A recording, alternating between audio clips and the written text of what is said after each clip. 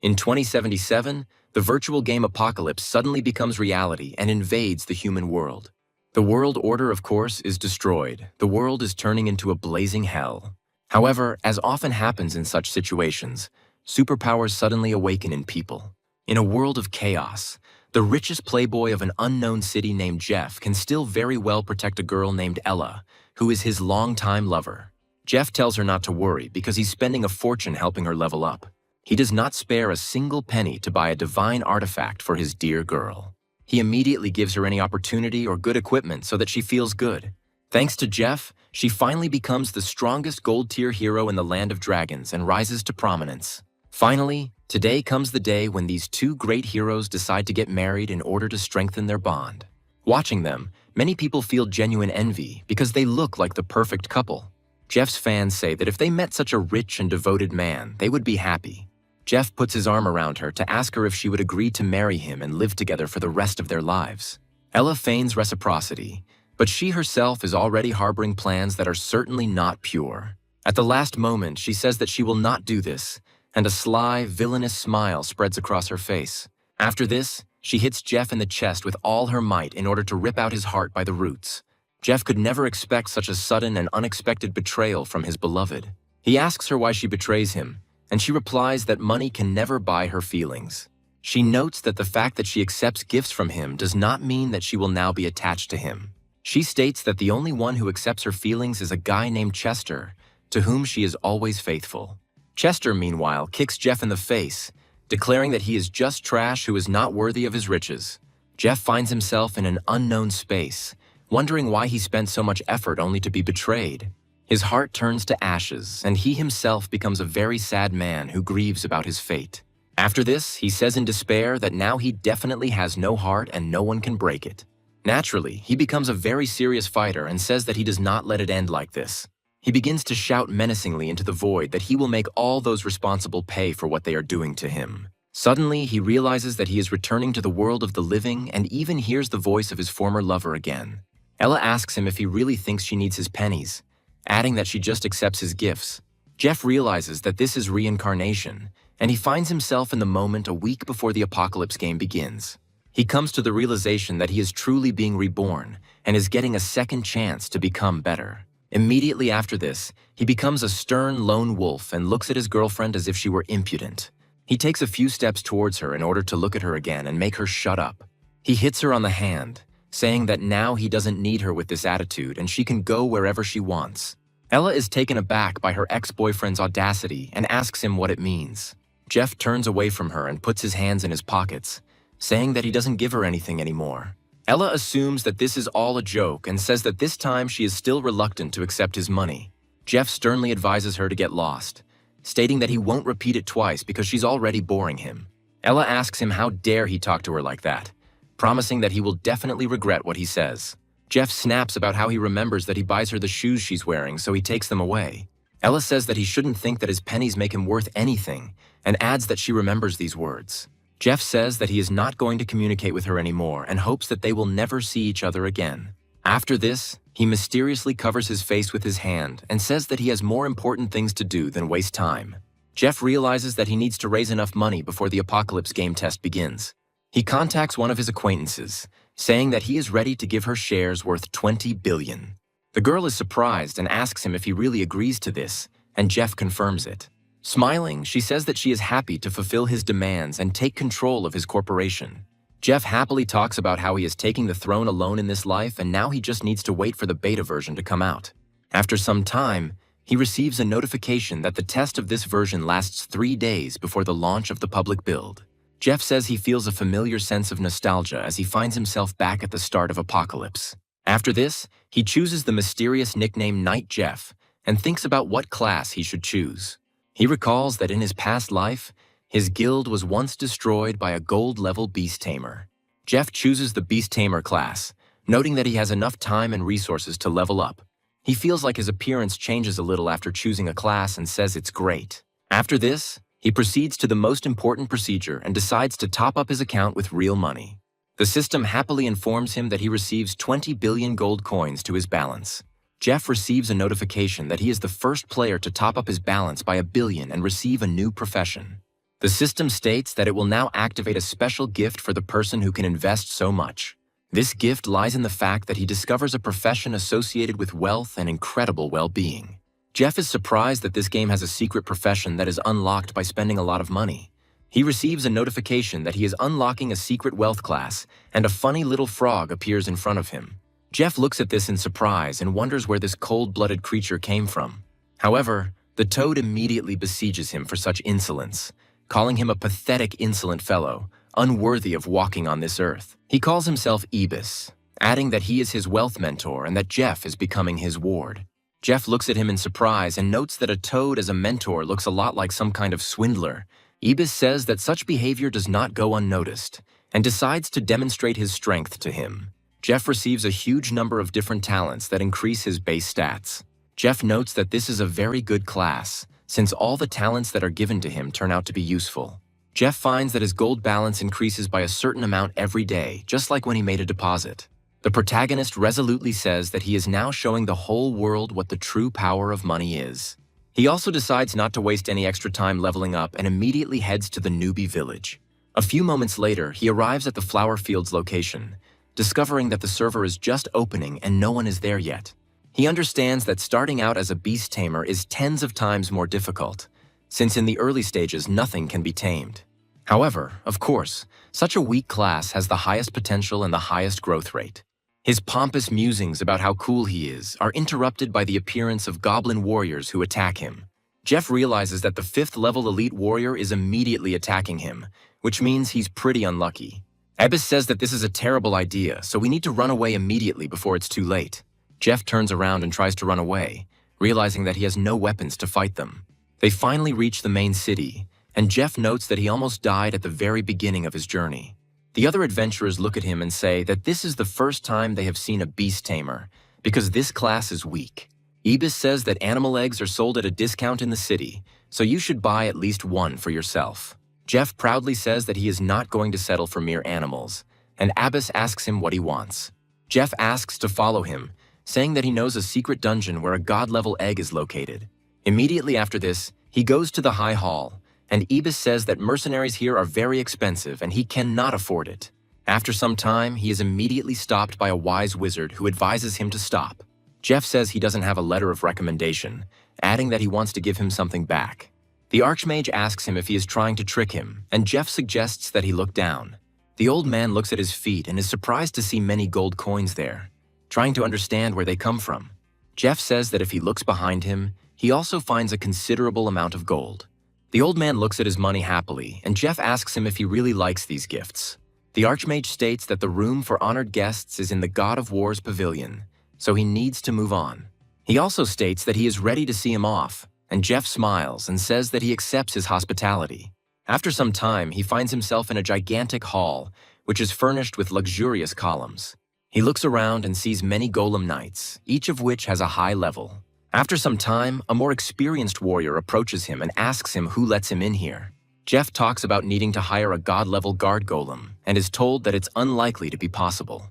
He adds that his stats are not sufficient to hire a level 80 guard. Jeff states that he is willing to pay the bodyguard billions of gold coins for one day's work. For a moment, the giant berserker knight falls silent and begins to carefully count the money. He then states that technically it is possible, but in the end, the rules are made by people. He also recommends that he hire a divine-level spellcaster, and Jeff states that he is willing to sign the contract. The berserker hands him a scroll and tells him that he will summon the caster as soon as the contract is signed. A few moments later, a portal opens behind him, and he sees a wondrous sorceress standing before him. The girl introduces herself as Dolores, adding that according to the contract, she carries out his orders for 24 hours. She also asks him what he needs, assuring him that she can handle any task. Jeff smiles and says he's excited to meet his eldest, then gets down to business. He states that they have quite a difficult task ahead of them, and notes that he has great confidence in her skills. Dolores arrives on the scene quite quickly and begins using her incredible fire magic skills. Jeff watches her combat work and is surprised by the serious damage figures she displays. Ibis states that all these goblins must be destroyed as they are attacking him. The other players are surprised by such amazing damage figures and the fact that a regular player is teaming up with a caster. Jeff receives numerous awards for being the first player to reach level 10. Word begins to spread around the world that a player nicknamed Knight Jeff is setting records. Jeff reflects on how once the apocalypse becomes reality, everyone realizes that he is the god of this world. After such a modest tirade, he finally decides that it is time to get down to real business and sets off ahead. He tells his ally that they are heading to the dragon's lair to find something very important. After some time, one of the warriors continues to hunt goblins, destroying them one by one. This warrior says that he has been hunting elite monsters since the beginning of the game and he is still at level 3. He notes that he hasn't heard of Knight Jeff and decides to find out how he can break through to level 10 so quickly. Meanwhile, the action moves to the depths of the Whispering Valley, where our heroes have been heading for quite some time. Jeff approaches a special stone to activate a seal there, which emits a bright light. After some minor manipulations, a loud roar is heard, signaling that the dungeon is being summoned. The system notifies him that he is entering a hidden area called the Dragon's Lair. Dolores states that she is strong, but she can hardly cope with the dragon alone. But Jeff reassures her. It says that a long time ago, a player of this level accidentally triggers a hidden quest and finds this dungeon. Dolores asks him how he knows this, and Jeff states that he buys a recording of the battle for a large sum of money. Dolores states that if he is going to steal the dragon egg, then he chooses a job not based on rank, because it is even more difficult. Jeff says that it's just a dragon, and if she's a great sorceress, she can take it out in a matter of seconds. The system informs them that in front of them is a 5th-level shining dragon with the ability of Holy Judgment. Dolores is glad that she is taking the teleportation scroll with her and recommends that he go first, while she decides to wait outside. She says that a 3rd-level dragon can destroy an entire guild on its own, and this dragon is even stronger. Jeff asks her to reconsider, but she declares that she is leaving because this is too suicidal a task for such a price. Jeff states that they are not going to fight him and asks to buy her some time, but she refuses. Jeff abruptly says that he is ready to pay her as much as 3 billion gold for this job. Dolores turns around abruptly and says that even if she has to risk her life, she will do it. She proudly says that she will do her best and give him exactly 3 minutes, but she cannot fight longer. Jeff receives a huge amount of buffs and understands that this mage can always be relied upon in the future. She rushes to attack the dragon and says that the buff lasts for 3 minutes, so he must hurry. She states that before she would have been afraid of this monster, but for 3 billion she is ready to make him bow down. She unleashes a massive amount of ice shards on the dragon to slow it down. Meanwhile, Jeff carefully sneaks behind the dragon and gets to the creature's egg. He quietly says that they must not be noticed under any circumstances. Otherwise, their lives will end quickly and ingloriously. Dolores says that there is only 1.5 minutes left, so she is running out of strength to continue the fight. Jeff says that the egg is much heavier than he thinks and asks the toad to help him. Ebis takes a few careless steps and drops the giant metal helmet, which makes a loud sound. The dragon, in the midst of battle, hears this sound and immediately turns around to understand who is making the noise behind him. The dragon begins to shout menacingly at the violators, preparing to unleash streams of fire on them. Jeff calls Abyss a useless toad, after which he decides to get out of here as quickly as possible because time is running out. Dolores shields her comrades and uses her ice spells to hope that this will delay the monster. The dragon tries to break through this icy barrier, and the sorceress quickly realizes that she will not hold out for long. This lizard flies into the air and prepares to use the Dragon King's breath skill. Jeff asks her why she suddenly manages to catch up with him, and Dolores reminds him that she is not immortal. Together they manage to quickly close the distance between themselves and the enemy and escape from the dungeon. Jeff states that it was very dangerous and they almost die, but they can still get out with the reward. Dolores says that if a 5th-level dragon hatches from this egg, then their efforts will be worth it. Dolores tells him that he shouldn't forget about paying, but he assures her that he never cheats his friends. After this, he menacingly says that now is the time to make a contract with the beast in the hope that he comes across someone good. He adds that everything depends on this moment, so he does not tolerate this animal disappointing him. Moments after its concentration, the dragon egg begins to crack and split into pieces. Jeff looks at the result of his efforts in surprise and sees a rather small dragon with a menacing appearance. Dolores states that this dragon does not look like a baby radiant, suggesting that something is changing. The system reports that this is a celestial azure dragon, which has amazing parameters. Jeff is pleased that this beast is completely unbalanced and brings him only victories. After petting his dragon, he remarks that he didn't expect it to be so strong and calls it a green baby. Ibis holds a strange icon in his hand, and the protagonist immediately asks him what it is. Ibis begins to complain that he is being treated inappropriately and with complete disrespect. Jeff learns that this badge is being picked up in the dragon's lair, and Dolores assumes it is the Rage badge. Jeff looks at the stats of this badge and realizes that they grant him new abilities of incredible power. Jeff states that he is taking the badge as compensation for Abbas's carelessness. Ibis demands compensation for the robbery, and Jeff reminds him that they are comrades and therefore should share with each other. Having hung the badge on his vest, he realizes that now farming goblins is going like clockwork. Jeff almost immediately receives a powerful hidden quest that forces him to find the Fang of Fury. Dolores says that this is a divine-level assassin's dagger, which is made from the fangs of an abyssal beast. She also suggests that perhaps there is some connection between this dragon and these fangs. Jeff receives a notification that his time is running out and he will soon be forcibly kicked from the game. Dolores says that she is also running out of time and states that next time he should pay her money. Jeff says that the Doomsday game is still in testing mode and is not fully integrated with reality. After some time, he hears on the news that the game Apocalypse is conquering all the news charts. Jeff discovers that several countries are blocking the game and notes that they will deeply regret this decision later. After a while, his phone starts vibrating loudly because he is receiving messages. Jeff receives messages from Ella telling him to do several things to earn forgiveness.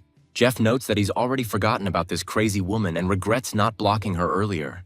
Ella, meanwhile, is next to her friend Chester, who asks her what her plan is. Ella says that Jeff is definitely coming, because he won't dare ignore her requests for help. The doctor comes closer to him and says that it is time to discharge the patient and he must pay the bill. The doctor explains this by saying that they have a lot of patients due to the Apocalypse game who need urgent surgery. Chester says he has no money now, and Ella says she doesn't have a penny either, because Jeff takes everything. Ella immediately declares that this scoundrel thinks that she can be bought with money, but she is sickened by the sight of him. Chester suggests trying to appeal to his pity, and Ella angrily states that she can always manipulate him. Meanwhile, the action moves to the house of our protagonist, where he continues to sleep peacefully and rest after his adventures. His alarm clock is about to wake him up, hinting that it is time to go to the world of the apocalypse.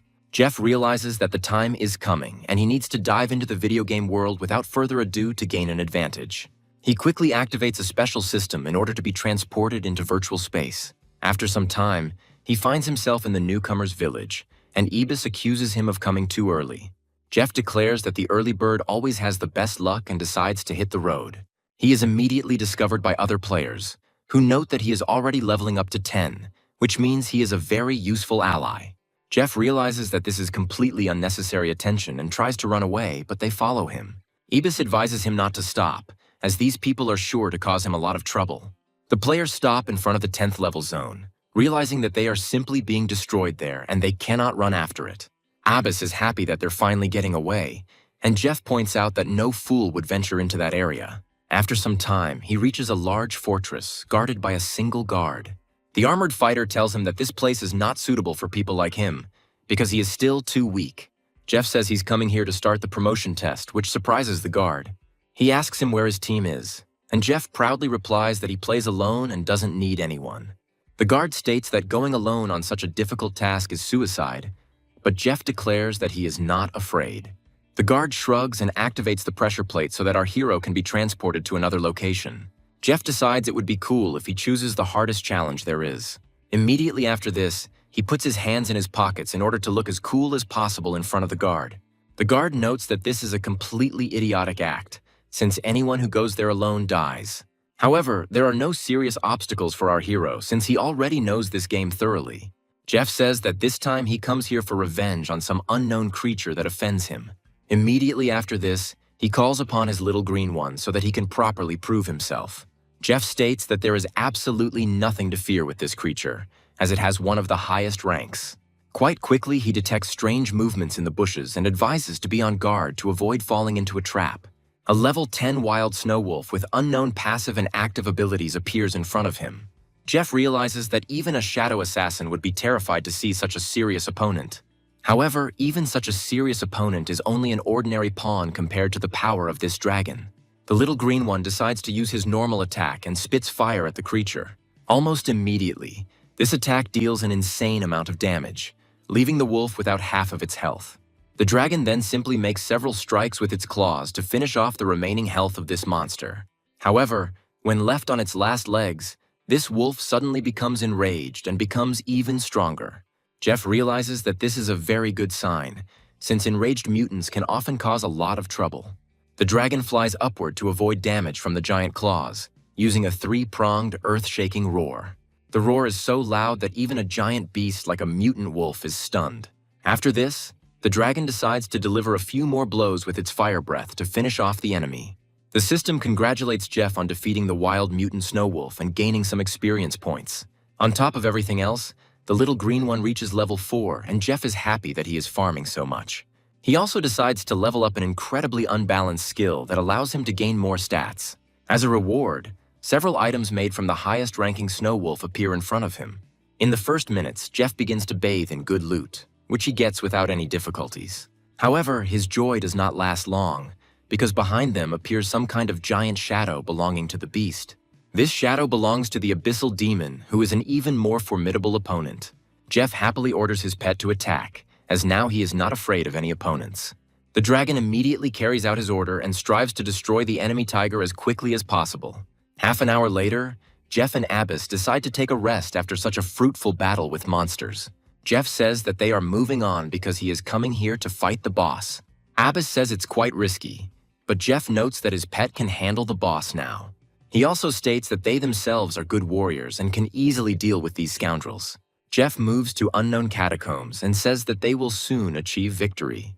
The system notifies him that he is entering the abyss, and Jeff wonders what that means. Jeff, with a completely serious face, says that he now becomes the messenger of the abyss, carrying the power of the apocalypse. Everyone is impressed by such a powerful statement, while Jeff summons the boss of this location. In front of him appears a giant man, dressed in armor and armed with a strange staff. This boss is a king-level abyssal wanderer who has unknown talents. Jeff realizes that things are not going according to plan, as this boss turns out to be much stronger than he initially thought. After carefully analyzing it, he realizes that this boss relies solely on magic and is weak in physical combat. Jeff tells his pet not to use his abilities thoughtlessly and to follow his commands. He adds that this enemy is very slow and one must keep changing positions and not engage in a long fight. The little dragon pretends to understand everything, then attacks with a powerful splash aiming at the enemy's back. Jeff happily says that this is exactly the strategy to follow and asks the little one to continue. This damage is so powerful that the boss loses concentration and cannot use skills. Jeff proudly declares that he expects nothing less from his pet, and, as always, he shows class. Suddenly, the Abyss Walker turns towards Jeff and begins to look at him without moving. Jeff and Abyss try to figure out what this monster's strategy is if it doesn't intend to attack. However, after a few moments, they realize that this monster is actually preparing to use a spell.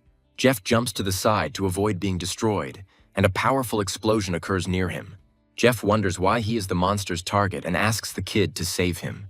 Desperately trying to get out, he says that he won't be able to hold out this way for long.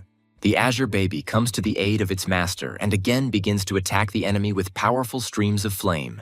This blow turns out to be incredibly powerful, causing the monster to freeze in place again and stop attacking. After a few more moments, he falls to the ground as his health suddenly drops to 0. Ibis says that if they are going to end up in such a dangerous place again, it would be better to turn around and leave. Jeff receives a system notification that his beast has reached level 10 and is receiving a large bonus. Jeff calls his comrade a coward, and Abyss reminds him of how quickly he runs away from danger to avoid death. Jeff doesn't respond to this and says that they need to look at what items they get. The system informs everyone that Player Knight Jeff is the first player to complete the Abyss trial. Other players approach the world ranking table to see what kind of player he is and what his strengths are. They discover that there is only one name in the table and suggest looking for information about that person. Gradually, this person's support group begins to expand as they want to know his secrets. At the same time, Ella is in one of the newcomer villages and enters this game together with Chester. Chester states that they need to contact this player and unite, because then he will definitely help them. Ella says she's not that shameless, but Chester is trying to figure out what's going on with the money from Jeff. Ella says that there is no point in talking about Jeff now, and then asks him to teach her how to play this game. Jeff, meanwhile, says that after such efforts, he expects a much larger reward. He is given the Abyss Stone in fragment form, and Jeff notes that he has never seen anything like it before. After opening the portal, he realizes that he must find a way to discover the value of this artifact later. After a while, the guard looks at him in surprise and says that he does not believe that a loner can survive. Jeff asks him to send him to Central City, and the guard creates a special portal without any problems. He also calls him a respected warrior and congratulates him on successfully passing the test. He also receives a level up in the Abyss, which Jeff notes is a very nice gift. He is given an Epic Valor badge, which further increases all of his attributes. Jeff happily puts on another award and says that it's time to go to a new city. This town is the settlement of Windleaf, which is home to quite a large number of people. Jeff says that in a past life, the area for career change was filled with hundreds of people. The protagonist is emphatic about the need to find the hunter Gutal, stating that he will explain his motives later. He moves calmly through the empty streets, since this city is not yet so densely flooded with players. That is why he quickly finds his target, who has been sitting on a chair all this time and doing nothing. Gutal says that he will not change Jeff's class, but he declares that he wants to become a hidden beast whisperer. Gutal assures that in order to prove his strength, he must bring him 100 eyes of demonic puppies. Jeff says he's not going to waste his time killing hundreds of elite monsters. Gutal states that in this case he can't help him in any way, and Jeff points out that he misunderstands him. After that, he shows him the Epic Valor badge, which immediately makes him very surprised. Gutal says he can't believe someone so young is going through a hell-level ordeal. Jeff starts bragging, saying that he is going through an even harder Abyss-level challenge alone. Gutal says he immediately understands that Jeff is a real dragon among ordinary people. Abyss and Jeff realize that this man changes his mind faster than a normal page can be turned. Gutal says that he would like to know what kind of beast was able to pass the test of the Abyss, and Jeff decides to show him. Chester says he has never seen a god-level beast at such a young age. Immediately after this, he says that this is the beast of his dreams, and Jeff asks him not to worry so much. Gutal says that he will introduce him to the king's chief beast tamer. He hands him a letter of recommendation, saying that this man gives him the answer he is looking for. The system notifies him that he is starting a new quest, which requires him to find a tamer. Jeff notes that the royal beast tamer is in another city and has many other things to do right now. Abyss asks him what he's talking about, and Jeff notes that he has another hidden quest to complete. Abyss becomes suspicious and asks him how he knows about the existence of hidden quests. The action moves to one of the streets, along which a beautiful girl walks, surrounded by two guards. Jeff quickly finds this beautiful girl named Lady Sherelle and carefully approaches her to speak. The guard stops him abruptly and asks him who he is and why he is approaching a royal person. Jeff immediately turns to Lady Sherelle and asks her why she always seems so sad. Lady Sherelle suddenly decides to talk to a stranger and says that she is losing one important thing. Jeff tells her that she doesn't have to worry because he will definitely make sure that her request is fulfilled. Abyss remembers that the flower this lady needs is outside the city, but they walk the streets all the time. Jeff says she doesn't want a regular flower, and Abyss tries to figure out what exactly he's looking for.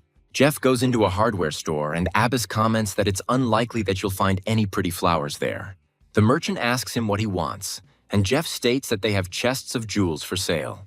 The merchant claims that his chests contain prehistoric dragon bones and other treasures. Jeff proudly says that he wants to take the most expensive chest in order to try his luck. The merchant shows him a chest priced at 10,000 gold each, but Jeff states that one will not be enough. After this, Jeff throws down a wallet with money and says that he is buying all the chests in this store. The merchant looks at him in surprise, after which the spoiled rich man demands that they open the chests faster. His demands are met almost immediately, and at first he comes across less than ideal artifacts. He also comes across large healing potions that can help him in his future travels. By some lucky chance, he also receives a strange expanding bread that satisfies his hunger. After this, it turns out that out of the 100 remaining chests, only one remains, and Jeff demands to open it immediately. Jeff immediately looks inside, thinking that now he has no chance of losing. The system informs him that he has found a beautiful flower, but its use remains unknown. Jeff looks at this crystal rose with joy and understands that his quest will finally be completed. Meanwhile, Lady Sherelle decides to return to her home to take a bath in the company of her maids. She asks one of them if some brave person can really find this flower for her. The maid tells her that with her charm, she will definitely be lucky, and someone will find what she has been looking for so long. Suddenly, another maid bursts into her room and says that the young man wants to meet her alone. Lady Sherelle learns that someone is indeed finding a flower for her, and her cheeks begin to blush. Jeff is waiting for her nearby, and Lady Sherelle asks him in surprise if he has already found the flower. Jeff hands her the chest and says that the charming lady simply has to look at it. Lady Cheryl opens the chest and says that this is the very beautiful flower she is looking for. Lady Cheryl apologizes and asks him what reward he hopes to receive by offering the artifacts. Jeff states that he is not interested in money, and she states that he leaves her no choice but to go another way. Jeff is surprised by this girl's courage and understands that he will not be able to refuse if he does not show firmness now. He immediately says that she doesn't understand him correctly, and in fact, women are not at all what he dreams about. He states that he at least asks her to help him obtain citizenship so that it will be easier for him to move around the cities. Lady Cheryl says that if all he wants is citizenship, then it will be too easy a task. Jeff also says that he would like to buy a home in the city to settle down nearby. Lady Cheryl says that this is a very correct decision, since wandering in different directions is stupid. She also says that she understands him perfectly, but the area he chooses is not the most lively. Jeff says he is confident in his choice and hopes she can help him connect with the right people. Ibis tells him that this is not a profitable solution, because the area is sparsely populated and there are few useful buildings there. Jeff says that Ibis doesn't understand that strange creatures will soon attack this city and destroy the eastern part. Jeff also adds that the western region, being sparsely populated, does not attract as many monsters. After some time, he acquires 340 residential buildings and 184 commercial properties for only 1 billion gold. Jeff signs it without any problem and then receives a certificate of his citizenship. Lady Cheryl says that he is now a first-class citizen of the Dragon and Phoenix Empire. Jeff turns around and asks her if she really is a lady of royal birth. Lady Cheryl asks him with a smile whether this is really something impossible for him. Jeff asks her if she knows the royal beast tamer, and she states that she does. Having learned where he is, he says that the only thing he can offer her is a kiss from the heart. Lady Cheryl says that he can now call her Sophia, since they are now quite close. Jeff receives first-class citizenship, which gives him many privileges and also some experience. Other players watching the action can't believe how realistic the game is. Some of them are starting to get annoyed that even here a hierarchy system is being added. Chester also reads this notice and says that Knight Jeff is a very cool player, and Ella begins to suspect something. She adds that if they were led by a top player like him, they would probably already be at level 5 or 4. She says with resentment that now they can hardly cope with just one goblin with the forces of an entire squad. The common people say that she raises her level by simply chilling out while they do all the work. Chester states that it's all a misunderstanding and his girlfriend doesn't mean anything by it and asks for forgiveness. Ella decides to make a scene and leaves, and Chester asks her about what she is doing, noting that it will hurt them in the future. He says that they are left alone and now it will be difficult for them to level up, but Ella accuses him in response. Chester realizes there's no point in arguing and tells her she should contact Jeff. Ella says that she won't write to him first, and Chester says that she should ask him for help. Ella states that since he begs her, she fulfills his request after she leaves the game. After leaving the game, she reflects on how Jeff's habit of throwing money around is rude, but she forgives him. She decides to take the initiative into her own hands and write to him again in order to win him over to her side. She tells him that she is playing a game called Apocalypse and asks him for help with money and equipment. Smiling, she says that she is incredibly generous, so she decides to forgive him this time and give him a chance. However, after 5 minutes, she begins to get indignant that she still hasn't received a response, despite the fact that the message has been sent. When she looks at her phone, she discovers that she is being unfriended, so her message is not being sent. Ella wonders how this scoundrel dares to remove her from his friends list, because she is the best thing that ever happened to him in his life. After this, she angrily says that even if he crawls to her on his knees, begging like a dog, she will not forgive him. Meanwhile, the action moves to the city, where Jeff buys up quite a large amount of real estate. Jeff has been interested in one particular house all this time, and he immediately decides to go there. The salesman tells him that their store only values equipment of silver rank and above. Jeff shows him a piece of dark gold and asks the seller if he can appraise the item. The seller says that this is indeed a dark gold rank item, and does not understand where it comes from. He also states that if it is such an item, the shop owner himself will appraise it to guarantee the result. Jeff hands him a large amount of money, saying that he has several more such items that need to be appraised. The shop owner says that this guy has a whole bunch of money and Jeff capriciously urges him to hurry. The merchant understands that such a client cannot be missed and immediately evaluates the Knight pendant, learning its characteristics. He declares that the properties are simply incomparable, but Jeff asks him to continue, clearly unimpressed. After some time, he receives all his new items and is surprised at how much his stats increase. Ibis states that his current strength allows him to fight alone, and Jeff decides to head to the valley. From his point of view, you can go to the territory of level 20 monsters and happily farm them. He is surrounded by a huge pack of hyenas, and he calls them disgusting creatures that attack in a crowd. Immediately after this, he summons his beast and sends it forward to fight in his place. The monster unleashes powerful attacks on other creatures, causing them to turn to ash almost instantly. Jeff says that the monsters here attack them without thinking, so he can just sit and do nothing. Smiling, he says that if he remembers his past life, his new one seems much easier to him. Experience points pour out on him like water from a horn of plenty, and he quickly increases his level to 12. He notes that at this pace, reaching level 20 takes only a few days. After some time, he discovers a scroll lying next to the corpse of one of the hyenas. After carefully studying this scroll, he realizes that it is a fireball spell and decides to learn it. Squeezing it, he says that new skills are never redundant, even if they are of a completely different class. After this, he looks at the approaching hyenas and decides to release his newly acquired skill at them. However, the damage from this fireball is not enough, and the hyenas barely feel this scratch. Ebis begins to mock him, saying that his fireball is weaker than the green kid's spit. Jeff says that it's late and it's time to exit the game, as it's been 3 days since the game launched.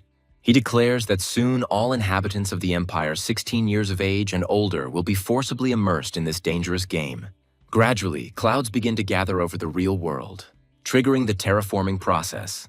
Lightning begins to lash over giant mansions, frightening ordinary people on the streets. Everyone gets a notification from the system and wonders where this all comes from, assuming that it is some kind of prank. After some time, people find themselves in a clearing and try to understand why they are being forcibly moved into the game. Chester talks about how he's sitting at home eating special snacks and suddenly he's automatically transported here. He immediately asks her how things are going with establishing diplomatic relations with Jeff. Ella says that she will no longer associate with this scoundrel, even if he crawls to her on his knees. She states that she plans to contact Knight Jeff, assuring him that her extraordinary beauty will bring him to her feet. The system reports that all people in the Empire and over 16 years old are forcibly immersed in the game. The system also states that if a player dies in this game, he will no longer be able to return to the real world. People immediately think of Knight Jeff and his incredible leveling speed, deciding to find him. After some time, some players still cannot find a way to exit the game, and this makes them sad. One of the leaders of the new Alliance of Power says that the situation is escalating and they need to find the #1 player. They tell him that there is no contact with him yet, but it becomes known that he is leaving the newcomer's village. One of the beta testers who knows these people still can't get past level 4 due to the difficulty of the game. The leader says that it is difficult for him to imagine that there is someone as unusual as Knight Jeff in the city. After some time, the system notifies Jeff that he must meet with the Duke to obtain the information he is seeking. Jeff says he doesn't expect information about the royal tamer to be found so quickly, and that worries him. He quickly heads to Sophia's palace to discuss the new information with her. Sophia immediately smiles as soon as she sees him, saying that she misses him very much during this time.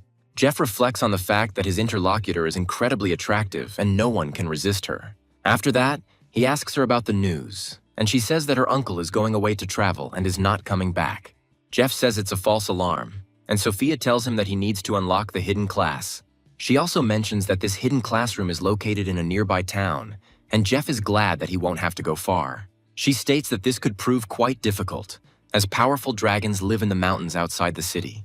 Jeff figures out what they're talking about, and Sophia asks him how he knows about this dungeon, and he gets a little confused. Jeff talks about how he hears there's some weird demonized level boss there. Smiling, he says that no matter what, he checks everything on site and goes there alone. Sophia warns him against such recklessness, but he says that he has his own ways. He adds that with the right amount of money, any dragon can be defeated and he knows the right professional. Opening a portal for mercenaries, he says that this work requires only her participation. Dolores emerges from the portal and wonders which handsome man is calling her here this time. Taking a closer look at the main character, she quickly recognizes him and asks if he really misses her. Jeff claims he has work to do, and Dolores hopes this isn't another dragon bust. Jeff smiles and says that she is very perceptive, since it is indeed about fighting a dragon. Dolores immediately turns around and says that she won't waste her time on this, but Jeff offers her $2 billion. Dolores says that she doesn't want to give up the money, but she's not feeling well right now and will be joining in a month. Jeff states that he is sharing the location of the Holy Spirit's source, and Dolores states that this changes everything. Jeff is excited to announce that they have a deal in place and can now move there right now. Dolores asks him where exactly the source of the Holy Spirit is, and Jeff tells her that they need to go to the island. Sophia watches him and says that this boy is truly a very amazing person. She wonders if he will be able to become a god-tier player in the future or if he will rise even higher. Meanwhile, in a location where goblins live, a small group of players loses one of their comrades. It suddenly turns out that the player can be revived after death, but the number of revived ones is limited. Meanwhile, the action moves back to the Dragon Mountains, where Jeff and Dolores set off in search of treasure. Jeff says that the monsters here are level 80, and if it weren't for her buffs, they would be surrounded. She tells him that it is better to avoid the slaughter, and he adds that he agrees with her tactics. After a while, a giant dragon appears above their heads and calmly flies past. Dolores asks him if he knows exactly where the entrance is, because this dragon is even stronger than the previous one. Jeff says that there is no need to worry here, since they are not even noticed, and the entrance to the dungeon is reliably hidden. After some time, they reach the right place, and the main character declares that he is right after all. They approach giant stones with a runic drawing on them that they need to interact with. Dolores says that the teleporter is very well made, and therefore she is unlikely to be able to open this portal. Jeff comes closer and says that he is ready to solve this problem himself, and it will not take much time. After this, he takes a knife to cut his hand through the glove, which, despite everything, is quite durable. Dolores watches him perform the ritual in surprise and asks him how he knows about it. It comes as a great surprise to her that he can actually activate this teleporter. Jeff says that he has his own ways and asks her to follow him, after which he goes downstairs. The system warns him that he is entering extremely dangerous territory and recommends that he move back. Dolores is surprised that they are entering a creepy zone and are given only 3 hours to clear it out. She says that she must warn him that this mission is much more dangerous than fighting 5 dragons. Jeff asks her if she's scared, and Dolores immediately starts to put on a brave face, saying that it's nonsense. Jeff asks her if she is familiar with camouflage magic, which would greatly help them in this task. Dolores says that the cloaking spell is so low level that she didn't even bother learning it. Jeff talks about how they need to hide their presence, then snaps his fingers, hiding them both. Jeff says that there are a lot of monsters in this labyrinth, and 3 of them are level 60 crawlers. Dolores asks him how he knows this, and he replies that he just knows some things. After a while, they come across some crawling creatures and decide to slip past them without attracting attention. Jeff makes a few confident movements, jumping over the traps but without activating their mechanisms. After this, he moves forward, passing the giant creatures that would otherwise tear him to pieces. Dolores is surprised that this man can pass by a level 60 monolithic monster without being detected. After this, she tries to repeat his movement and manages to achieve a similar result. Jeff warns her to be on guard and prepare to fight at any moment. They discover a giant monster, and the protagonist says that this monster is different from the previous one. This monster is called the Keeper of the Labyrinth, and Jeff asks Dolores to prepare for a serious fight. Jeff assures her that he is going to open the treasure chest while she picks up the necessary spells. He decides it's better to be on the safe side and asks the toad not to move thoughtlessly, otherwise the beast will wake up. After a while, Jeff finds himself near the chest guarded by this boss, and is happy that he has reached his goal unnoticed. When he opens the chest, he discovers that even the treasures inside are changing, and this upsets him greatly. He expresses his frustration too strongly, causing the boss nearby to immediately wake up. However, moments later, he is covered in a thick layer of ice due to Dolores' powerful attack. She asks him why he is freezing in place and advises him to save his life as quickly as possible. Jeff rushes forward when suddenly the ice tomb in which the beast is trapped collapses. Dolores uses a pentagonal magic spell to further restrain the beast. She uses a powerful thunderclap to freeze the giant creature in place. Jeff carefully examines the gifts he receives and realizes that he is incredibly lucky again. Jeff is happy that he now has a Skybane item that resets his cooldowns. Dolores asks him what they should do with this boss, offering to either fight or leave. Jeff says that they are going to fight, so they need to give it their all. She takes a few more steps towards the monster and prepares to call down powerful lightning strikes on it. The giant pig begins to scream in unprecedented pain, after which it decides to call on an ally for help. Jeff and Abbas don't immediately understand the meaning of such a shout, because bosses don't do that before. However, after a few moments, the stone ceiling of this cave begins to collapse under the onslaught of blows. Quite quickly, a dragon crawls into the resulting hole and tries to incinerate everyone in its path.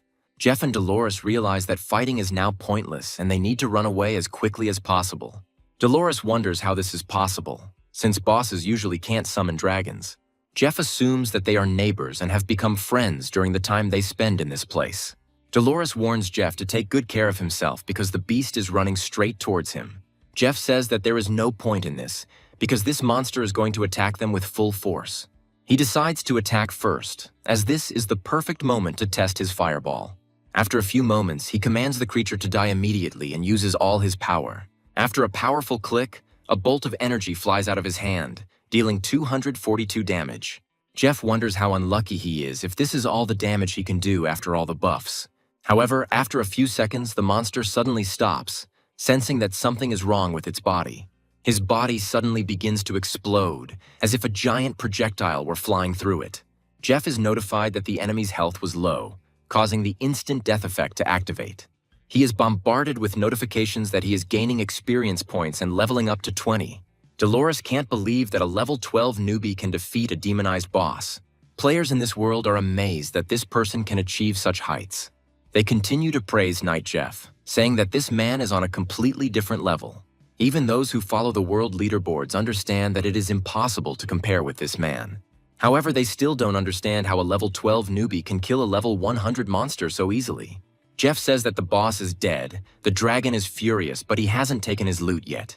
Dolores says that she is opening a portal, and if he doesn't run out now, he will never be able to leave this place. A few moments later, everything collapses, leaving behind only a pile of giant stones. Dolores says she hasn't felt such an adrenaline rush in a long time, and Jeff praises her resourcefulness. After this, he realizes that they are not getting out of this place yet, since there is only one enemy left. This enemy is, of course, the divine heavenly dragon that is still pursuing them.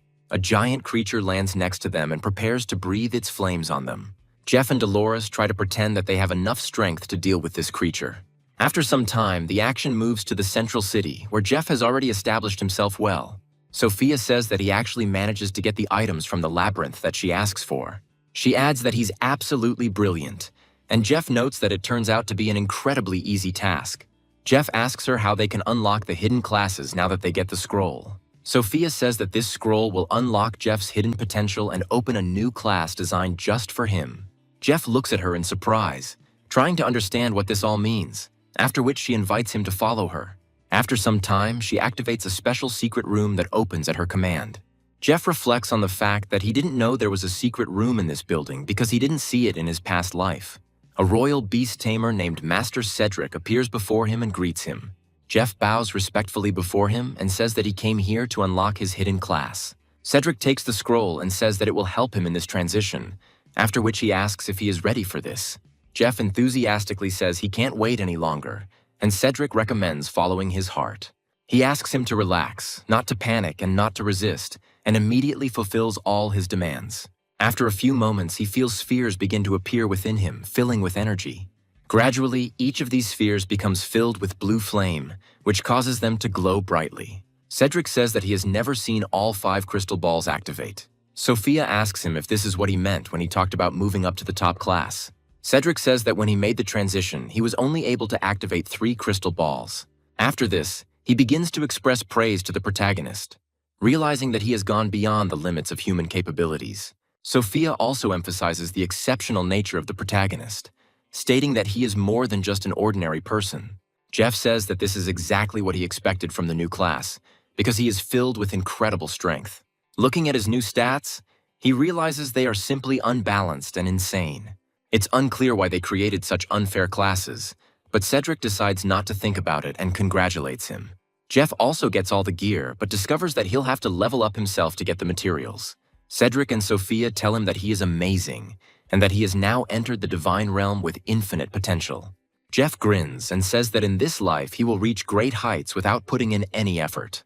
We leave our hero for a moment and move to another place where one of the fighters wants to pass a test. The guard asks him what level of test he plans to take, noting his preparation. The fighter says he wants to go through the test alone to strengthen his strength. The guard says that he has recently met several such daredevils and praises them for their enthusiasm. His comrades say that they will wait for good news, to which he declares that they will not have to wait long. The guard says that such visitors from another world really do have a different temperament. After some time, he comes back and says that it was terrible because the monsters mutated. The girls immediately grab him and try to get the potion so that he can heal his wounds. Thus, we understand that there is no one in this world who could even remotely compare to the main character. Jeff, in turn, looks at the correspondence of his classmates and realizes that they are starting to look for him. He decides not to reveal his identity to them and not to draw attention to himself in order to focus on leveling up. After this, he makes an effort to continue lying in place and command the dragon to attack the enemies. The dragons do all the dirty work for Jeff, destroying giant stone golems that are very dangerous. They are dangerous only for other people, since dragons that have risen to the 20th level crack them like nuts. Jeff gets expensive equipment that drops very rarely, but luck is always on his side. After he picks up the brand new sword, a roar is heard next to him and he feels like a giant monster has approached him. Jeff looks closely at the creature, guessing that it reminds him very much of his boss. The system says that this monster is called the Guardian of the Abyss and is at the king level. Jeff immediately rushes forward, ordering the kid to take the brunt of the blow while he covers him. Meanwhile, two unfortunate girls are faced with the sad fate of their boss, who could not survive the injury. They say that if Knight Jeff managed to pass this test, then he probably took advantage of a loophole. The system says that Knight Jeff became the first player in history to complete the Abyss trial at level 20. Jeff easily defeats his opponent, as his beast could handle it alone. However, unfortunately for himself, he discovers that he has only found one more fragment of the Abyss. But that is all. He notes that the Wanderer dropped piece number 1, and now he was able to get the next piece of the puzzle. Trying to understand what it is, he comes to the conclusion that there is no point in thinking about it now, and he will figure it out later. After this, he opens a portal to exit the testing area and is immediately greeted with congratulations. The knights hold boxes in their hands and say that he has passed the test and therefore should receive a reward. Jeff receives the Valor Stone, which has tremendous power and can enhance his badge. Jeff realizes that there is no point in waiting any longer and decides to renew his powers right now. Now he is very pleased to have the legendary Valor badge, which strengthens him even more. Jeff happily says that he will now be invincible in the level 30 zone, although he was just in the level 20 zone. The system notifies him that exiting the game will be available soon and he should return to reality. Other players also receive this notification and are happy that they can return home to their relatives. After just a few moments, a small portal appears under each of these players. The news is reporting that almost all countries are starting to dive into this game, and this looks alarming. One of the announcers also interviews a high-level player to ask him about what's going on. Jeff looks closely at this player and says that he has never heard of him before. A high-level player says that going into the Abyss trial alone is a bad idea and can lead to death. He also says that even scientists cannot explain the existence of this game, but it is difficult to stay alive there. He also says that Knight Jeff is on a completely different level and no one will ever be able to defeat him. These news are also being followed by other people who are trying to take control of Jeff in order to use this game for themselves. He turns to the butler and says that all means must be used to find out everything about Knight Jeff. Jeff notes that the game's intrusion into the real world is slower than in his past life, and this surprises him. However, now he realizes that he has received the perfect chance to level up quickly. For him, level 30 is a key moment, as he now has the opportunity to get another pet. He goes to the Valley of the Grey Mist to continue farming experience points while no one else is there. His Azure baby charges forward to deafen his opponents with his loud roar. Jeff happily watches his pet's progress, noting that he is becoming stronger and stronger. After he has managed to stun his opponents, the dragon decides that it is time to deliver a fiery strike. Utterly helpless targets have no choice but to take damage and accept their fate of immediate death. Jeff increases his level even more, realizing that he doesn't have much time left to reach the coveted figure. People who have been watching the leaderboard all this time can't believe that someone has leveled up so quickly. A high-level player says that he assumed that leveling would be slower at higher levels. His comrades tell him that there will always be someone better, and second place in the top is not bad either. Meanwhile, we are transported to the dragon's nest, where two lizards are talking about the missing dragon egg.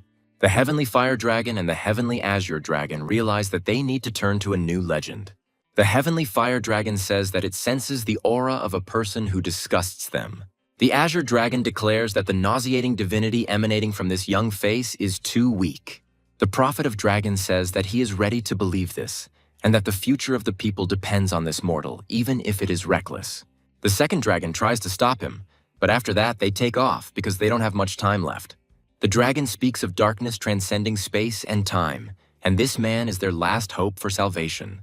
The Azure Dragon says that entrusting the fate of their people to a mere mortal is not the best idea. Meanwhile, the second highest ranked fighter named Chum and his friends finally reach the city. He says that besides Knight Jeff, they are the first players to get here. A few moments later, he sees several huge dragons flying in the air. They also see Jeff, who loudly asks for help and says that he was kidnapped by the Dragon of Justice. Observers say they have never seen such a large dragon and speculate that it is holding Jeff in its arms. Chum states that even at level 100, there is no chance of possessing such dragons. News spreads around the world that celebrity Jeff the Knight has been captured by dragons. Meanwhile, Jeff finds himself in an unknown place that is teeming with these giant creatures. Ibis reminds him of his exploits and says that he was completely wrong to decide to contact them. Jeff realizes that he is finished, since he stole an egg from one dragon and robbed the house of the second. The dragon asks him if he isn't afraid of their appearance, and Jeff decides not to answer. The other dragon declares that he has nothing to fear, as the egg he took is the last hope of their people. Jeff assumes it's the green baby, and the other dragon accuses him of giving it a bad name. The fire dragon suggests that they have little time, so it is better to get down to business. They fly up into the sky together and begin to loudly call out to the dragon god with unknown intentions. Jeff immediately begins to cowardly beg for mercy, saying that he doesn't know this dragon well and didn't want to steal his egg. However, the dragons turn their gaze to the majestic statue of another dragon that is nearby. Energy that has two colors at once begins to glow in his eyes and is directed towards Jeff. He receives the gift of heaven and the blessing of the Dragon Clan, which no one has ever been able to receive. After this, they try to give him the opportunity to take part of the dragon god's power in order for him to become invincible. Meanwhile, the news is spreading news that a new legend has emerged who is trying to get to Jeff. People speculate that Knight Jeff made some kind of deal with the dragons to level up faster. Jeff, meanwhile, comes to and feels how much his head hurts, but receives a notification that he has become stronger. Abus says that the dragons flew away, and he himself found himself in the 40th level zone completely alone. Jeff looks at his stats and finds the dragon god's blessing there. He discovers a new skill that allows him to convert his money into a shield against any damage. He also discovers that this skill has no recovery time, and realizes that this is an incredible stroke of luck. He smiles, happy that the wealth class has new skills, and checks out another subclass. Now he has no limit on the number of animals he can subjugate. Jeff receives powers comparable to a true deity, and now no difficulties are scary to him. He falls to his knees and says that he will light incense for the dragon gods who gave it to him. After some time, he goes to the testing hall of the 30th level and finds a guard there. He is asked if he wants to take on the Abyss level challenge, and Jeff immediately agrees. The knight asks him to wait a bit, after which he opens a portal that draws air inside. The knight offers him to go further to move to the testing area, and Jeff goes forward. Moments later, he finds himself in a gigantic, icy wasteland full of deadly dangers. Jeff says that if he had known in advance what awaited him, he would have probably dressed warmer. A few moments later, he finds himself with a giant snowball flying towards him, which he needs to dodge. At the last second, he jumps to the side to avoid taking too much damage. Abbas asks him why he doesn't turn on his shield, and Jeff honestly admits that he forgot about it. A few moments later, giant monsters that look like Bigfoot start running towards him. Chester calls his faithful pet forward to show this scoundrel what he is capable of. The dragon immediately flies up and unleashes its fiery abilities on this giant, hoping to quickly destroy it. That's exactly what happens, and it's another fight that ends pretty quickly. Jeff is trying to figure out if every enemy will go down from just one hit now. The system reveals new abilities for the green dragon, making it even more overpowered than before. However, after this, he discovers a gigantic number of monsters have appeared and are heading towards him. Jeff asks the Azure Kid to act seriously and destroy all enemies in the area. The baby flies into the sky and unleashes a gigantic amount of fire bursts on his enemies. As a result, he destroys the boss of this location along with all his subordinates without much difficulty. Jeff smiles and says that all these monsters go down in one hit, so it was too easy. The system once again notifies all other players about how cool a player Knight Jeff is. People who want to get him say that this person really lives up to their expectations. They decide to return to the city to meet this interesting guy in person and lure him to their side. Jeff gets another fragment and wonders how many there are to get. Jeff muses that he can now go to the blacksmith to upgrade his badge and ask for a discount. After this, he says goodbye to the guard and says that they will definitely see each other again when he returns. He heads almost immediately to the main city to complete his business and see Sophia. On his return, he finds that there are many more people in the main city and that he has indeed been absent for a week. The first thing he does is decide to assess the equipment and discovers that there are quite a lot of people here. He walks inside without ceremony, skipping the line, and asks the owner to evaluate his equipment. At first, the blacksmith asks him to get out of here and come only in the general queue, but then he recognizes him. He understands that the god of wealth is in front of him and asks him to go inside and not deny himself anything. Other people can't believe that first-class citizens can go anywhere without waiting in line. Jeff hands the blacksmith a hero badge and demands that he upgrade it as quickly as possible. The blacksmith says that he will begin work immediately and promises to be incredibly careful. After this, he deals several blows to this icon to increase its power several times. The icon begins to glow very brightly, which is why other players do not immediately realize that it is a legendary item. Jeff looks at this relic and realizes that there is nothing special about it, while to everyone else it seems incredible. The players suspect that the legendary knight Jeff is standing before them and turn to the blacksmith. Jeff realizes that it is no longer possible to remain in the shadows and asks the owner to evaluate the items he has obtained. Other players are finding that there is a large amount of dark gold grade equipment located here. News that Knight Jeff had been spotted in the area spread quickly. Players immediately try to run there to become Jeff's apprentice. Jeff hides from them, glad that he managed to break away from unwanted attention. He notes that now all attention is focused on him, and it is incredibly tiring. Suddenly, he hears a call from an unknown person who asks what he needs here. A young man appears in front of him and says that he has no bad intentions and simply wants to propose a deal. Jeff asks him if he really wants to buy the dark gold gear, and he states that's not exactly the case. Jeff says he's willing to sell this gear for tens of billions of gold, but they tell him he needs to think bigger. Jeff wonders in his mind where this guy he has never seen before came from. Taking a closer look at the fighter next to him, he realizes that this is a top assassin who was a loner in his past life. The person in front of him says that he has noticed great potential in him that can be realized in reality. He states that he does not like empty promises and is ready to provide him with money, status, and any woman if he wants. After this, he invites him to join his alliance so that they can share this world together. Jeff puts his hand on his shoulder and says that he is pleased that he acknowledged his strength. After this, he suddenly says that he doesn't like it when someone shows off, so he will kill him right now. The fighter in front of him says that he will not dare to attack him, because there is no reason to do so. Jeff realizes that he can't tolerate another rich man, because then he won't be exceptional, and kills him. The other fighters try to take up arms, but the assassin stops them, saying that killing is prohibited here. Jeff says the money and equipment he left behind is their severance pay. However, almost immediately after this, they hear an alarm signal from the guards, who are trying to figure out what is going on here. They surround all the players and order them not to move from their place. The captain of the guard asks them who dared to kill in the main city, hinting that it is forbidden. Jeff calmly states that it was he who finished off the villain, and is asked how dare he say so calmly. However, the chief of the guard quickly realizes that he is dealing with a first-class citizen and relents. Jeff lies to him, saying that the man had threatened him, so he decided to teach him a little lesson. The guard tells the protagonist that in this case they will sort it out themselves, and the citizen does not need to get his hands dirty. People watching this are surprised by such impudence and audacity and understand that upper-class citizens can do anything. Meanwhile, the chief of the guard tells his partners to retreat as quickly as possible. The guard asks him why they didn't arrest him, to which he states that there is an important detail in this situation. He notes that the first-class citizen is the guy the Duchess is looking for. Meanwhile, we are transported to the Duchess's residence, where Sophia is spending her time with a bored look. She wonders if the heavens are mocking her and still haven't sent her her beloved Jeff. She wonders why there is still no news from this man because she misses him so much. After a while, the maid runs up to her and says that there is news about Knight Jeff. Sophia happily jumps up from her seat and eagerly asks where he is now, hoping to meet him soon. Meanwhile, we arrive at a respawn point where the young man who was recently killed is just being revived. His subordinates tell him that Knight Jeff is too powerful, and he notes that this is indeed the case. After this, he asks the assassin to stealthily return to the city and pick up the equipment he dropped. Jeff tells them that they don't have to come back because he didn't take his gear.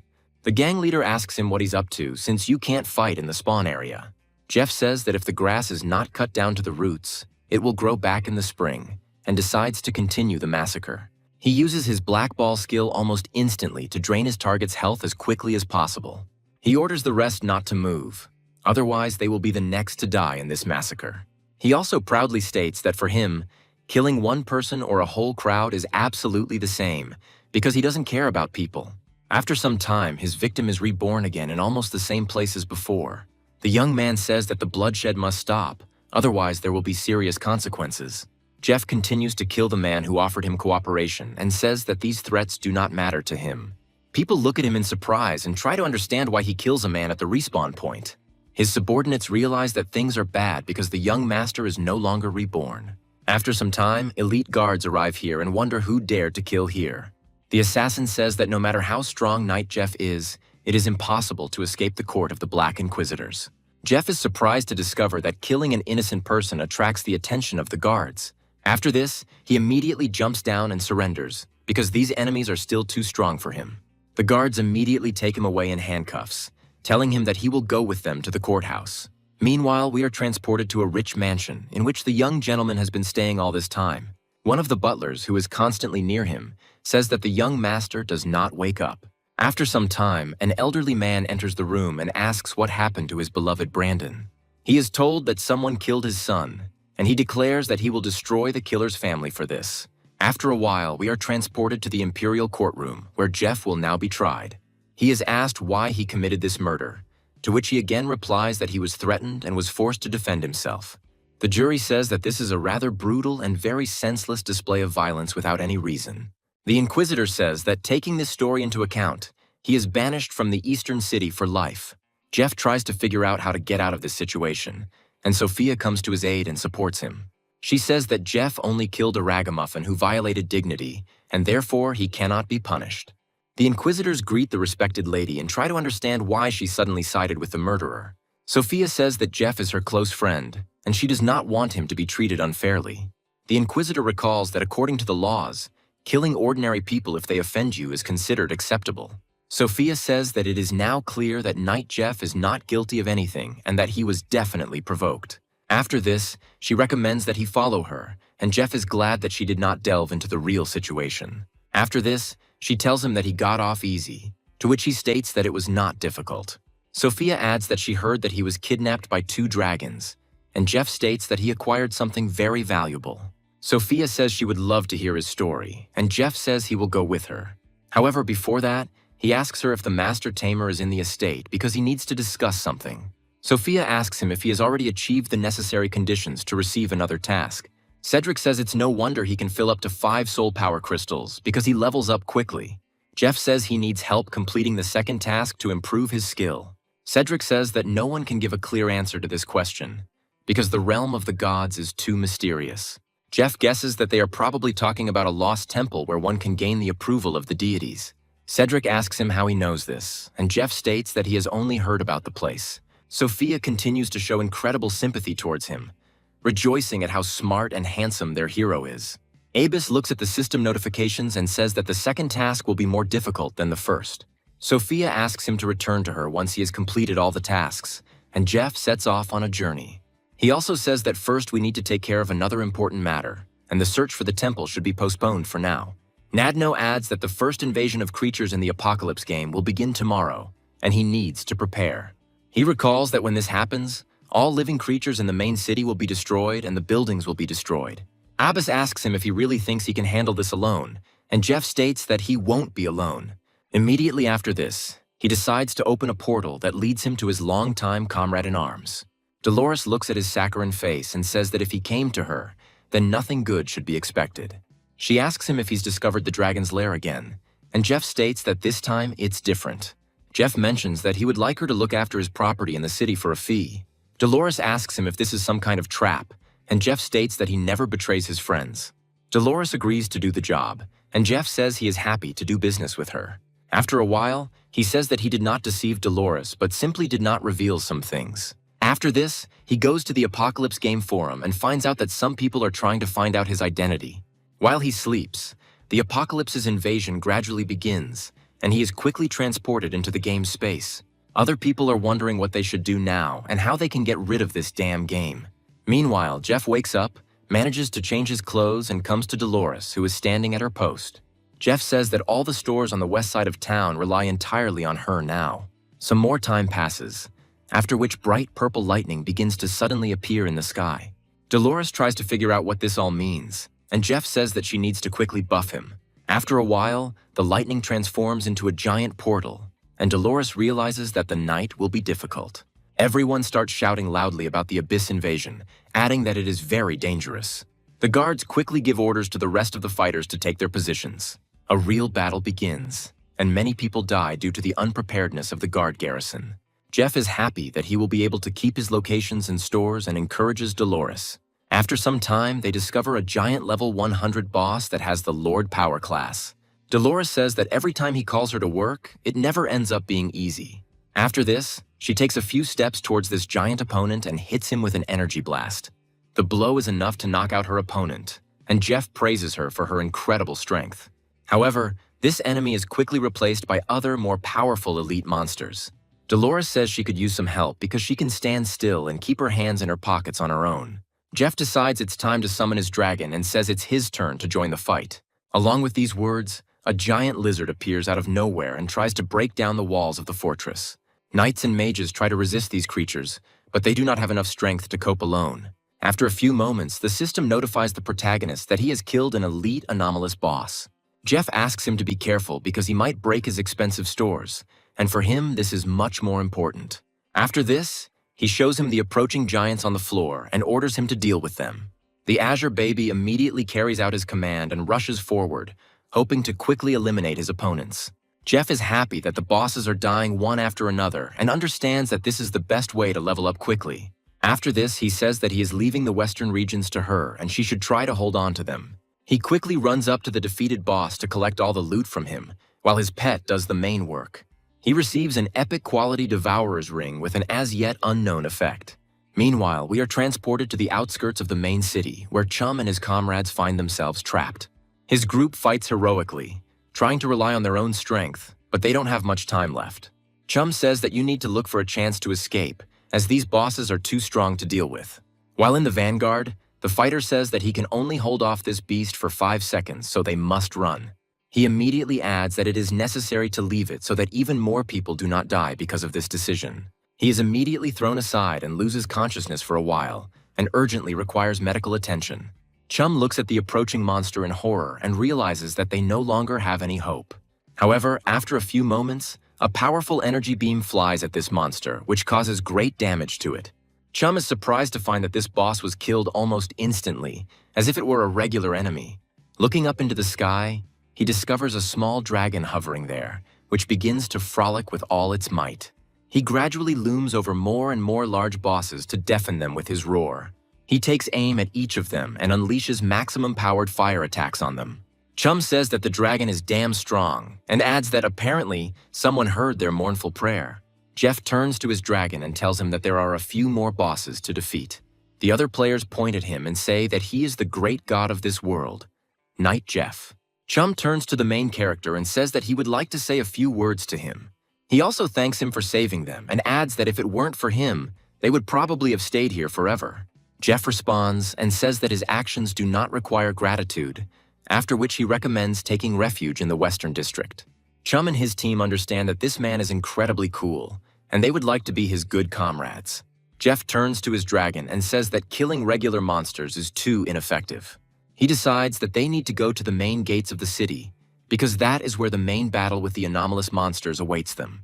While Jeff is showing off in front of other people, the city, which no one managed to defend from the attack, still lies in ruins. Chum and his team are trying to figure out why there are still so many different monsters here. In the heat of battle, they find time to marvel at the fact that the great knight Jeff has leveled up again. Jeff reaches level 35 and it's starting to drive people crazy because it's happening way too fast. However, just a few moments later, they discover a giant meteorite flying from the direction of the main gate. This meteorite hits part of one of the squares, so the buildings in that area will definitely be in trouble. Jeff watches the destruction of the city and realizes that it is a horrific scene that could not have been prevented. He understands that a very high-level boss lord is appearing before him, and he is unlikely to be able to cope alone. Meanwhile, the guard leaders are talking to each other and saying that their forces are gradually running out. The guard commander says that the first level of defense needs to be built, and the rest should retreat. However, after a few moments, they see a multitude of bright lightning bolts, which signifies the arrival of reinforcements. Realizing that they now have a divine-level expert fighting on their side, They immediately cancel the retreat order. Dolores says that if Jeff called her so urgently, then he probably wanted to destroy this boss. Jeff says she's very smart, but Dolores reminds him that this boss isn't as easy as the others. Jeff says he's incredibly serious and that's all he needs to win in this situation. Dolores says that she is ready to accompany him and put some buffs on him to make things easier for him. Jeff says it would be great if she paved the way for him so he wouldn't have to waste his energy. Dolores recognizes the incredible toughness of the protagonist and destroys the other monsters. She uses her skills to their full potential to knock down smaller opponents. Jeff runs past them, thanking her for saving him from the tedious menial work. The Guardian approaches Dolores and says that if she entered the battle, then this city is saved. The officer in charge of the security of this city is told that they are ready to carry out the order. Jeff gets even closer to this boss, and Dolores declares that now everything depends only on him. Ibis says that if he dies, he shouldn't involve him in it since he won't take his body. Jeff claims that victory is guaranteed because he has the best stats and the strongest pets. Dolores is attacked by this monster and advises him to act quickly, as she is not interested in cheap chatter. Jeff tells her not to panic and that she should just look closely at his magnificence. After this, he, assuming a majestic appearance, begins to shout loudly and puts forward his badge, showing it to the enemy. After a few moments, a powerful beam of energy emerges from this icon, piercing the monster through and through. Just one hit is enough to break this monster without any problems. Jeff laughs happily and says that he managed to do the impossible without putting in any effort. Ibis wonders how such a high-level boss can be instantly killed by this weak enemy. The other warriors and guards cannot believe that the giant boss was destroyed so quickly. Chum understands that the great god Jeff is unlikely to accept them as his disciples, because they are too weak. After some time, Jeff discovers that he has received several amazing artifacts as a reward. Jeff says with a smile that he least expected this, because they turned out to be stronger than ordinary objects. Meanwhile, Ibis says that he has found an interesting divine-level artifact that could be useful to them. Jeff says that luck is on their side today, and it's a really great thing. Immediately after this, the anomalous monster begins to attack the portal while the rift gradually closes. The players are happy that the invasion of ordinary creatures is over and they were able to win. After some time, the guards come to the mayor of this city and say that an hour has already passed since the invasion. They also inform him that Mr. Jeff and Dolores were able to destroy the monster invasion in just an hour. The mayor says that he didn't expect that besides Ms. Dolores, they would have someone else so strong. After some time, he receives Jeff and Dolores and says that he is very happy to finally meet them. Sophia says that he performed a miracle again, and Jeff claims that it wasn't that difficult. Jeff also says that without Dolores, he would hardly have managed, because her help was very significant. He also suggests that it's best to get down to business, and Dolores states that she will return to the temple to take care of other matters. Sophia asks him why he called her here, and the mayor says that he needs part of the city. Sophia says that this part of town belongs to Jeff, and the mayor asks him if he can give him some buildings. Jeff decides to take advantage of the city's tragedy and says that if he is offered a lot of money for it, he will agree. The mayor agrees to this, and Jeff condescendingly says that he will leave him most of the stores. Sophia says that she has a request and needs his support, noting that this matter is very important. Honora proudly says that she has decided to petition the imperial court to make Jeff a nobleman. Jeff notes that this is very good news, realizing that such privileges will be showered on him all the time. The mayor says that he has no objections to this, and Sophia asks him what he thinks about it. Jeff kisses her on the cheek and says that he wouldn't mind becoming a nobleman because who would refuse that? Ella, meanwhile, continues to sit in her mansion and tries to find out where Chester is. She begins to receive rather important news about the fate of her beloved, who died a heroic death. However, Ella calls him a pathetic loser who couldn't even handle a simple abnormal monster. After this, she realizes that she was wrong about him, and that it was his fault that she turned away from Jeff's true genius.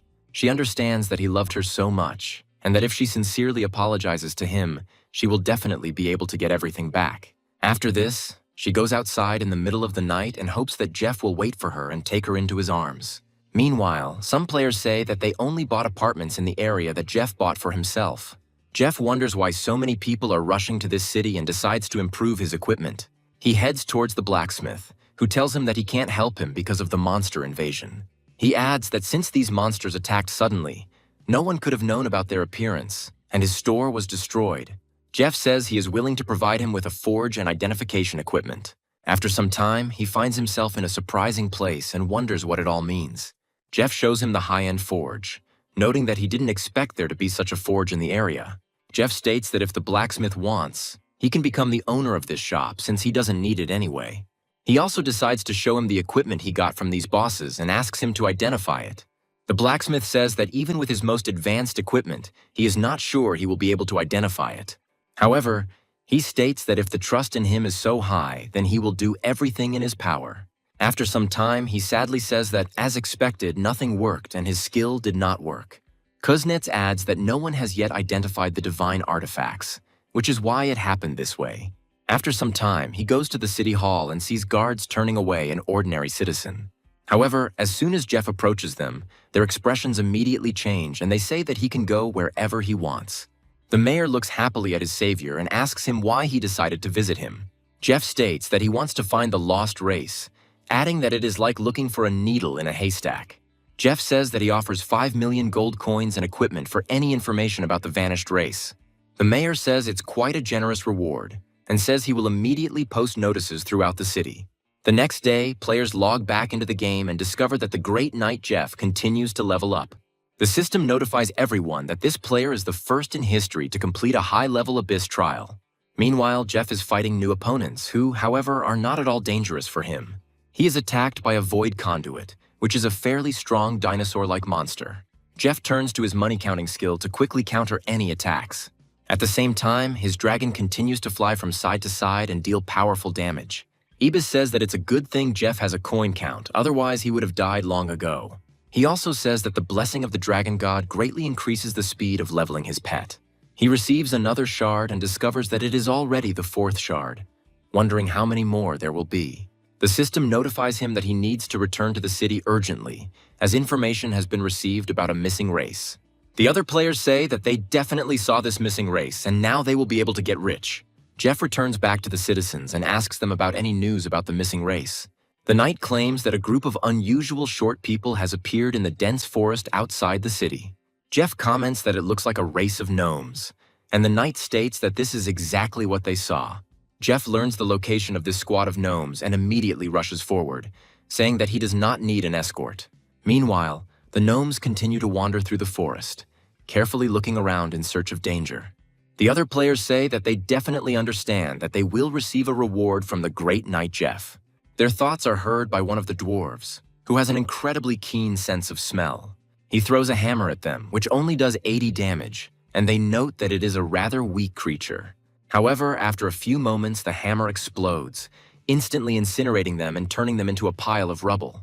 People watching this are surprised that these gnomes are doing such crazy amounts of damage. One of the dwarves adds that these people are too treacherous, and he is disgusted by the mere sight of these strange creatures. His comrade says that he needs to be calmer and leave here quickly before it's too late. Meanwhile, the knight catches up with Jeff and tells him that they have almost reached the location of the gnomes. The players, who have been hiding in the bushes all this time, say that the real show is about to begin. The knight says that the dwarves are already in the dense forest, and Jeff declares that he wants to see what they are capable of. The knight advises him to act with caution, as these dwarves have a very hot temper and cause great damage. Jeff says that he will go on alone to avoid unnecessary losses and thanks the guard for his help. After a while, they notice a person approaching and prepare to kill him with one blow. But suddenly the leader looks at the main character and says that this man seems different to him. He notes that he looks incredibly nice, and for some reason he doesn't want to hit him at all, even though he hasn't done anything yet. They sniff and smell the aroma emanating from this man, realizing that he reeks of divine artifacts. One of the dwarves adds that they haven't smelled such a scent for a long time, which means that someone very great is standing before them. The leader of the dwarves says that this is the scent of the great god, which simply intoxicates their simple hearts. Taking a closer look at him, they realize that he is only level 40, but his stats are very high. They come to the conclusion that he has received some kind of blessing from the deity, which means they can talk to him. Players watching this are trying to figure out why there is no fight happening, as that would be logical. Some of them understand that different standards exist not only in the real world, but also in this game. Jeff says that he came here to reach out to them and ask them for help. He notes that he doesn't need forging and just wants to find the lost temple he needs. When asked why he needs this, he states that he has no evil intentions and just needs to complete a quest. He also says that he is ready to prove himself worthy of trust and invites them to evaluate the divine artifact.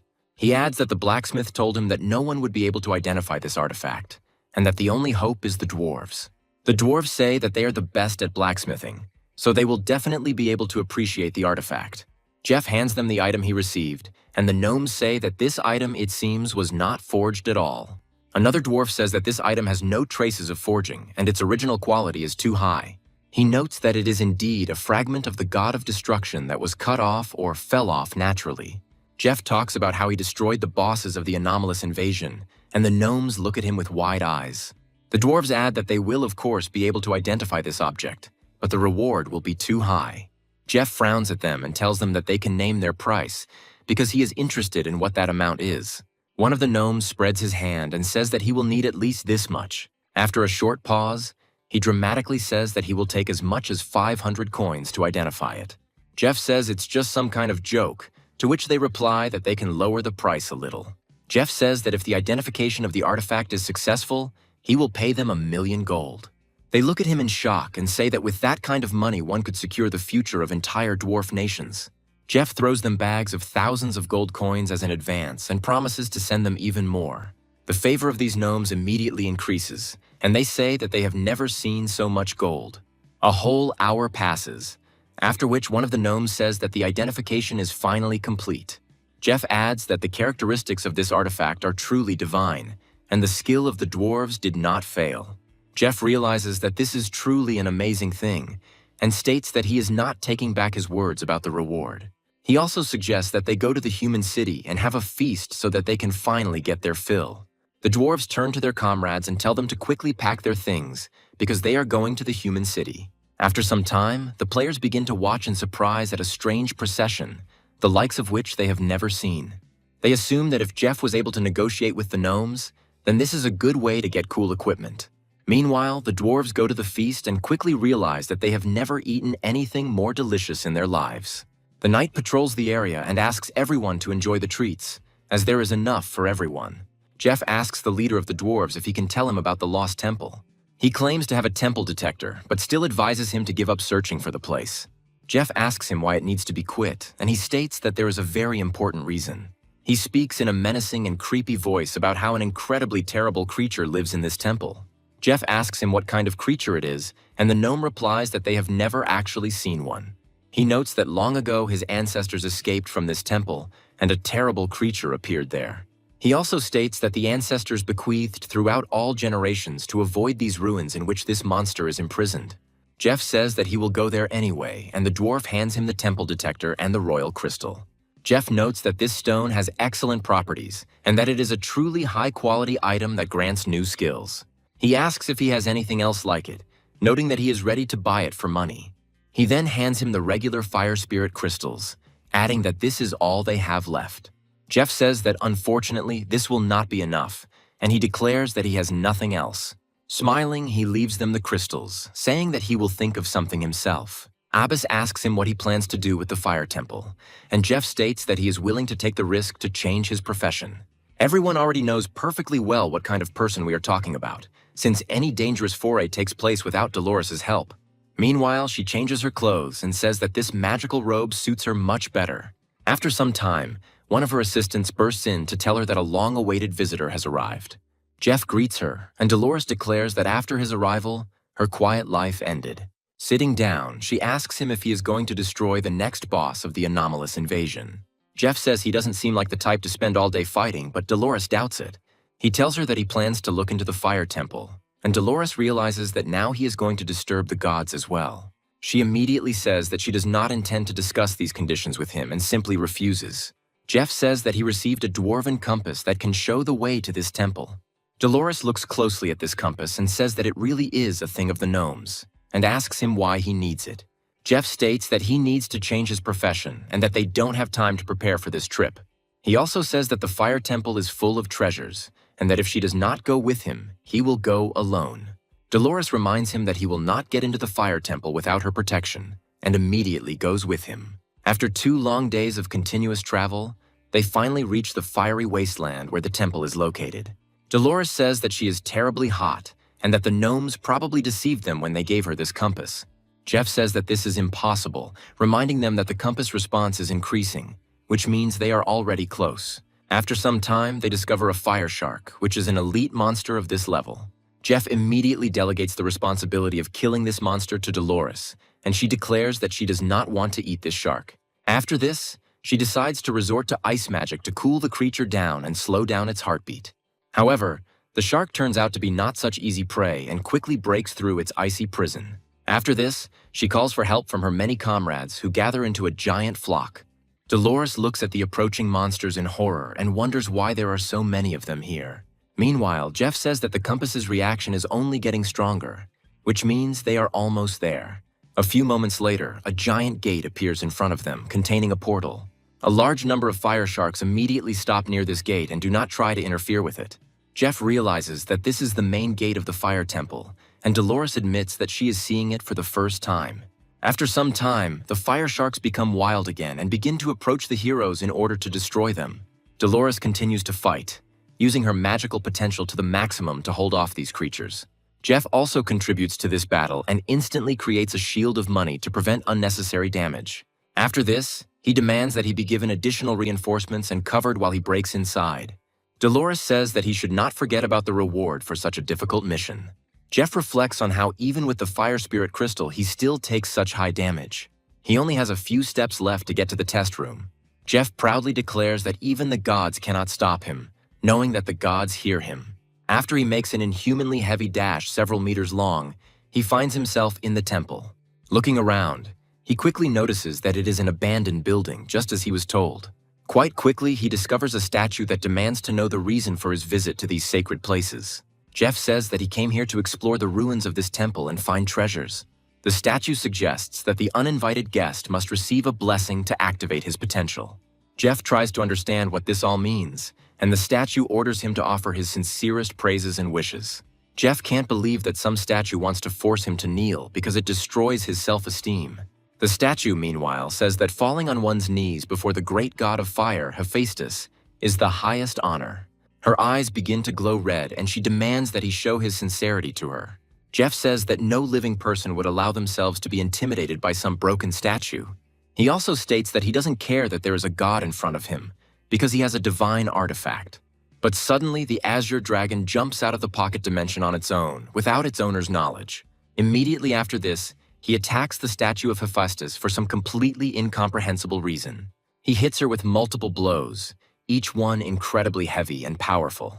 Jeff can't believe that hatred for the gods is so deeply rooted in dragons. The destroyed statue, meanwhile, speaks of the insignificant man who condemned himself to suffering. Jeff receives a notification that he needs to leave this place immediately before it is too late.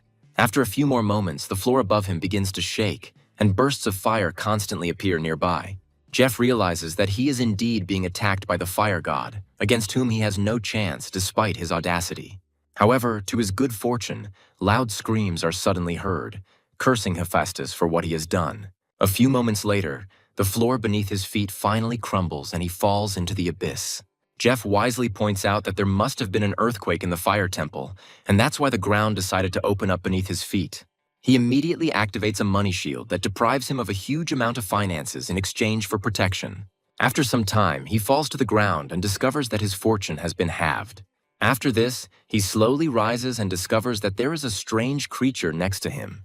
The system reports that an immortal rank divine phoenix was imprisoned in this temple. Jeff tries to figure out if this is the same terrible beast that the demons spoke of. Phoenix asks him if he was the one who broke the statue, and Jeff admits that he did it. Phoenix praises his actions and advises him to leave, as Hephaestus will soon arrive. Jeff can't believe it, and Phoenix declares that after the destruction of the statue, it has awakened and will soon throw off its shackles. Jeff asks her how she even ended up here if she can throw off the shackles imposed by the gods. Phoenix says that the false god Hephaestus is to blame for everything, who meanly took advantage of her and attacked her. Jeff says that he can save her if Phoenix still has the strength to give her a better life. Phoenix states that her bloodline is too noble for a mere human to control her. Jeff states that he is actually a very cool hero who has very strong beasts and shows off a dragon. Phoenix can't believe that an ordinary person can control such high-ranking beasts. She also doesn't understand how the dragon god could make such a choice and grant a blessing. Jeff decides to put pressure on the captive Phoenix and says that she must quickly tell him where her offspring are. The bird gives him its prophecy and says that it will lead him to where the Phoenix egg is. Jeff greedily extends his hand and says that another pet will soon begin to obey him. Ibis says that he rejoiced too soon because he really will have to step into a sea of fire. Jeff looks at the dramatically changed battlefield and realizes that he must make sacrifices to thrive. He proudly declares that he would even jump into a sea of fire for the sake of a mythical pet, because it makes his life even easier. Luckily, the royal fire spirit crystals give him 95% fire resistance. Otherwise, he would have simply died. Our hero's fate is turning out perfectly, because he immediately finds a solution to any problem. After some time, Jeff finds a strange pedestal floating in magma, on which is a phoenix egg. Jeff is glad that it remains safe and secure, and realizes that for some reason the gods did not destroy it. He quickly takes the treasure and asks if there is any way to initiate the process of obtaining it. After some time, he hears a strange scream, as well as bright flashes that appear behind him. Someone makes a powerful attack on his account and destroys it, and this means that the money in his account runs out. Ibis advises him not to wait for his own death and just run as fast as he can. Jeff decides not to tempt fate and cowardly turns away, realizing that the only thing he can do here is run away. After he gets to the arena, Phoenix looks at him lovingly and tells him that he was able to get there. She notes that an ordinary level 40 person was able to break through such a terrible lava. Jeff proudly states that this is not the first egg he has stolen and that he has a great talent for stealing. Meanwhile, Hephaestus says that this man's sin cannot be forgiven and he must be punished. Phoenix advises him to leave here as quickly as possible, otherwise he will not be able to escape when the god comes. Jeff understands that even with a money account, he will not be able to fight with God because he does not have much strength. He states that there is still a way to free her from the seal, but it will not be easy. She points to two seals that are shimmering with black smoke and states that they can be destroyed. The catch, however, is that they can only be destroyed simultaneously, otherwise it won't work. Jeff shows the God of Destruction shard and says that with such a thing, he can definitely handle it. Phoenix states that one item of this level will still not be enough, and he needs another one. Jeff says he has a cooling stone that resets skill cooldowns, and that will help him. Hephaestus, meanwhile, is in no hurry to appear and only throws out threats that he will soon tear him apart. Jeff says he has no choice but to try and risk everything he has. After this, he flies into the air and prepares to use the skill twice at once. After destroying the first seal, he immediately uses the stone to destroy the second one. Jeff also says that he doesn't care what kind of god it is, because he should just break under its pressure. Phoenix watches his incredible actions in amazement and notes that he actually dared to encroach on the gift of the gods. Jeff discovers a giant creature behind him that is slowly approaching him. The fire god Hephaestus demands that he sacrifice his miserable life so that he can continue to prosper. Jeff realizes that his opponent is much bigger than he initially thought, which means things are getting worse. The great god of fire says that they have finally met and must now kneel before him. Suddenly, Phoenix, who had been weakened by the chains all this time, finally breaks them without much trouble. She immediately rushes to attack Hephaestus and says that he came here just in time. She calls him a false god and says that he will pay for the sins they have committed. She proudly notes that only her fiery blood can pay for the humiliation she's been subjected to all this time.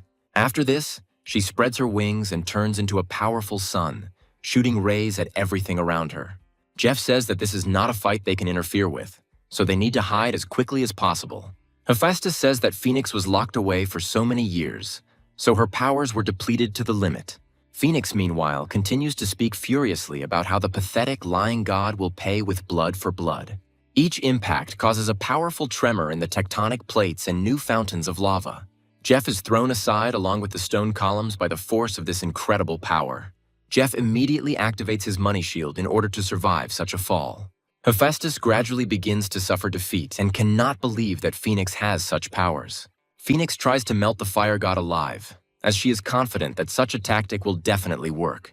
She declares that the traitor dared to challenge the true deity and calls himself the true god. She then delivers a powerful attack with her claws and cuts him into pieces in just a few seconds. Hephaestus falls to the ground and says that this simply cannot be, after which he falls silent forever. Jeff is surprised that the god in this game can actually die, and quite quickly. Phoenix, meanwhile, says that the blood of the god will allow him to be reborn in flames and regain his strength. Ibis proudly says that after such a procedure, no divine being can fail to be healed. Jeff decides that he needs to get out of here, when suddenly Phoenix tells him to come closer. Jeff cowardly says that this is all a misunderstanding and he will return this egg, although just recently he loudly shouted at her. Phoenix nevertheless states that she would like to thank him for what he did. Jeff doesn't quite understand what his help is, although it is obvious that he freed her from this dungeon. However, as a reward, he receives 2 drops of the deity's blood, which will surely be able to strengthen him or his comrades. Jeff says that he even feels a little awkward, but Abyss says that he looks completely different. Phoenix states that this divine blood will greatly assist him in hatching the cub. Jeff says he doesn't know how to hatch eggs like that, but Phoenix says he now has to find a way. She also says that news of Hephaestus's fall will soon spread, so his offspring rely on him. Jeff notes that he hasn't picked up any loot from Hephaestus yet, but she states that it's just trash. Jeff counters this by saying that the loot from the fire god is probably very valuable and gets several items. He gets his hands on the staff of Hephaestus, which even in this state is a powerful weapon. Phoenix says that everything is about to collapse, so it's time to leave, and Jeff still agrees with her. After this, he flies into the air with her and takes cover behind her powerful energy shield. Meanwhile, we are transported to the world of gods, inhabited by a huge number of different entities. In a small clearing, there is a huge number of different statues, above which lightning flashes. Hephaestus says that he lost one of his incarnations, and it hit him very hard. One of his allies says that this is just one incarnation, so there is no point in raising a panic. Hephaestus states that the immortal divine phoenix is the key to their plan and has just been released. The other gods call Hephaestus a useless fool who could not keep such a valuable object in his hands. The leader of these gods says that they should all remain silent because he has something to say. He states that after so many years of absorbing the essence, it should be enough, and now the problem needs to be found. While these gods are looking for a problem, we are transported to the gates that open the passage into this fire temple. Dolores says that this temple is about to collapse and assumes that this boy died there. A few moments later, she turns around to find him and Phoenix coming from the other side. She looks at him with a smile and says that the little rascal is still alive after all. Immediately after, she discovers a gigantic immortal phoenix, the likes of which she has never seen before. Dolores asks him if he somehow managed to contact a being of such a level. Meanwhile, Phoenix prepares to unleash an incredibly powerful attack over a large area. This attack only affects fire sharks, causing them to float lifelessly in the air, gradually dissolving. After this, the phoenix flies away in an unknown direction, ordering the mortal to take care of the offspring. Jeff looks at the bird with confusion and says that he will do everything in his power. Dolores asks him how he was able to carry such a thing out of the fire temple and still survive. She also asks him to show her what else he has of value, and he shows her the blood of a deity. Dolores looks closely at this treasure and says that it is a unique thing. Jeff receives a notification that 2 of his professions have been promoted and he has gained new skills. Ibis also congratulates him, saying that thanks to his advancement in the profession of wealth, he has also become stronger. Jeff happily reads all the endless notifications that fall right in front of his face. All these talents further strengthen his reputation as a dishonest player who receives too many awards. Jeff feels like he's literally becoming the center of the universe, and even Dolores says she envies him.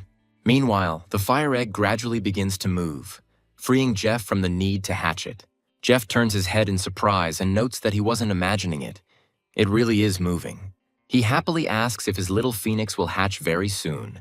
When he puts his hand to the shell, he realizes that there are only 72 hours left until he gets a new pet. Dolores asks him if he wants to go for another walk, but Jeff states that he has no desire to be there. After some time, they move to the main city, which has already managed to recover sufficiently during this time. They enter a gigantic forge building filled with noise and loud swearing. Jeff quickly comes inside with questions about what caused such a squabble. He sees the boss in a very strange outfit and tries to understand what it all means. The mayor happily greets the protagonist and is in no hurry to answer questions about what this strange costume is. Jeff asks him what's going on here, and he says it can't be explained that easily. One of his subordinates says that the mayor has his own reasons for behaving so strangely. He notes that all this time he has been trying to persuade the dwarves to help with the restoration of the city, but they ignore him. He also says that when the boss was completely desperate, he decided to meet them halfway and learned that the gnomes love rice. Jeff can't believe the mayor wore a rice costume to win the favor of the gnomes. After this, he asks to tell the mayor to change into a normal suit, since he will deal with the gnomes himself. Having looked into this forge, he says that these creatures are indeed very stubborn. The leader of the gnomes does not immediately understand who is coming to him, and begins to furiously try to drive away the intruder. However, as soon as he sees that one of his patrons has come to see him, he immediately becomes more polite. Jeff informs him that he not only found the fire temple, but even managed to enter it. The dwarves hope that they will now be able to take him back, but he declares that this is no longer possible. He states that the fire temple was destroyed and he only managed to take this staff, which is probably very valuable. The dwarves immediately kneel before him and say that he is now their ruler because he found this staff. Jeff proudly says that they should then follow his instructions and rebuild this city they live in. The dwarves do not ask unnecessary questions and say that they will follow the messenger's instructions until their last breath. Jeff also approaches the leader and states that he has several items that need to be crafted. Meanwhile, the mayor of this city continues his desperate attempts to please the rather grumpy dwarf people. He assumes that if he dresses up as a flatbread, then he will definitely be able to win their favor. After some time, his assistant comes to him and says that Jeff has already dealt with the problem. The manager cannot believe it, but he is told that the gnomes have already gone to help rebuild the city. The manager happily says that his efforts have finally touched the hearts of these stubborn people. Jeff says that all the credit should probably be sought solely in Jeff's actions. The mayor asks him how he managed to do this, to which the assistant states that he does not know such details. After that, he asks where he is going, and the mayor sadly says that he will work in the circus. Meanwhile, Jeff heads to the ducal residence, where many guests have already arrived. The prince's delegation reports that they have come here to present the title to Jeff, but he is still not here. In response to Sophie's suspicions, the messenger says that she probably knows what feelings the prince has for her. Sophie says that they should tell the prince so that he will quickly put these thoughts behind him. The messenger states that he has been put in a difficult position, but Jeff says that then nothing needs to be decided. Sophie immediately beams upon seeing her lover and says that he has finally returned to her. Jeff asks her if he is too late, and she says that he arrived just in time. The messenger says that the man they have been looking for several days has finally deigned to appear here. Sophie immediately orders him to watch his language, as he is the hero who saved this city. Jeff says that today he is in an unexpectedly good mood and he wants to kill someone for fun. The messenger says that these are quite big words, but they should not be thrown around in vain. In order to satisfy his rage, he actually decides to kill a man in cold blood. Afterwards, he smiles and says that he went a little overboard with the force of his overly cool punch. He asks the frightened people if they have any objections, and they say that everything was logical. He asks them who will be able to make a decision about his title, and one of them says that he is the deputy. Jeff smiles as he says that words are unnecessary when you can settle the matter with your fists, and he should have rushed into battle right away.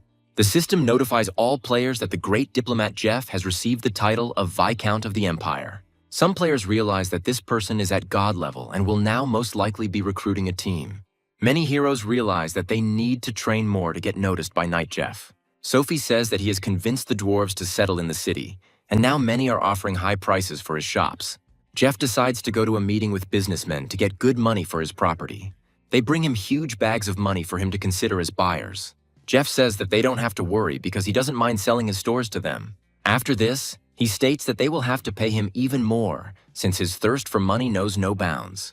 The townspeople calmly accept these conditions and ask him how much money he wants to receive. Each of them hands him their money so that he will look at it and accept this generous gift. Jeff activates a special skill that increases any financial inflows and happily accepts them. After some time, he receives many messages that many people have appeared in his city. Jeff realizes that this is all about high-quality gear and is trying to figure out where it comes from. He notes that these announcements have spread throughout the world, and several foreigners have already headed here. He assumes that these people have probably come to gain his favor or get to know him. Jeff's expression makes it clear that they probably don't know that something big is going to happen tonight. Gradually, changes begin to emanate from there, and a threat of unprecedented proportions looms over the world. People who have been in the game all this time suddenly find themselves on the streets because they are thrown out of it. Jeff watches this and says that the time has come when the game absorbs reality and begins to duplicate it. He is asked to choose a skill to extract, and he immediately says that he wants to extract money. Jeff is happy to announce that players above level 10 can now extract skills.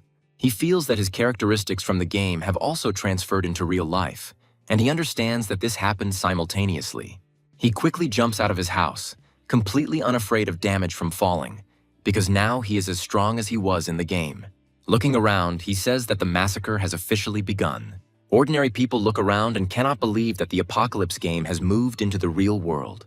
Some of them say that they don't care. They are tired of living, so they choose skills and start creating chaos.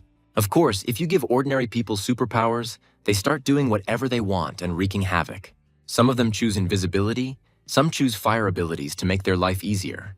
Meanwhile, we find ourselves at the villa of one of the corporations where Jeff arrives, realizing that this is exactly what he was looking for. He looks closely at this building and understands that he has scores to settle with these people, about which nothing is known yet. Suddenly, out of nowhere, several people appear in front of him and tell him that they will get rich today. One of them orders him to give up everything valuable he has on him, otherwise they will break his legs. Another man states that his brother has reached level 11 in the apocalypse and it is better not to resist him. Jeff says that there are an incredible number of idiots in this world, and again pathetically puts his hands in his pockets.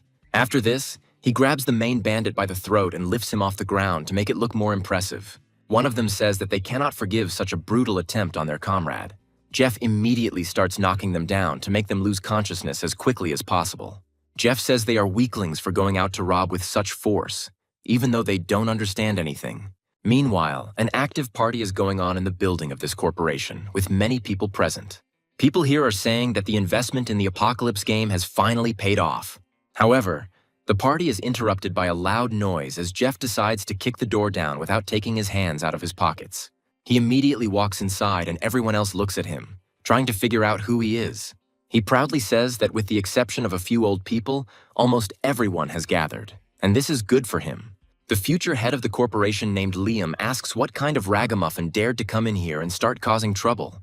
Jeff asks him if he doesn't even recognize his voice since they used to communicate well. Everyone else looks at him and wonders if he died in a car accident. Liam asks with a smile if he's tired of hanging out and if he's from a different family.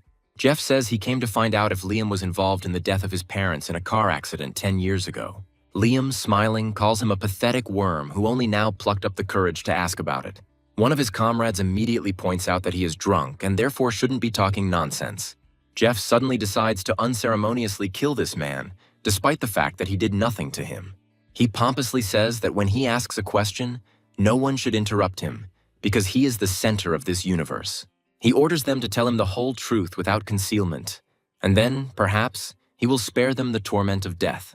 The ordinary people at this party are amazed that this man was able to kill someone so quickly with one move. Some of them are starting to assume that this is the same Night Jeff from the Apocalypse game. Jeff says that, apparently, the people here do not yet fully understand what is happening. Liam says that if his brain had completely failed him, then he chose a rather strange way to end his life. After this, he decides to tell him directly that 10 years ago, it was he who caused the accident in which his parents died. He begins to mock him, saying that he is very sorry that he himself did not die in this disaster. Jeff states that Liam is indeed a very bad person and a real villain. Liam laughs evilly and says he doesn't care, and Jeff declares that he will send him to his late parents. Liam says that anyone who finishes off this bastard will receive dark gold grade equipment. However, ordinary employees of the corporation are not eager to participate in this strange scheme. Jeff says that these people don't have the courage because they are too weak to challenge him. Liam realizes that it is time to begin his great and rather sudden arc of revenge. He says that he will not let him die so quickly, because he will break every bone one by one. Without thinking twice, he breaks several fingers on his hand to cause him incredible suffering. Immediately after this, he grabs him by the head and throws him to the ground to stun him. Liam doesn't have time to react to this movement in time, after which Jeff also steps on his hand, breaking the bones. Liam says he can't be killed, but Jeff says that won't be enough for forgiveness. He lifts his leg and says that now he will go down and personally apologize to his parents. Liam is going to hell, and it seems like Jeff's parents are going there too if he's so sure he'll meet them. People watching this realize that it is too cruel a spectacle and decide to turn away. Some of them begin to accuse Liam of acting so low and doing dark deeds behind the backs of others. They claim that no one liked this man, but they simply worked for him because they needed to make a living. However, our formidable hero is not at all concerned about this, and he orders everyone to immediately move forward and attack. He decides to kill absolutely everyone who is here, regardless of whether they have even the slightest connection to the death of his parents. People start running away, trying to save themselves, hoping that the main character will not behave like a rabid maniac. Jeff still decides to satisfy his urge for revenge and kills everyone who gets in his way. After this, he proudly says that the revenge that lasted 10 years and spanned 2 lifetimes has finally ended. He leaves with pathos, ending what was undoubtedly a very emotional chapter of his life. Meanwhile, we are transported to another estate, where Jeff's other competitors live, who have ruined his life. One of the fighters says that his strength is now simply incredible and he loves the game Apocalypse. He adds that with their current characteristics, each of them can easily cope with any squad on their own. They also claim that even Knight Jeff is no obstacle to them, despite the fact that he surpasses them in levels. Jeff immediately decides to tear down the walls of their estate to start a battle with them again. He comes inside and says that there is no point in waiting for him, because he is already here and ready to smear his opponents on the walls. His opponents look at him and try to understand how he found their location so quickly and why he came now. Jeff accuses them of stabbing him in the back, in real life, and then rushes forward. He kills them and tells them that if they have questions, they should ask Liam in the afterlife. None of them can do anything against him because the main character is too strong and too cool. This incredible battle causes the glass in the building to fly out and it begins to catch fire. Jeff walks out into the street with confidence and looks around, realizing that he has taken revenge on his worst enemies. With these incredibly important figures disappearing from history, Jeff must focus on the present moment. Most of the people start to behave immorally, and a whole garrison of soldiers is sent here. These soldiers are armed with the latest technology to confront the awakened people. Jeff asks the soldiers in surprise who they are and who sent them, since it remains a great mystery to him. The governor of this city comes to him and declares that they need to talk privately, as it is very important. Jeff encourages him to speak directly and asks what the matter is and why he decided to contact him. The governor says the city is currently in chaos and there aren't enough people to fix it. He asks him if he can restore order so that it will be easier for people to continue living. Jeff says he's not against it, but he won't help restore order for free.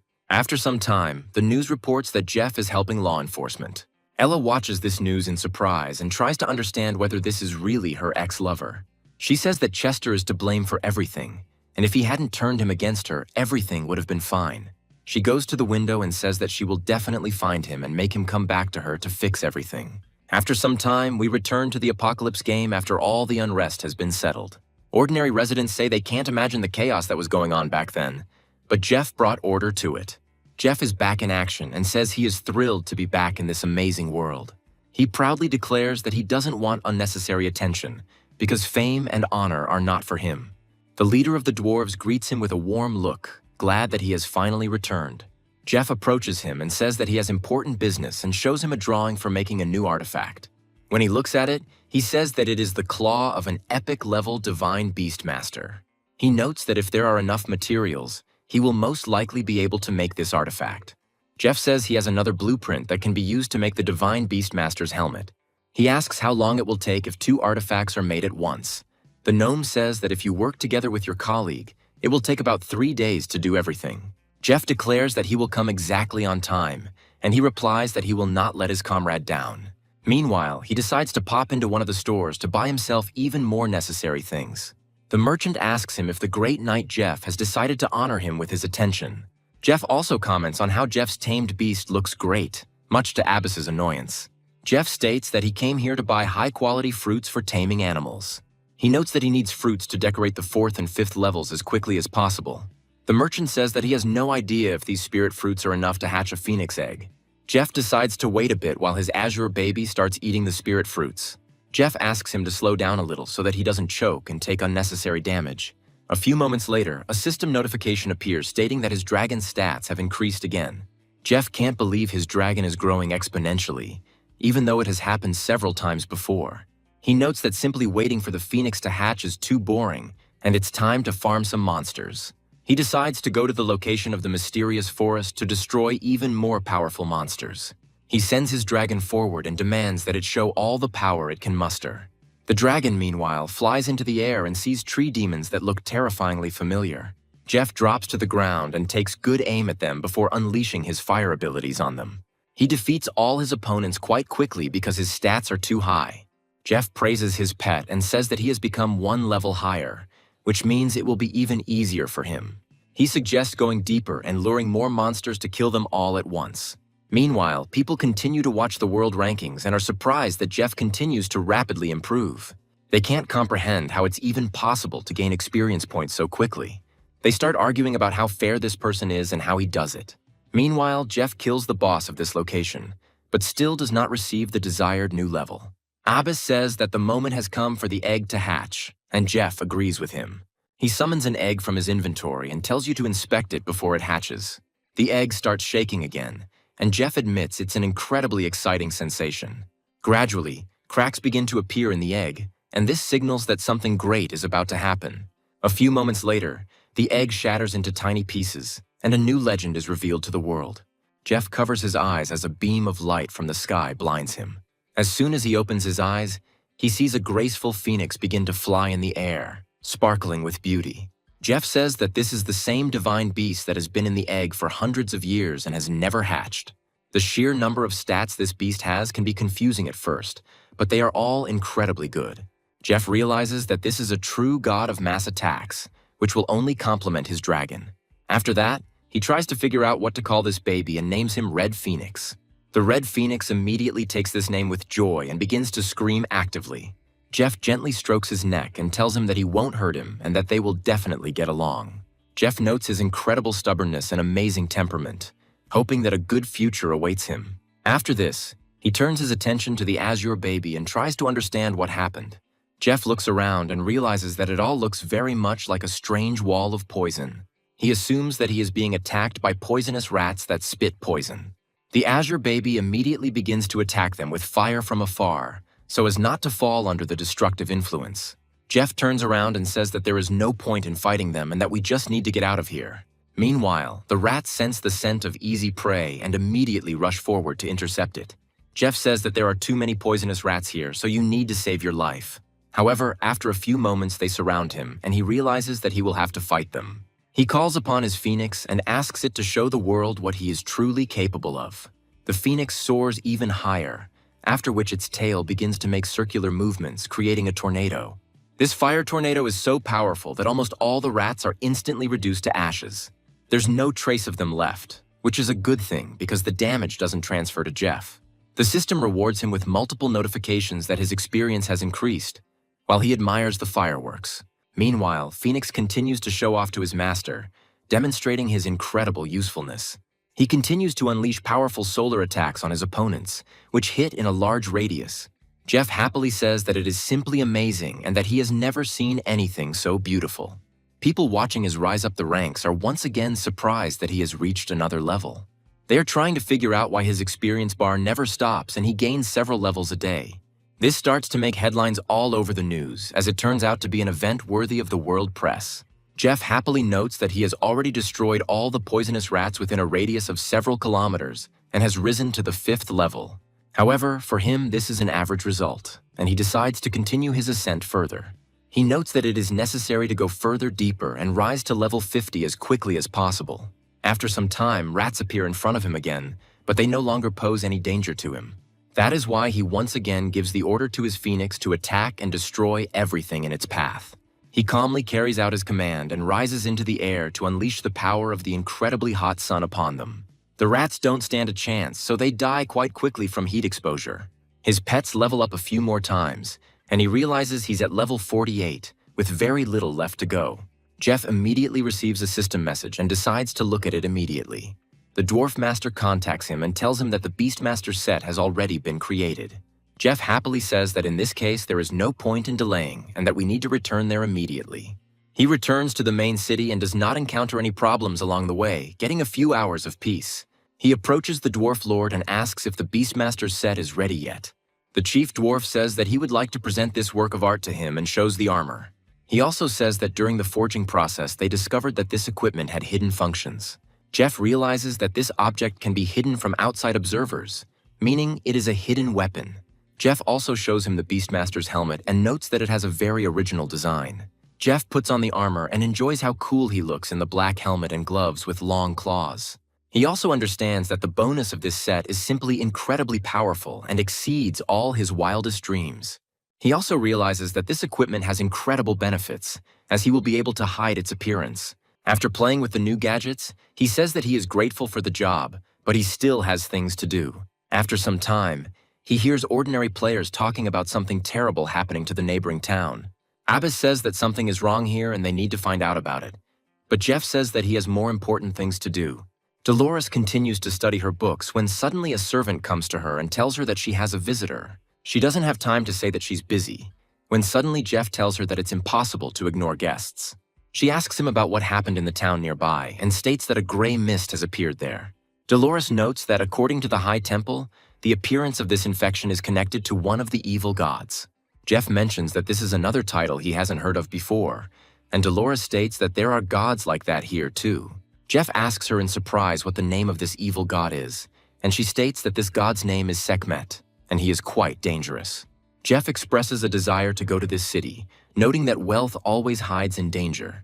Dolores says that she will go with him, because she was assigned to investigate this case, and Jeff is happy about this. After they discuss the terms of cooperation, they decide to meet as soon as possible. After some time, the system notifies him that the fog is spreading faster and faster.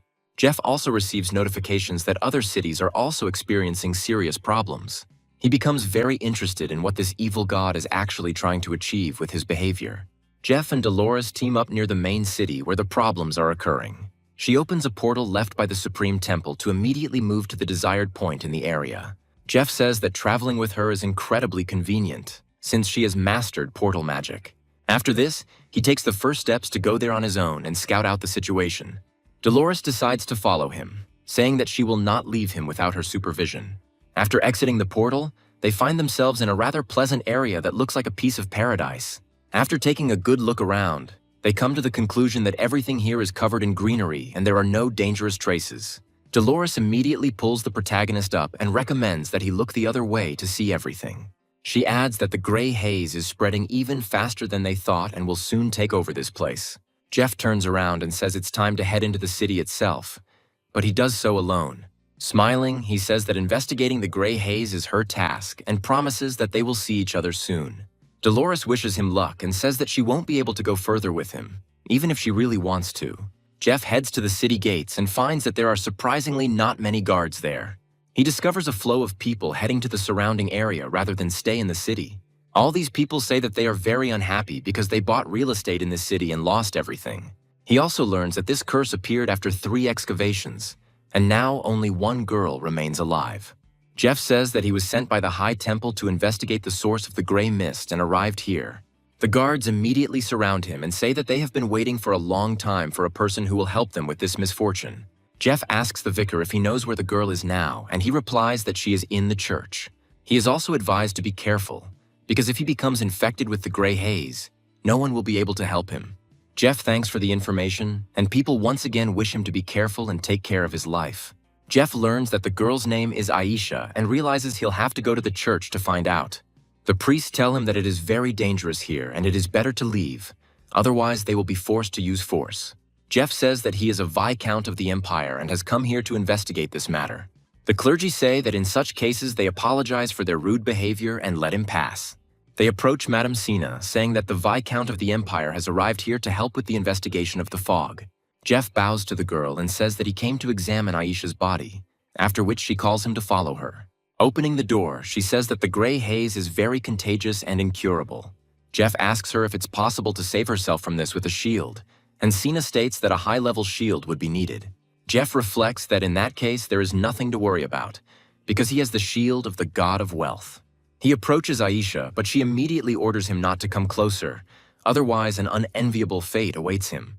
She sadly states that he could get infected, and then absolutely no one will be able to help him. Jeff activates a special shield and says that there is nothing to be afraid of. He really cannot get infected. Jeff asks her if he can look at the vial she is holding, and she hands him the artifact. Jeff examines the bottle closely and realizes that there is something cursed inside that is damaging him. He adds that it is indeed a rare item, but it is harmless to Aisha and asks where she found it. The girl briefly immerses herself in memories, after which she says that she got it at the Lake of Griffins. Jeff says that she helped him a lot and notes that he had already encountered this in a past life. Aisha hands him the ball and says that in gratitude for his coming, she wants to give him this. Jeff looks at this glass ball and understands that this thing will certainly be useful to him in the future.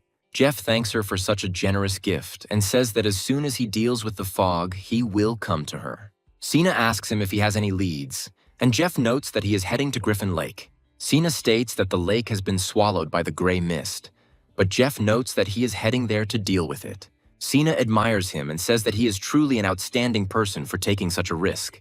After some time, Jeff goes deeper into the Griffin Lake and realizes that the damage is getting worse. He remembers that the lake should be directly north, less than 5 kilometers away, and realizes that he will be there soon. After some time, he discovers that there are other people in this darkness who were able to survive. He tries to understand who they are and assumes that they are people from the High Temple who came here. Dolores says it's not worth the risk, but adds that none of them will likely be able to get any further. They come to the conclusion that this mission is probably doomed to failure and they might be better off retreating. Jeff says they were only gone for a couple of hours, but she didn't waste any time and already brought reinforcements. Dolores looks at him and asks how he got here, ignoring her surprised allies. Jeff says that during his investigation he came across a trail and decided to check out the Griffin Lake. Jeff happily says that they can stay here while he moves on. Dolores's comrades ask her if the boy is really that confident, and she declares that he is. They turn to her, saying that she can give them the order to move on because they cannot stand here. Dolores says it's still too risky, as the fog is getting stronger and doing more damage. She says that if they want to go there themselves, they can do whatever they want, and she will only visit them at the funeral. Jeff, meanwhile, continues to walk forward, feeling that it is becoming more difficult for him to breathe and the damage is increasing. This means that he has almost reached his goal, since the fog is strongest near its source. It only takes a few minutes before he reaches the Griffin Lake. Looking around, he discovers a huge number of feathers and griffin corpses. Jeff assumes that he has indeed found the source of the infection that has destroyed the entire area. He also discovers a strange cave entrance that looks very much like some kind of creature's nest. Having gone down, he says that this is exactly the cave that he had been thinking about all the time. He discovers a large number of purple crystal vials that may come in handy. After this, he notices a strange red glow somewhere in the depths and realizes that something is wrong. He discovers an underground room here and realizes that he has never found one in this cave before. His gaze catches the silhouette of a statue of a deity, and he realizes that he has come to the right place and address. He says loudly that it looks rather gloomy, and Ibis notes the dirty air. Jeff turns his attention to the altar and discovers a turquoise glass disc of unknown purpose. Taking it in his hands, he realizes that it is an artifact that needs to be identified and then sold for a lot of money. However, as soon as he takes this turquoise disc for himself, he begins to feel a powerful earthquake. The statue asks whether he has decided to accept the test of the Holy Spirit or not. Jeff looks at the statue in surprise and wonders if this is really a test. A portal opens in front of him and he begins to be pulled inside, but he does not have time to resist. Moments later, he falls into an unknown arena, resembling a massive ancient coliseum. Jeff realizes that this looks a lot like the gladiator arena he once read about in history books. Abbas realizes where this is going and notes that it's best to stay back while Jeff fights. A voice is heard in the air, telling you that this test will only end in death or victory. This voice also loudly announces that the first to enter the arena is a giant fighter named Abacus. Jeff receives a notification that this demon is Lord level and has impressive skills. Jeff still can't believe what's happening, since such powerful enemies are being sent against him. In fact, he has nothing to fear, since he has pets that crack such opponents like nuts. He notes that this test is harder than the rank-up tests and immediately summons a dragon. The dragon immediately begins to pour fire on the enemy, which melts everything in its path. He also begins to maneuver so that the giant creature cannot hit him with its hammer. Jeff happily says that his pet has already learned to use the simplest basic techniques. Thanks to these techniques, he manages to attack from different sides to avoid being hit. After receiving a certain amount of damage, the giant monster becomes enraged and casts a spell. Jeff notes that the creature's defenses have been significantly strengthened, making it harder to penetrate. He then summons the Red Phoenix to complement his comrades on the battlefield. Phoenix immediately begins to circle above its target and also unleashes fiery attacks on it. This attack deals an incredible amount of damage and almost completely depletes Abacus's health bar. Unable to cope with such damage, he falls to the ground and does not move anymore. Jeff receives a system notification that the Red Phoenix has increased its stats. There are also several pieces of good equipment found nearby that can be claimed. The statue congratulates the earthly warrior and says that he managed to defeat the invincible Abak, but it is too early to rejoice. He adds that the true cruelty of the Holy Spirit arena and new opponents await. A voice loudly announces that Alec will now enter the arena and teach this man a lesson. Jeff looks at the new figure, which looks quite peculiar but no less creepy. Jeff realizes that this is another Lord-level opponent he'll have to fight, and that's no good. Alec accuses him of daring to kill her husband, adding that he will pay for it with his life. Taking a few steps towards Abak's body, she uses special magic to awaken him. Jeff understands that such a procedure must be stopped quickly and orders his subordinates to rush forward. The Phoenix and the Azure Dragon unleash their power on the demoness, who is too agile. This blow is enough to destroy a Lord-level opponent in a couple of seconds. Jeff says that he thought he was a tough opponent, but he died from just one blow. He looks bored and says that she didn't even drop any equipment and turns away. Abacus speaks menacingly about the immortal giant's awakening, after which he asks where his hammer went. Jeff realizes that it is really too early to celebrate, because this monster has risen again and needs to be killed again. Abak enters a state of rage and says that he will destroy the one who was able to kill his wife.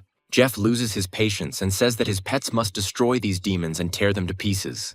Moments later, several fiery strikes rain down on Abak, and he finally falls to the ground. Jeff approaches the enemy's body and discovers that it has dropped good, high-quality loot again. He receives the dagger celerity, which has a physical effect that has yet to be identified.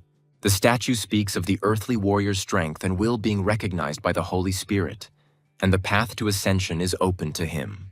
The statue loudly calls for the spirit of the apocalypse to appear in order to perform the necessary ritual.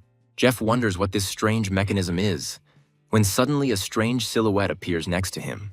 Jeff looks at this statue and realizes that on this pedestal there is another artifact that he needs. He discovers that this artifact is very similar to the very disc that he picked up earlier. Jeff is trying to figure out what it's for when suddenly the statue starts moving and looks at him. The unknown creature says that the stranger should not touch this object, since he has no right to do so. Jeff realizes that a gray fog is spreading around, and guesses that all this is the work of an evil god who is plotting his own intrigues. Upon seeing another deity, the Azure baby begins to fall into an indescribable rage and screams loudly. He immediately rushes forward, losing control of himself, which greatly surprises Jeff. Having risen higher, this dragon begins to scream loudly to attract the attention of its opponent. The blow is so powerful that the statue shatters into several pieces, leaving behind a strange silhouette. Jeff looks closely at this silhouette and realizes that all this time there was no one else in front of him. A corrupted Holy Spirit appears before him, taking the form of an Azure baby, distorting it.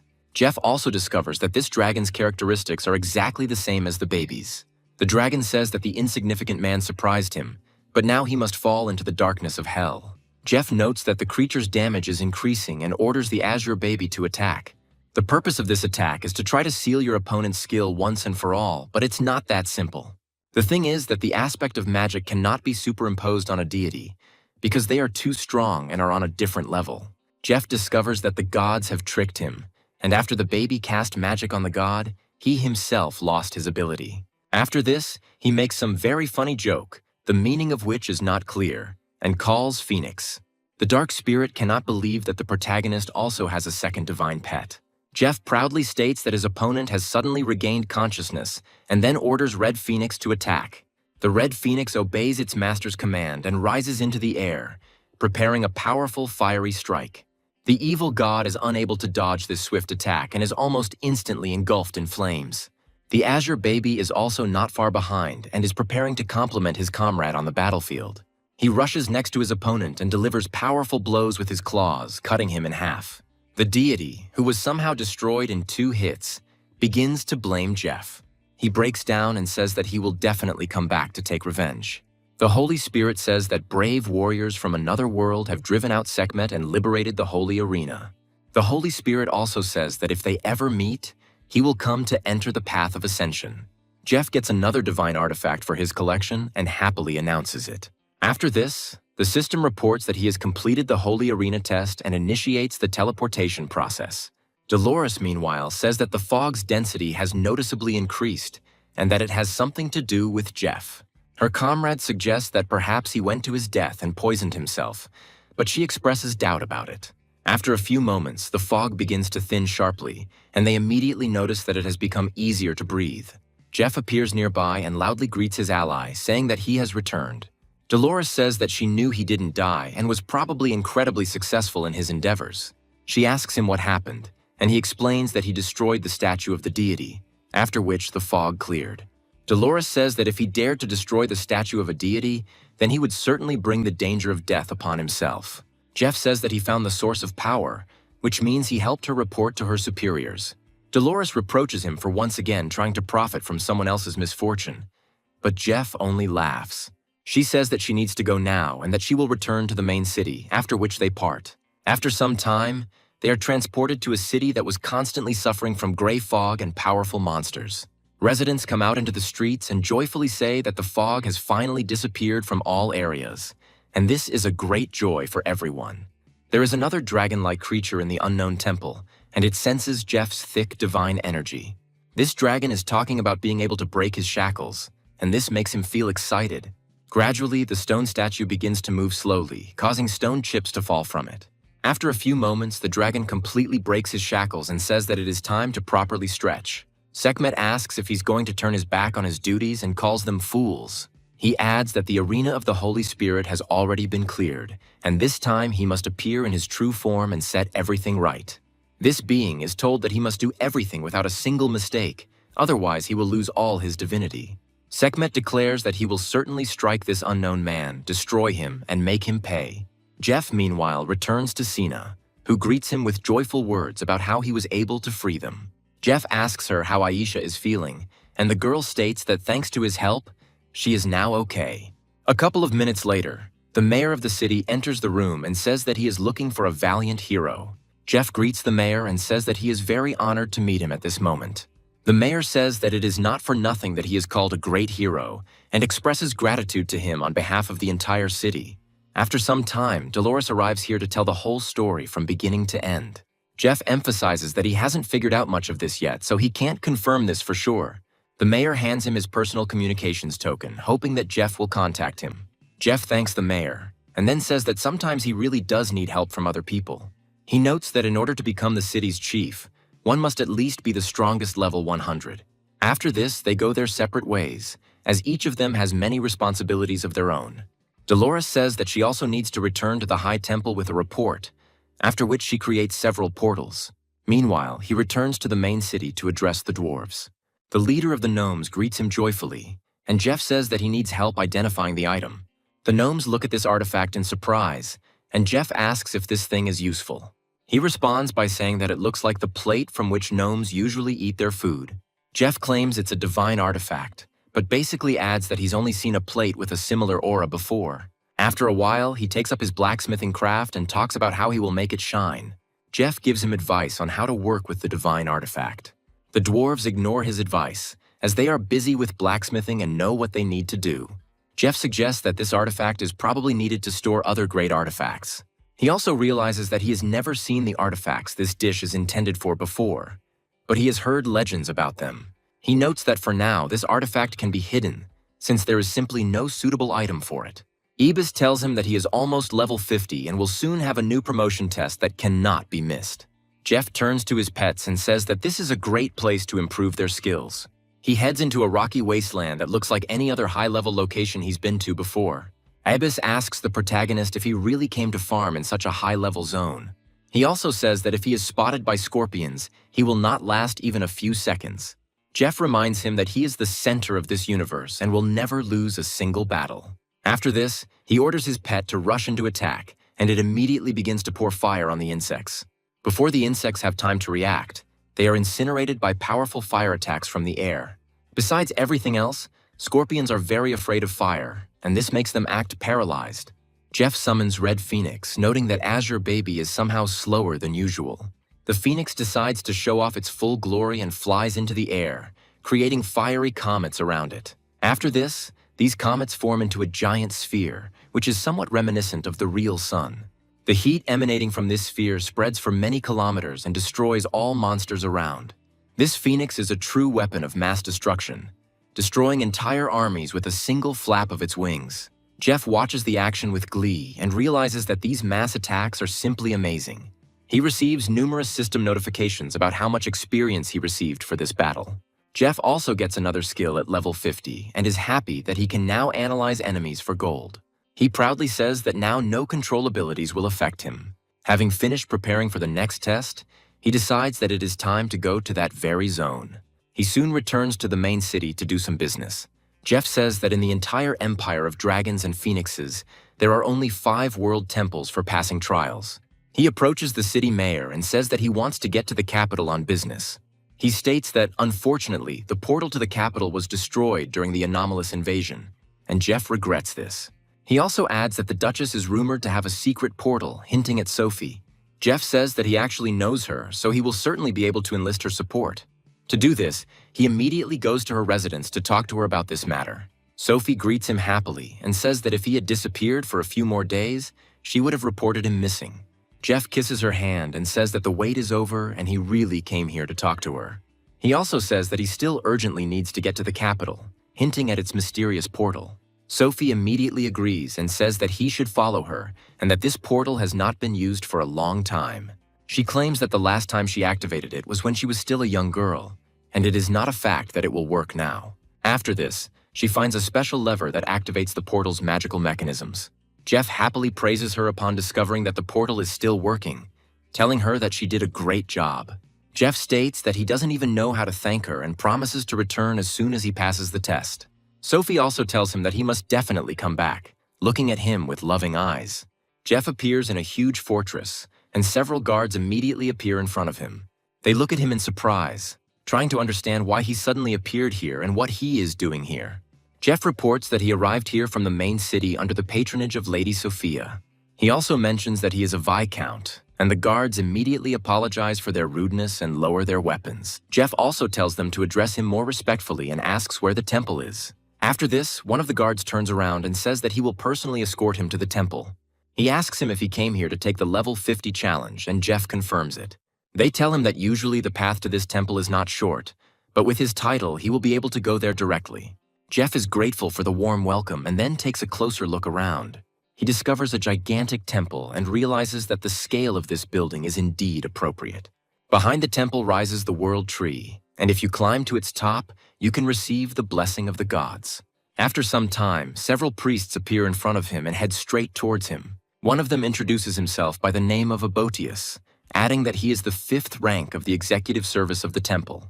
He asks him what test he is about to undergo, and Jeff states that he is going to the abyss. Abotius warns him that the 50th level test is an order of magnitude more difficult than all the previous ones. Jeff states that it doesn't matter to him, since he has already decided everything for himself, and he is escorted to the portal. After some time, an unknown man arrives to one of his patrons and reports that he has news. They ask him why he called like that, and he replies that Jeff has arrived in the capital. The aristocrat says that the damned upstart dared to come to the capital, after which he is informed that he is not alone. This man turns out to be a prince whose representative was recently killed, and he decides to take revenge on Jeff. The guard states that he is currently in the Supreme Temple and has great fame, so an open attack is impossible. Prince Karami says that he must do what he is told, and he will figure out the rest himself. Meanwhile, they are transported to the location of the testing ground, where everyone who wants to pass the test ends up. Jeff notes that this challenge is indeed weird, and there aren't even any small monsters in it. A few moments later, he sees a strange clot of dark energy in the air and tries to understand what kind of creature it is. This clot falls down and creates a powerful explosion, the shockwave of which throws away everything in its path. As soon as the smoke clears, it becomes clear that in front of him stands a black death tiger that can fly. This monster's stats are at an unattainable level, and it is a Lord-level monster. Jeff realizes that the first creature that confronted him was a Lord-level boss, and this is impressive. Immediately after this, he quickly rushes into battle, ordering the Azure Baby to test this boss's strength.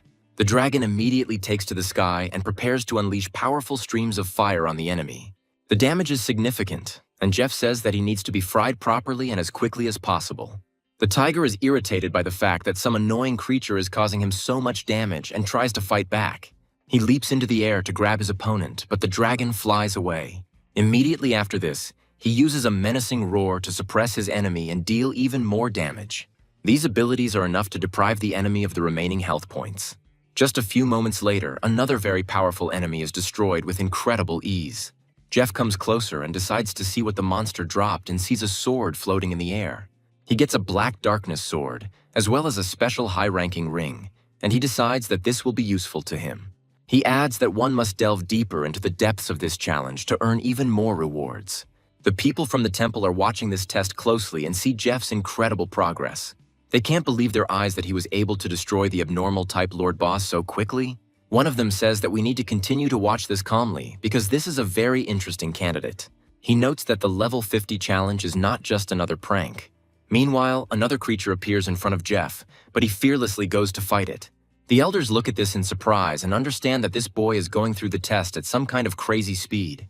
They take a closer look at the creatures that come out to fight and try to understand what these strange monsters are.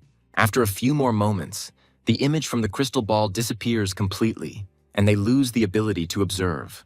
They speculate that the force was too strong and their surveillance system simply couldn't handle it and broke down. The screen suddenly goes dark, and the elders are left wondering what to do now.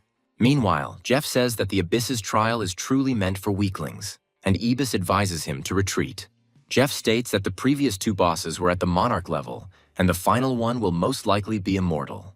Ibis states that in that case it would be better to lock him in his beast space, since he does not want to die. Jeff heads towards the giant castle and says that there is no time to waste, he needs to move on. Upon opening the door, he receives a notification that he has entered a deadly threat zone and must leave it immediately. Jeff looks fearlessly into the darkness to finally find out what kind of creature lives there. As he approaches the giant silhouette, he realizes that it is truly an immortal-level being.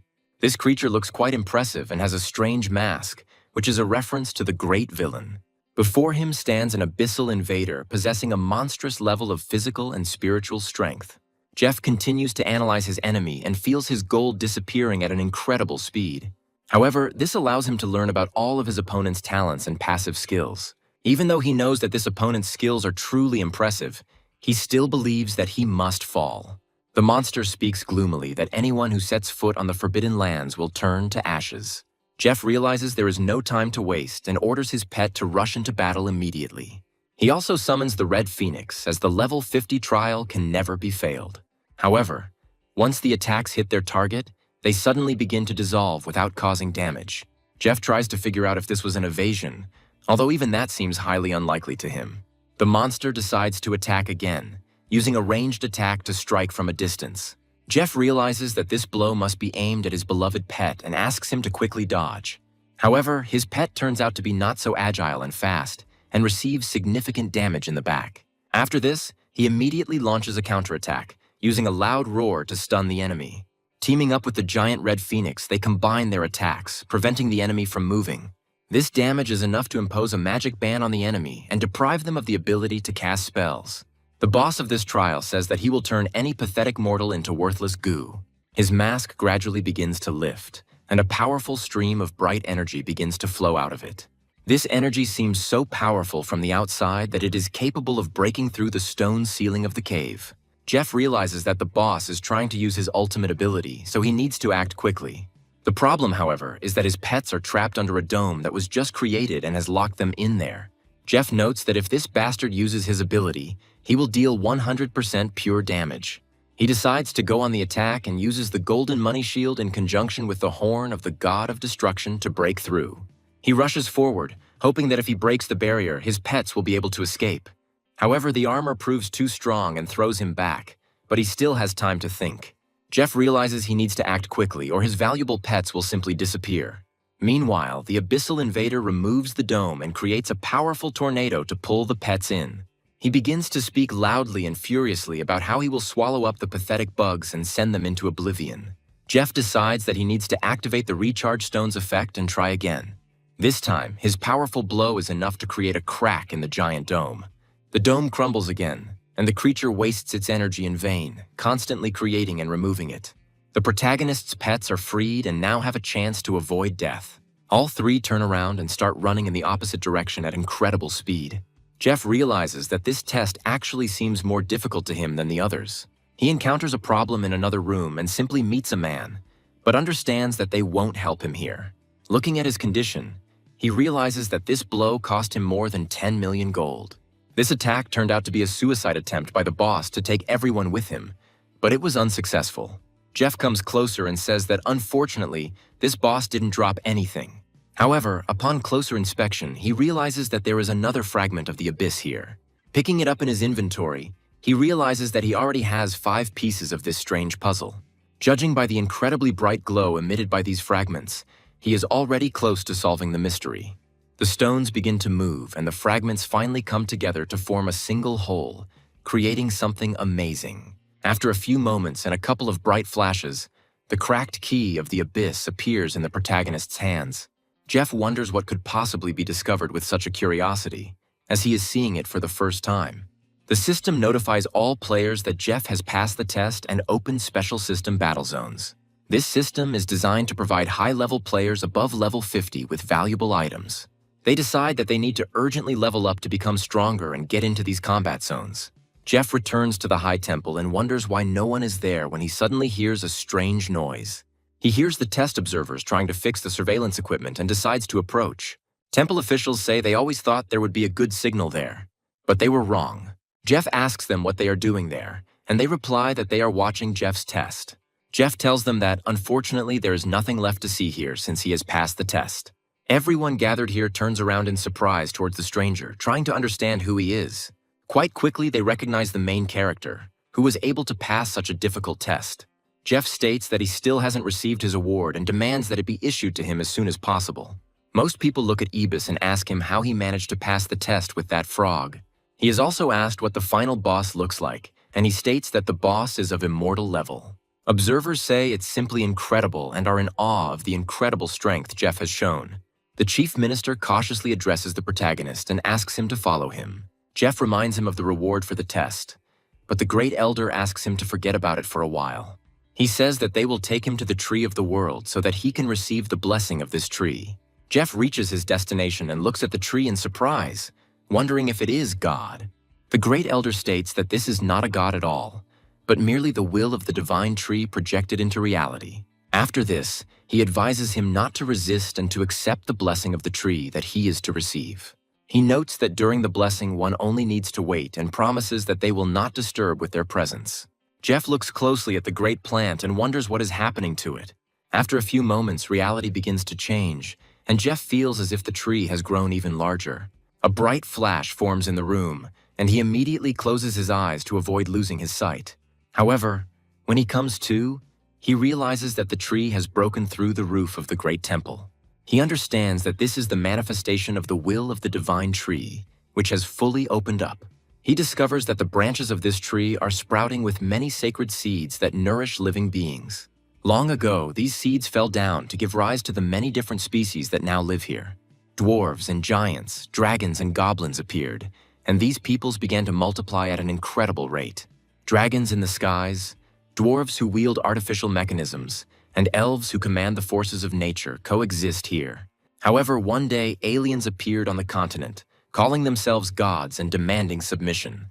Because of these false gods, many races bowed their heads, but the dragons did not submit.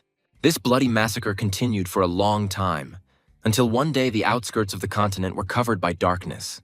Jeff realizes that these visions mean that the anomalous invasion is somehow connected to evil gods. The tree addresses him and demands that he search for traces of sacred intelligence in order to stop this onslaught of darkness. Jeff looks at the strange plant in surprise and asks what it all means, after which he receives a gift. The system informs him that he has received a celestial oracle, which will allow him to find the things he needs. The tree then begins to slowly shrink, hinting that its manifestation will soon end. Jeff receives multiple blessings, each of which further increases his stats. Jeff once again says that these boosts seem like real cheating to him, but for him, this is already the standard. And there has not yet been a single enhancement whose characteristics did not exceed all reasonable limits. Jeff notes that he already has a golden shield, and now also the ability to reincarnate in the same place. After he leaves the room, he is asked how it went, and he states that everything was great. The High Elder declares that if the tree has acknowledged him, then he is now a friend of their shrine. He also states that if he ever wants to join them, they will always be happy to, and gives him a reward for completing it. Jeff receives the Divine Stone of Valor to upgrade his badge and gain even more skills. After this, he waves his hand at them and says that if they have no more business with him, then he will go. Meanwhile, they leave the temple for a short time and are transported to the city of the Dragon and Phoenix, where he is located. Several guards, accompanied by 2 warriors, move forward, demanding that the townspeople make way and not interfere with them. The leader of this group of guards is named Lansley, and he has a rather infamous reputation as a cold-blooded killer. Lansley looks at the temple and wonders why this man hasn't come out yet, since he needs to kill someone. They tell him that he needs to control himself, because if they ruin the prince's deal, they won't be able to pay. Lansley states that he must deal with this scoundrel, and everything else will be decided after his capture. He notes that there is nothing to fear here, since this person is only level 50 and does not pose a threat. After some time of careful observation, they finally notice a man who looks very much like Jeff. Lansley talks about moving forward because he can't wait to deal with this guy. Jeff asks them who they are, and Lansley replies that he finds it strange that he doesn't recognize them. After this, he says that he is the executor of the tribunal, and that they found out about Jeff's illegal entry here. The Great Elder says that they demand to leave immediately, despite the fact that they do not have such a right. The High Elder also says that Mr. Jeff has passed the 50th level test and has now become a friend of the shrine. Lansley is stunned, trying to understand how such a boy could have earned such incredible power. The knight also says that they came here on the orders of Prince Karami to convey congratulations to the hero of the empire. The knight says that to pass a test of this level is an incredible power, worthy of admiration. Jeff decides to make fun of his interlocutors and says that they should dance in front of him. Lansley looks at him in shock and says that this is too serious a demand, but the elder supports him. The knight suggests that it would be better to avoid such displays of admiration. Jeff complains to the Great Elder, who begins to put pressure on these people, claiming that this is blasphemy. Lansley realizes that he will get into too much trouble if he refuses to comply with the elder's demands. He quickly approaches the knight and says that he will nevertheless satisfy the request of the hero of the empire and dance. Jeff stops them, and at first these guys think that he is showing them mercy after all. However, they don't know the main character well, since he really likes to torture his victims for a long time. He orders them to go to the main square so that all the people will look at them and laugh. After a while, many onlookers are surprised to notice two aristocrats performing a strange dance. They immediately start laughing at Lansley, wondering who could have taught this scoundrel such a lesson. They also add that apparently even the heavens punish the wicked, and note that they dance well. Lansley, meanwhile, is burning with rage at the humiliating punishment he has suffered at the hands of the scoundrel. He vows to himself that he will definitely return this incredible insult to this scoundrel and destroy him. Meanwhile, Jeff decides that he needs to return to the battlefield to continue leveling up. Abbas says that the battlefield is too dangerous a place, but Jeff says that they can definitely handle it.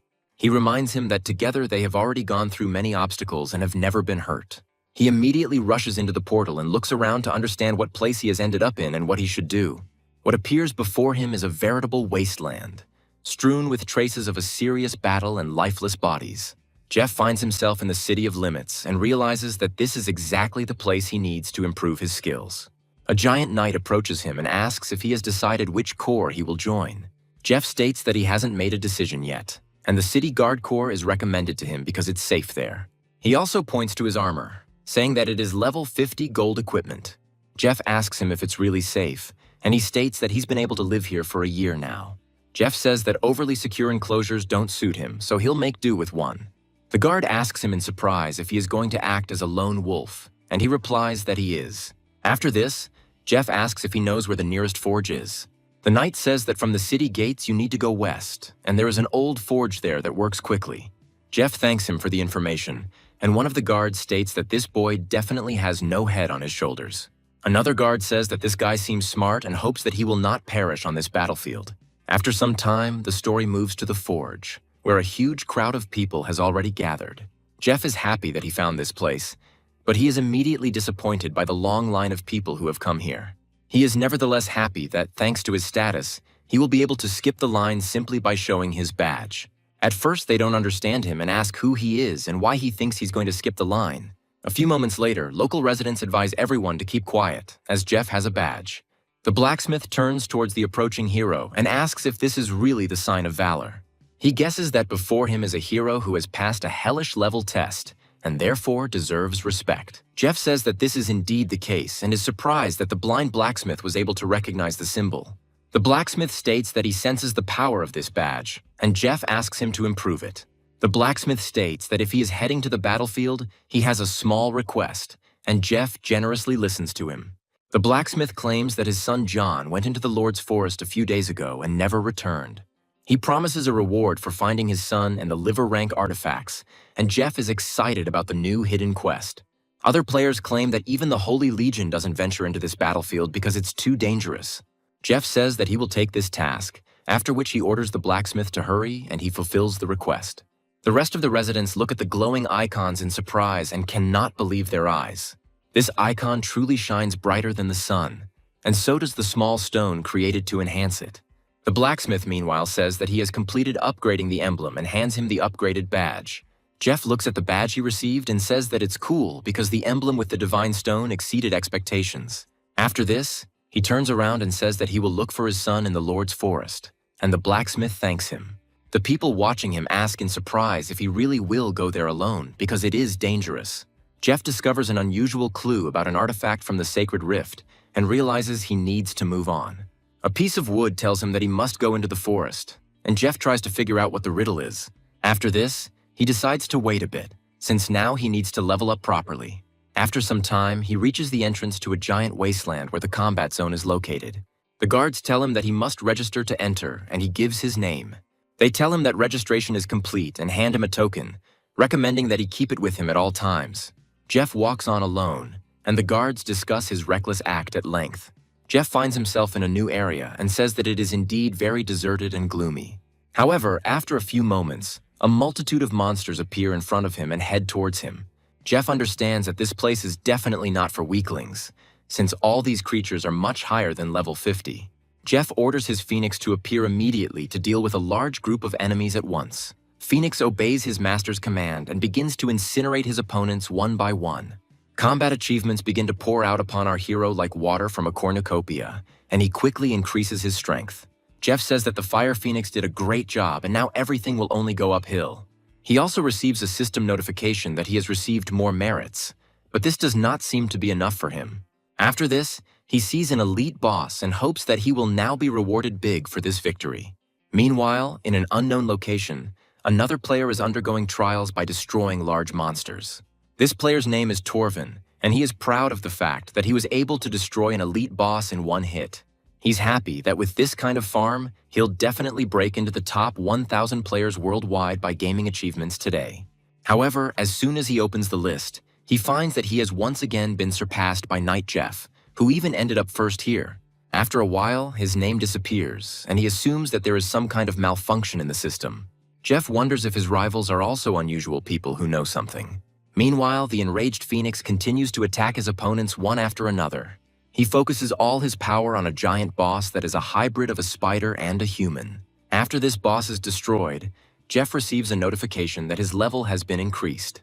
He notes that once the damage reaches 100,000, it will mean that he has passed the first stage of warming up. After this, he joyfully orders his beast to continue moving forward and destroy all enemies. All players are informed of how great Jeff is and that he has once again entered the top of the rankings.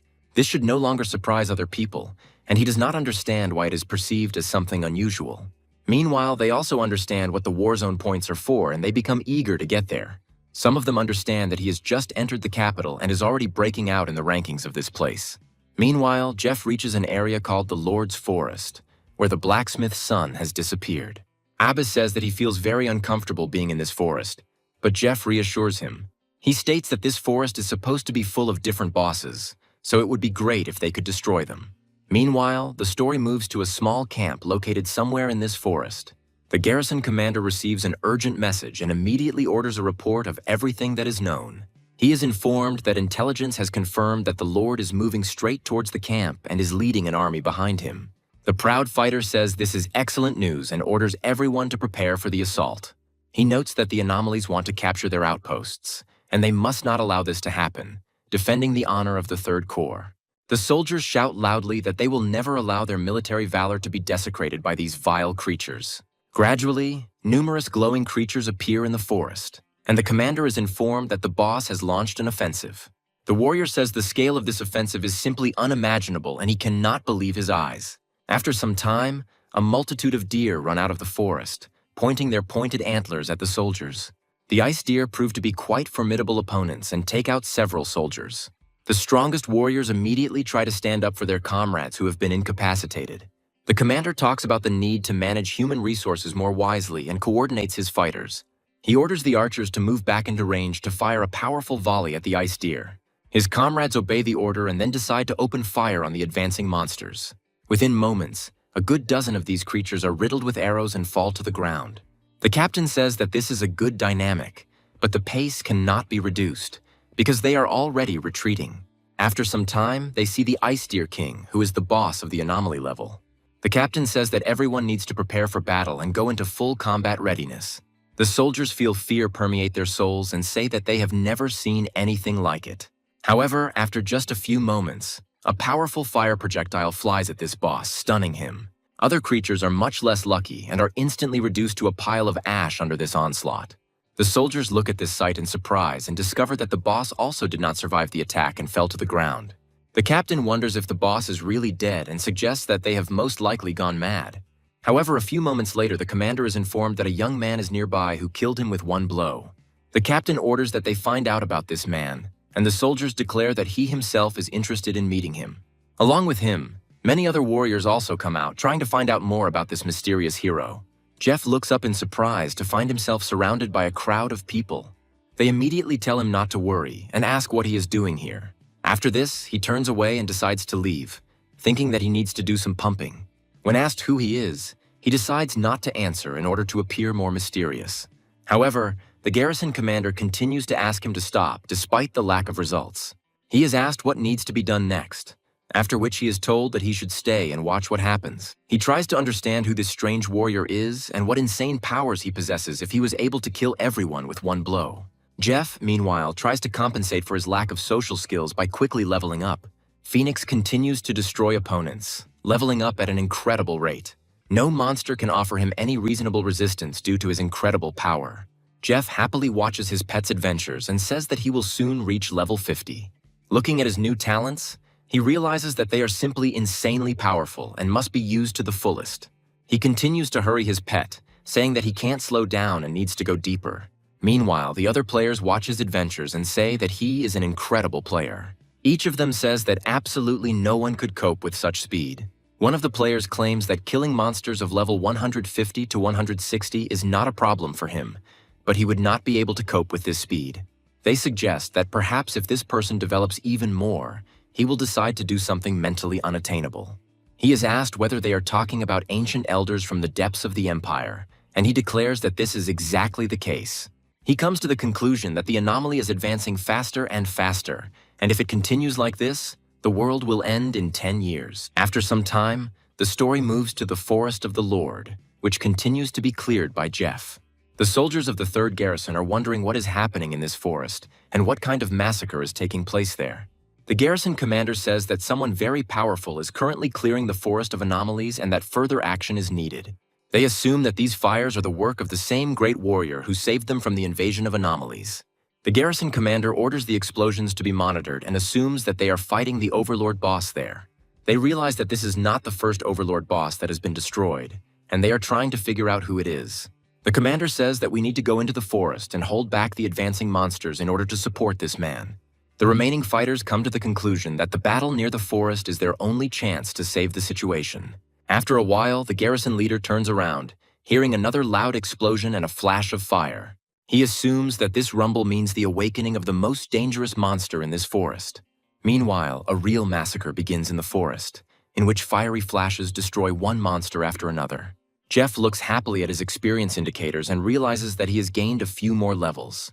Ibis says that he was in a pocket space, but now he has been pulled out into real hell. After some time, he discovers a strange fog and tries to understand what it is, rushing forward.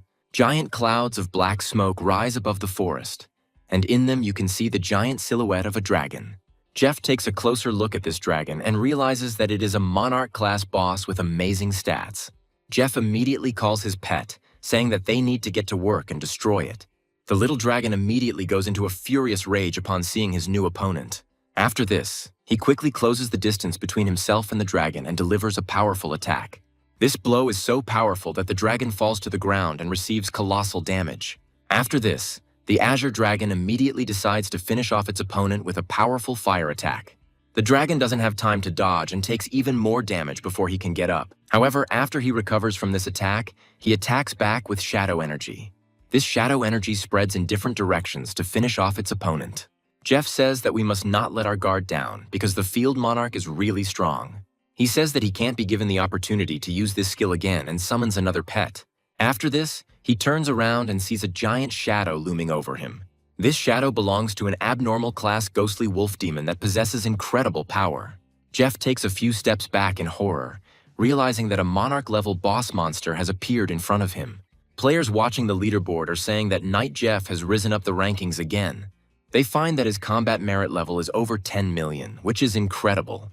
And pretty quickly they realize that this great man is simply destroying Monarch-class bosses left and right. City leaders are also wondering how quickly this guy can rise to the top. They are very surprised that this man was able to break through level 50 monsters with such ease. The ruler declares that apparently, from today on, they need not worry about this battlefield. Jeff at this point looks around to find his next target to fight. He looks proudly at the approaching boss and says that it has been a long time since he fought the third monarch. This boss is a dark flying beast of anomalous origin and has enormous stats. However, Jeff greets this monster with a smile, since for him it is just another prey. The dragon takes aim at this monster and prepares to unleash the power of its fiery blows on it. Almost no boss has a chance to survive this attack, and the bat falls to the ground. After this, she suddenly rises into the air and uses a loud sonar to stun enemies. Jeff, Abyss, and the Azure Dragon try to cover their ears, realizing that otherwise they will simply burst. After this, he assumes a pompous pose and orders the Phoenix to get to work and destroy the enemy. The next moment, the Phoenix instantly flies into the air and unleashes a scorching beam on the enemy. This scorching beam hits the monster directly in the mouth, causing its belly to swell and turn red. Jeff watches this with joy and says that this is a brilliant display of incredible power. However, after a few more moments, the monster begins to swell, and this does not bode well. Ibis says that if they stay here, they will certainly be caught in the shockwave. The monster, meanwhile, explodes like an inflated balloon and sprays its insides for several tens of meters. Jeff says he's not surprised that Monarch-class monsters are destroyed so easily. However, he quickly begins to regret his words as he sees swarms of servers approaching. Jeff discovers that this monster can split itself into many smaller creatures. He also quite accurately determines that these small creatures are highly poisonous. Turning to his dragon baby, he tells him not to count the crows and to stop them. The dragon, meanwhile, realizes what he needs to do and decides to attack these creatures with his roar. All of these monsters immediately become dizzy and lose significant mobility. Jeff orders the Bright Phoenix to fry these creatures to a crisp as quickly as possible. Phoenix also decides to quickly carry out his master's command and attacks entire crowds of enemies with his area attacks. Everything around turns into pure chaos as the flying monsters begin to burn like embers. Jeff receives a lot of notifications that he is gaining a lot of experience and leveling up. Jeff sadly says that he doesn't get any interesting artifacts, and this makes him very sad. After this, he comes to the conclusion that he has cleared the place out quite quickly, having dealt with the 4 Monarch bosses. After some time, a whole garrison of soldiers appears on his path, and he looks at them in surprise, trying to understand who they are.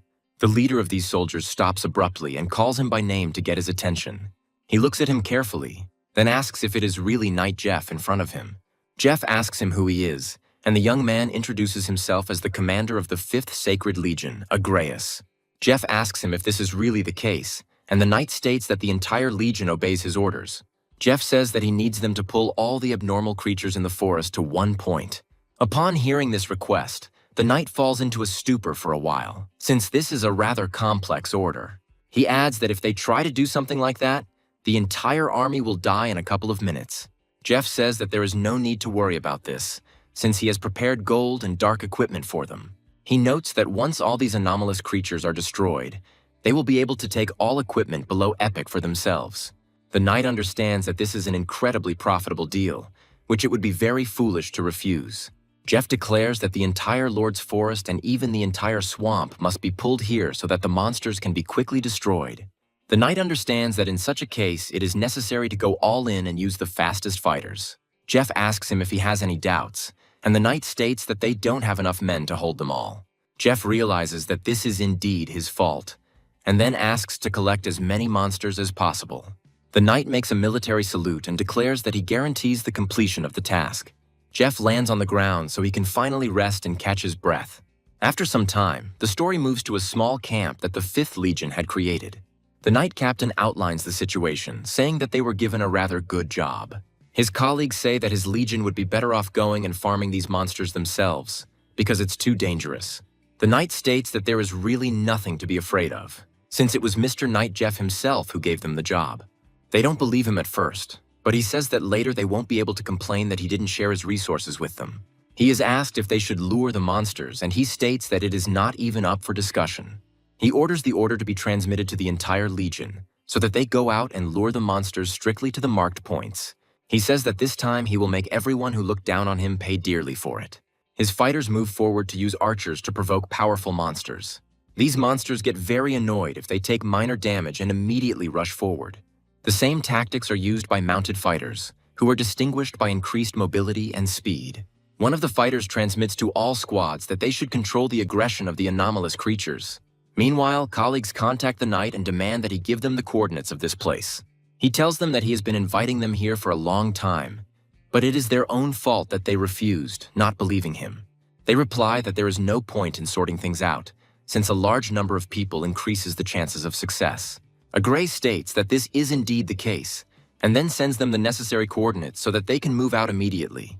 Agreyus demands that they give him a portion of the loot for such a service, but they almost immediately cut off the communication session. Agreyus calls them nimble scoundrels who waste no time and constantly try to get everything out of him. 4 hours later, almost all the commanders who were in contact with him arrive at this point to help the common cause. Observing the battlefield, they realize that real chaos reigns here due to the large number of monsters. Some of them realize that they have never seen anomalous creatures of such a high rank in their entire lives. Agreyus says that he didn't expect such a large horde of monsters, but they tell him that everyone wants loot. Agrey is also asked about the whereabouts of Mr. Knight Jeff, since he should have arrived by now. They add to him that there are so many abnormal animals here that it is unlikely that even such a person could cope with them. After this, they begin to retreat rapidly and finally see the man for whom all this was started. Jeff sits on a rock and thinks about how hard it is for him to command his pets during this farm. However, after a while he hears a rumble and is surprised at how many animals they have brought here. Agreyus claims that he carried out his orders, but ended up attracting far more monsters than planned. Jeff flexes his fingers as if he's actually going to fight and declares it's a mountain of free experience. Immediately after this, he heroically orders his pets to do all the work for him and calls them. The Red Phoenix instantly gains the necessary altitude to bombard monsters from a great height. The ordinary soldiers watching this cannot believe that they are seeing a real fiery meteorite in front of them. As soon as this meteorite hits the anomalous beasts, it creates a powerful explosion, throwing them aside. The most unlucky creatures that found themselves in the center of the explosion were blown to pieces. Despite this, the Phoenix does not plan to stop there and continues to destroy enemies. He flies over them again like a bomber, and each time significantly reduces their numbers. The commander of the 3rd platoon is informed that it is quite unsafe here, so it is better to change position. Taking a closer look at the explosions that appeared out of nowhere, they discover whole hordes of slain creatures. Jeff stands proudly in place and receives a notification that his pets have brought him a lot of experience. After a few minutes of this terrible carnage, a real earthquake begins, which frightens the others. People are wondering what it is and remarking that they haven't seen anything like it for a long time. Players watching the leaderboards are noting that Knight Jeff's point gain rate is simply terrifyingly fast. Some of them claim that it is unscientific and that it is impossible to destroy heaven and earth at level 50. However, after the next rating update, they realize that Jeff has already reached level 60, which is simply unthinkable. After some time, they get the feeling that the aura of the anomaly on the battlefield has suddenly changed, and this is a bad sign. The fact is that the earthquake that appeared on this battlefield did not just happen. Jeff himself feels powerful tremors and wonders what it all means and where he should go. The 3rd platoon commander quickly jumps off the tower to avoid being buried under the rubble and looks around. He senses the approaching aura of an incredible anomaly that he will have to deal with himself. Suddenly, the ground begins to explode, as if something large is being ripped out from underneath it, and the earth is heaped upward. The creature that appeared was truly gigantic, and from a distance looked like a large ogre dressed in armor. This creature looks around and lets out a loud roar to announce its appearance to the whole world. The 3rd platoon commander realizes that this is an immortal-level boss and that it is impossible to fight him. The soldiers wonder how this is even possible and how such a colossus got into these lands unnoticed. They turn sharply to Jeff, stating that they urgently need to retreat, but Jeff says that he is not as strong as he looks. He reflects on the fact that he has destroyed similar creatures in droves, so he will kill this boss too. A few moments later, he summons the Azure Dragon again and orders it to deal with this problem. He advises him to vent all his anger, and the Azure Baby, who has already grown considerably, rushes into battle. Charged with fiery energy, he quickly breaks the distance between himself and the enemy. Jeff, meanwhile, decides it's time to turn things up a notch and tries to observe his enemy's behavior. The Azure Baby delivers a powerful claw attack, which has no noticeable effect due to its armor.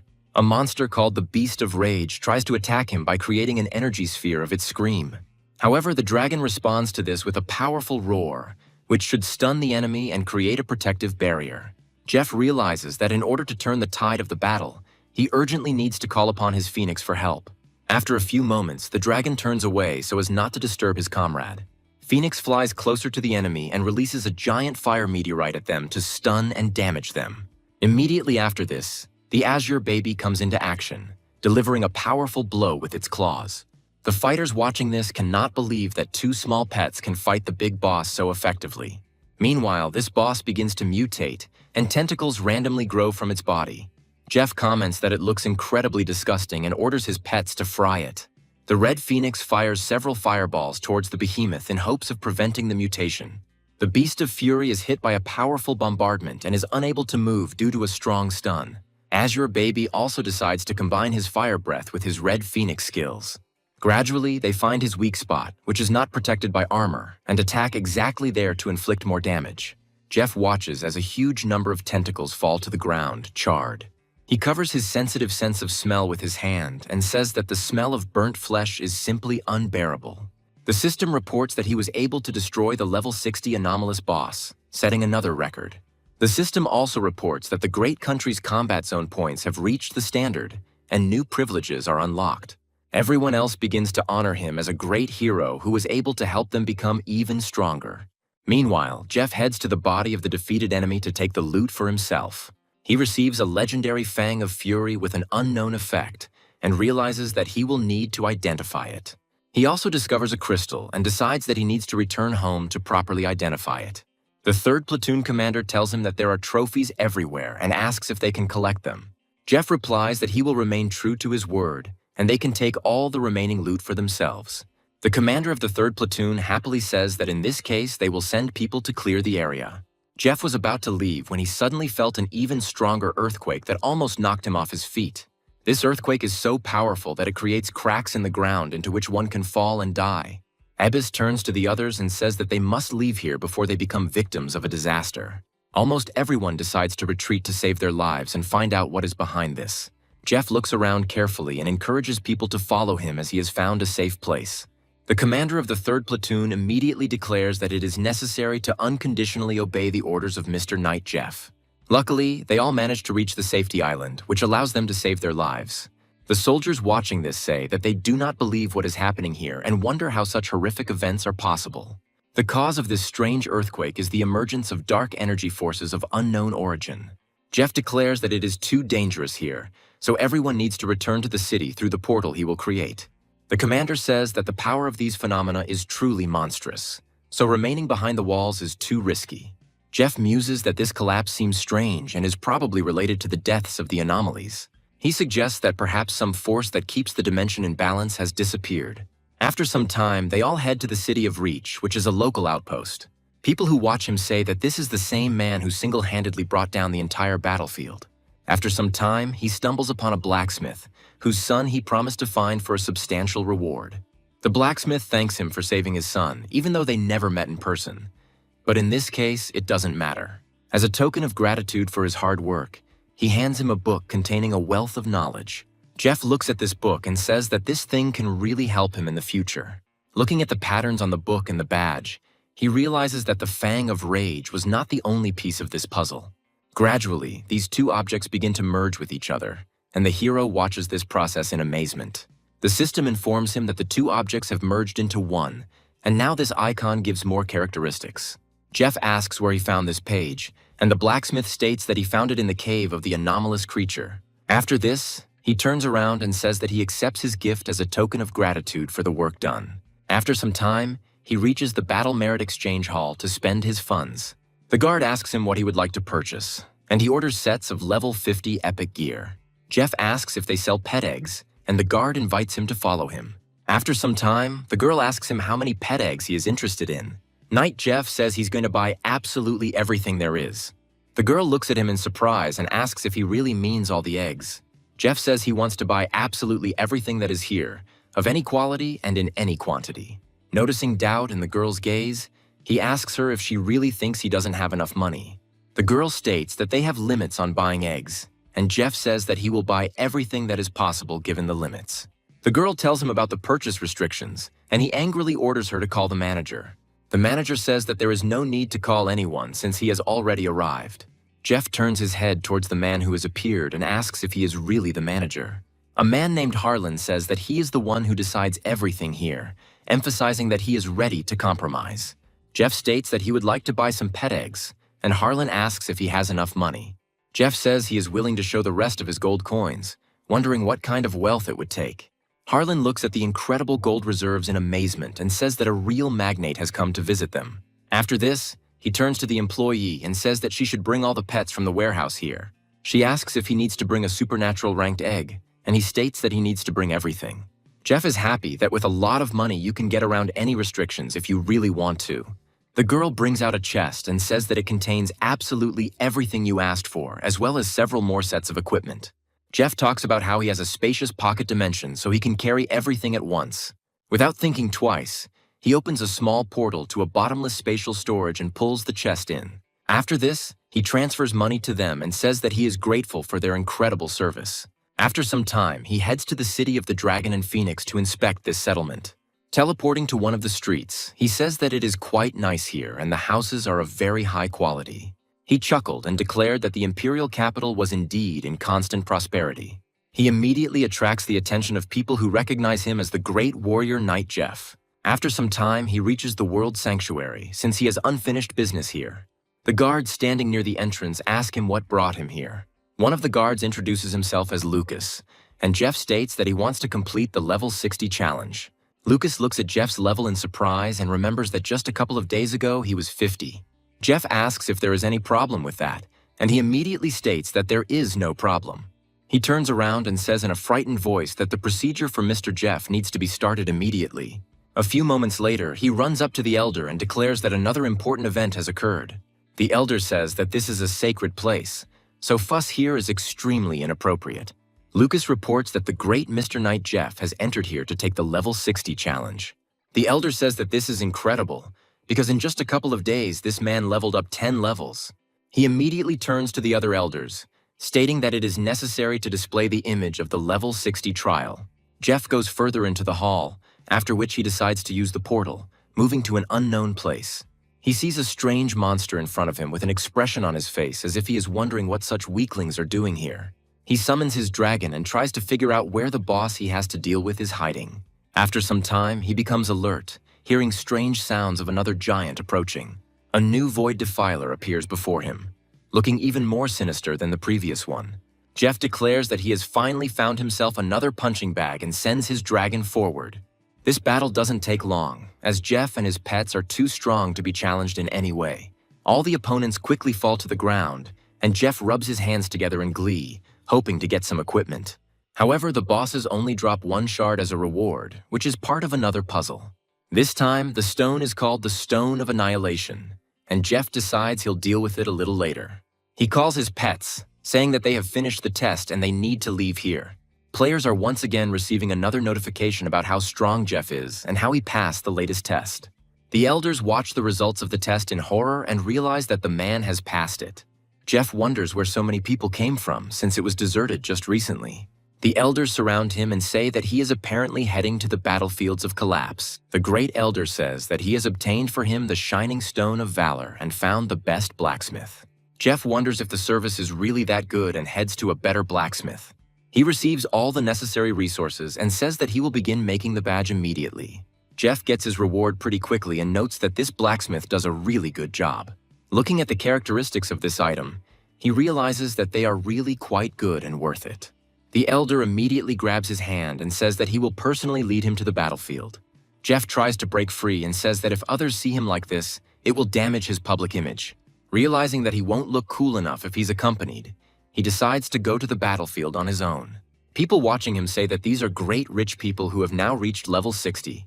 His support group states that they are expecting good news from the great god Knight Jeff, and he thanks them. After some time, he passes through the portal and looks in surprise at what opens before his eyes. He sees a real crowd of people who have been waiting for him all this time and have finally begun to approach him. These people introduce themselves as the Legion of Slaughter and say that they are ready to help him in any tasks. Jeff snaps his fingers and says that since everyone has decided to come here, it is necessary to take action. People immediately run away and say that they will bring all the monsters that are here. The enthusiasm of these people deserves respect, as they are willing to risk their lives for Jeff. Jeff lazily sprawls on the ground and talks about needing a little rest after the ordeal. After some time, one of the fighters approaches him and says that they have serious problems. After a short pause, he sadly says that perhaps the goal they were given is unattainable. Jeff asks him if top players can't accomplish such a simple task. The fighter tells him that the behavior of the anomalous monsters has changed greatly and they no longer pursue anyone. Jeff realizes that the rules of the game have apparently changed, and in that case, he will have to see for himself. Stepping aside his followers, he decides to explore the area alone for changes. He says that while he was exploring this area, he really did not encounter a single group of monsters. After some time, he discovers another lonely monster, which looks like a huge eagle. Jeff immediately orders his laser baby to destroy this creature, and it does as he orders. A powerful explosion and a fiery flash are heard in the air, knocking the flying creature to the ground. Jeff realizes that the monsters are not only disparate, but they are not anomalous bosses either. Jeff comes to the conclusion that there is nothing to be gained on this battlefield, and he will have to come up with another way. After this, he opens a portal and says that first they need to return to the city and discuss some things. He is immediately met by a large crowd of people who ask him about news from the battlefield.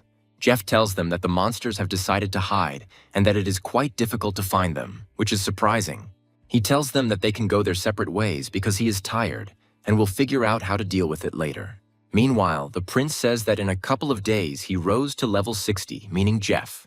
He is told that, fortunately, the anomalies on the battlefield have changed their behavior and his growth rate has slowed. Because if he had reached level 100 now, he would have been feared. But now there is definitely nothing to fear. He orders that the route of this man who dared to leave the imperial capital be found out and that he must be killed. Meanwhile, Jeff returns to the Duchess's residence to meet his beloved Sophie. She, of course, becomes genuinely delighted when she sees a person she likes so much. Jeff bows down to her again and tells her that they really haven't seen each other for a very long time. He states that he is genuinely surprised that she waited for him here all this time and apologizes for the trouble he caused her. Sophie says that wherever he goes, he raises a storm, hinting that news from the Empire has already reached her. She asks him why he came back here this time, and Jeff states that he needs a favor from her. He notes that he would like her to help him contact pet dealers to purchase materials for development.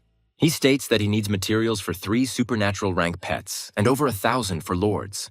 Sophie asks him in surprise if he really needs that much and adds that she will arrange it all. Jeff waves goodbye to her and tells her that she helped him out a lot, but he has to go. After some time, he decides to visit the gnomes, who have been working on their projects for a long time. The leader of the gnomes greets him joyfully, and Jeff declares from the doorway that he has personal business with him. Without thinking twice, he dumps several powerful artifacts in front of him, which belong to the Epic set. Jeff adds that these artifacts need to be strengthened and asks if he can handle it. The gnome says it won't take him long, and Jeff shows him the gem. He tries to analyze it and says that it is a material for writing scrolls of forbidden spells. Jeff asks him what it is, and he explains that forbidden spells are ultimate skills. He also says that if his eyes do not deceive him, this stone is a source of great magic. He also says that in addition to the ink used to make the scroll, there are requirements for the strength of the paper itself. In his opinion, the skin of a rare creature is needed, and the one who will write the scroll must have the power of a great magician. Jeff notes that in this case, he needs to turn to someone who is well versed in magic. Of course, he means Dolores, who chooses a new robe for herself, changing the color of her outfit. Jeff opens a portal and says that he is glad to see her after such a long separation. Dolores says that if this boy came to her, then trouble should be expected. Jeff says he came to her for advice, and she encourages him to quickly state what he needs. Jeff asks her if she has heard about the source of magic, and Dolores states that she knows all about it. Jeff hands her the magical artifact, and her eyes immediately widen in surprise. She asks him where he got the thing from, and Jeff states that he got it from the Immortal's boss. He also suggests that she hasn't left the house lately, and Dolores admits that she has been very busy. She explains that not every divine-level mage is capable of writing a forbidden spell. She smiles and says that she has enough skills. After this, she states that to create the scroll she needs the skin of the Spirit King, and adds that she knows where to get it. Jeff asks her to tell him the location of this boss quickly. Dolores declares that on the entire continent, she is the only one who can find the skin of the Spirit King, but she has conditions. She explains that this source of magic should be enough for not just one scroll, but several, which she will take for herself. Jeff states that he is happy with the terms of the deal, and she creates a portal to bring him the good news. Jeff decides it's time to check on the pet eggs he bought to raise better animals. Meanwhile, Ibis asks the others to act as carefully as possible and not to break the shell. Numerous maids dressed in market costumes say that they will try not to scratch a single egg. Jeff says that Ibis is doing a good job, and Ibis immediately complains that he was forced to work. Jeff says he had no experience with pets, so the task was handed over to him. He notes that everything is more or less settled, and it is time to go to the island of Divine Grace. After some time, he heads to the port where you can rent floating equipment. He says that this island is located on the edge of the Sea of Despair, so the best way to get there is by ship. A few moments later, he sees a giant ship called Poseidon in front of him and is impressed by it. The manager wishes him a pleasant journey and he climbs on board.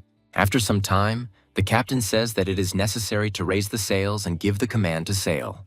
Jeff looks at the people here and realizes that most of them are wearing level 80 gear. Suddenly, one of the fighters comes closer to him and asks if he came here alone. He immediately offers to join their team, saying that they are in fact lacking an experienced magician. Jeff asks them if they are mercenaries, and the fighter admits that they are collecting tree spirit crystals. Jeff tells them that he's not interested, so they should look for someone else. They ask him if he has joined any other groups, to which he states that he is a lone wolf. The mercenaries are very surprised by his incredible coolness and loneliness, realizing that this is real madness. They ask him if he boarded this ship right after reaching level 60, and Jeff states that he did. The mercenary advises him to be very careful and not to leave the ship after arrival. He adds that the island is very unsettled, and Jeff asks them what happened there.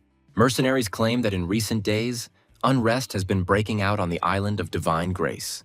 Jeff suggests that if these are normal monster riots, then that's just great, because that's exactly what he needs. He notes that apparently, some new mutation has occurred among the creatures on the island. He asks the mercenary how long ago this started, and he replies that it happened a couple of weeks ago. Jeff remembers that it was during this period of time that he fought a gray clone that appeared out of nowhere. The mercenary still advises him to go back because he only has one life, and Jeff thanks him. After this, he says goodbye to him and says that they will see each other again if fate brings them together, after which the mercenary asks his name. Jeff turns around, puts his hands in his pockets for a more confident stance, and announces that his name is Knight Jeff. The mercenary is immediately surprised, realizing that in front of him stands the legendary Viscount from numerous rumors. They try to stay close to him and say that they feel much calmer around him. After some time, one of the captains says that the ship has entered the waters of the Sea of Despair. Jeff looks out of his cabin to see what's going on and how big the sea is. Looking around, he realizes that the Sea of Despair really does look quite threatening. The soldiers on this ship begin to pray, hoping that a cruel fate will not befall them. However, the prayers are in vain, as the silhouette of a giant monster appears from afar. They realize that they have failed to escape the real Leviathan that inhabits these parts. The system reports that this is a deep-sea demon whale, which is a monarch-level boss. Jeff, realizing that a creature of this level is definitely at the top of the food chain, decides that he is not to be trifled with. The soldiers understand that this is a real revelation, because such creatures are extremely rare in human history. Meanwhile, the creature continues to circle around the ship, preparing to pierce it through. The ship's captain claims that they are strong enough to deal with this monster. The mercenary says that if a divine-level expert enters the battle, then they are definitely saved. The mage creates a powerful protective magical barrier that should hold back the boss's attack. Keith tries to attack this magical bubble, but he can't break through it, only damaging its surface. The magician says that we need to prepare to launch the weapon of the apocalypse in order to fight back against this creature. Jeff watches this process closely, trying to understand what this weapon is and how it works.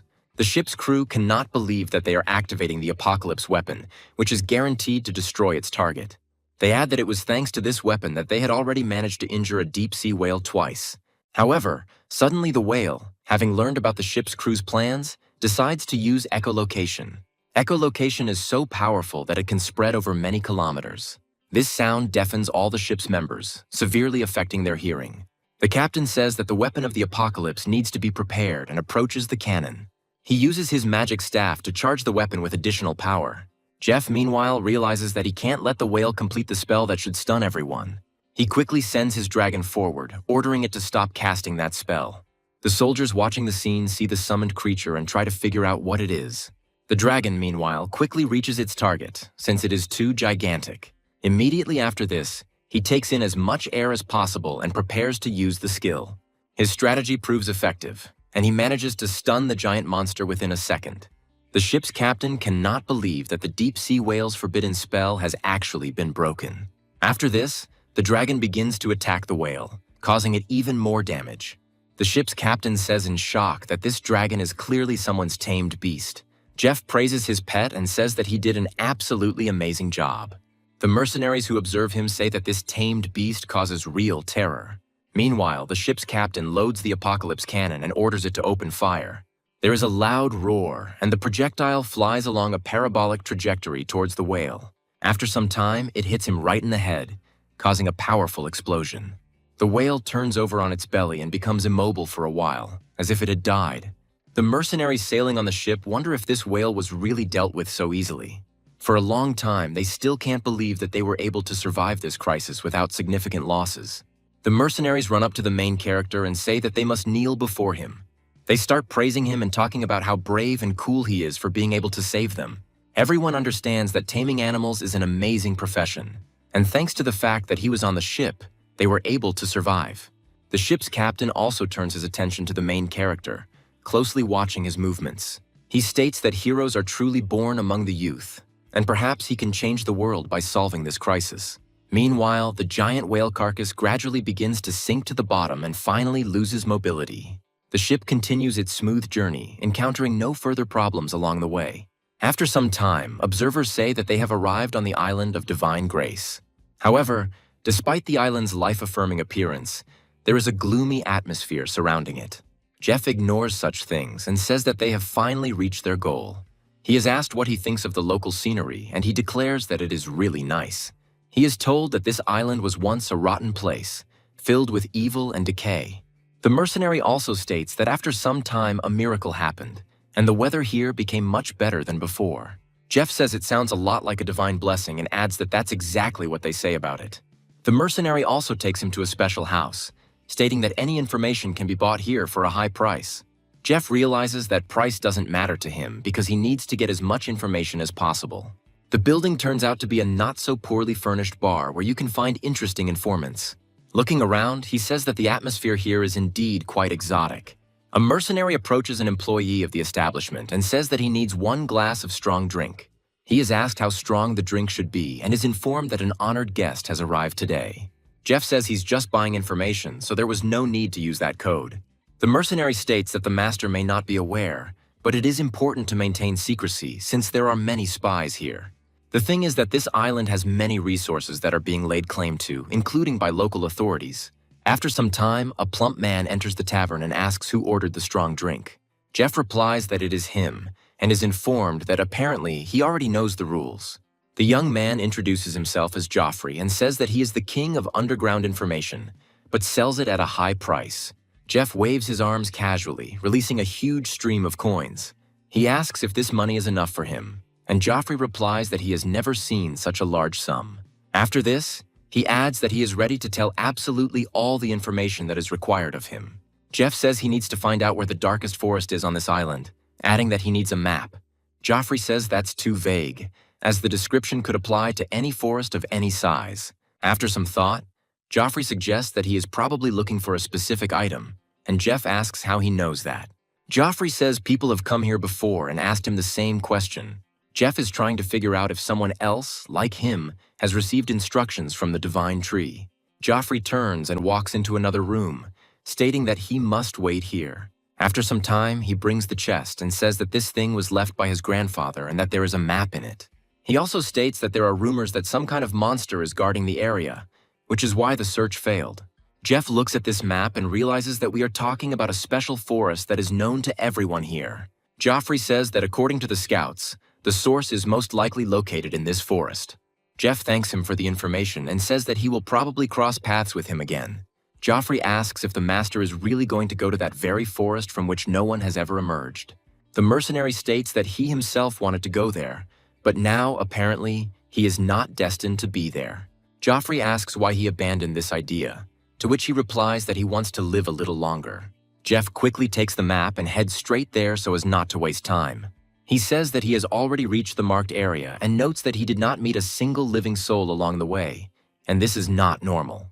Gradually, the atmosphere becomes more and more eerie, and the hero even feels as if he is being watched. After some time, a giant shadow appears out of nowhere and rapidly approaches the main character. This shadow belongs to a bloodthirsty beast, which is a giant walking anomaly. Jeff claims that it is just a pathetic pawn, as he has much more serious reasons to worry. He summons his pet to attack the enemy with a powerful fire whirlwind.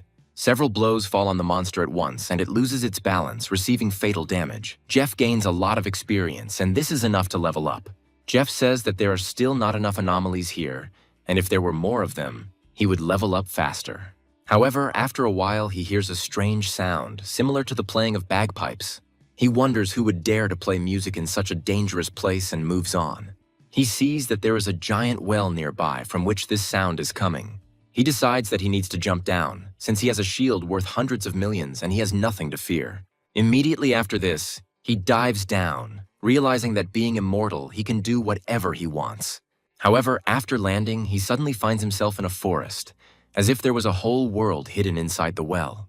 Jeff tries to figure out if it was a portal or some pocket dimension that he didn't notice the entrance to. He realizes that it is quite nice here and immediately hears the melody of a stunning flute.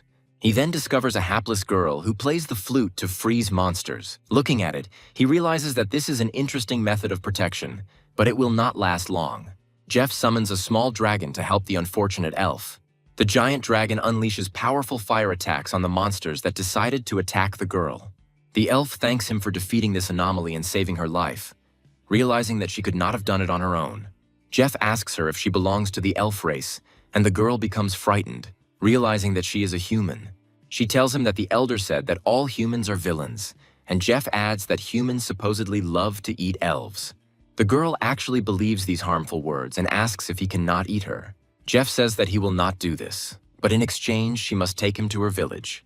The girl agrees to this proposal, and Jeff mentally wonders if all elves are so naive.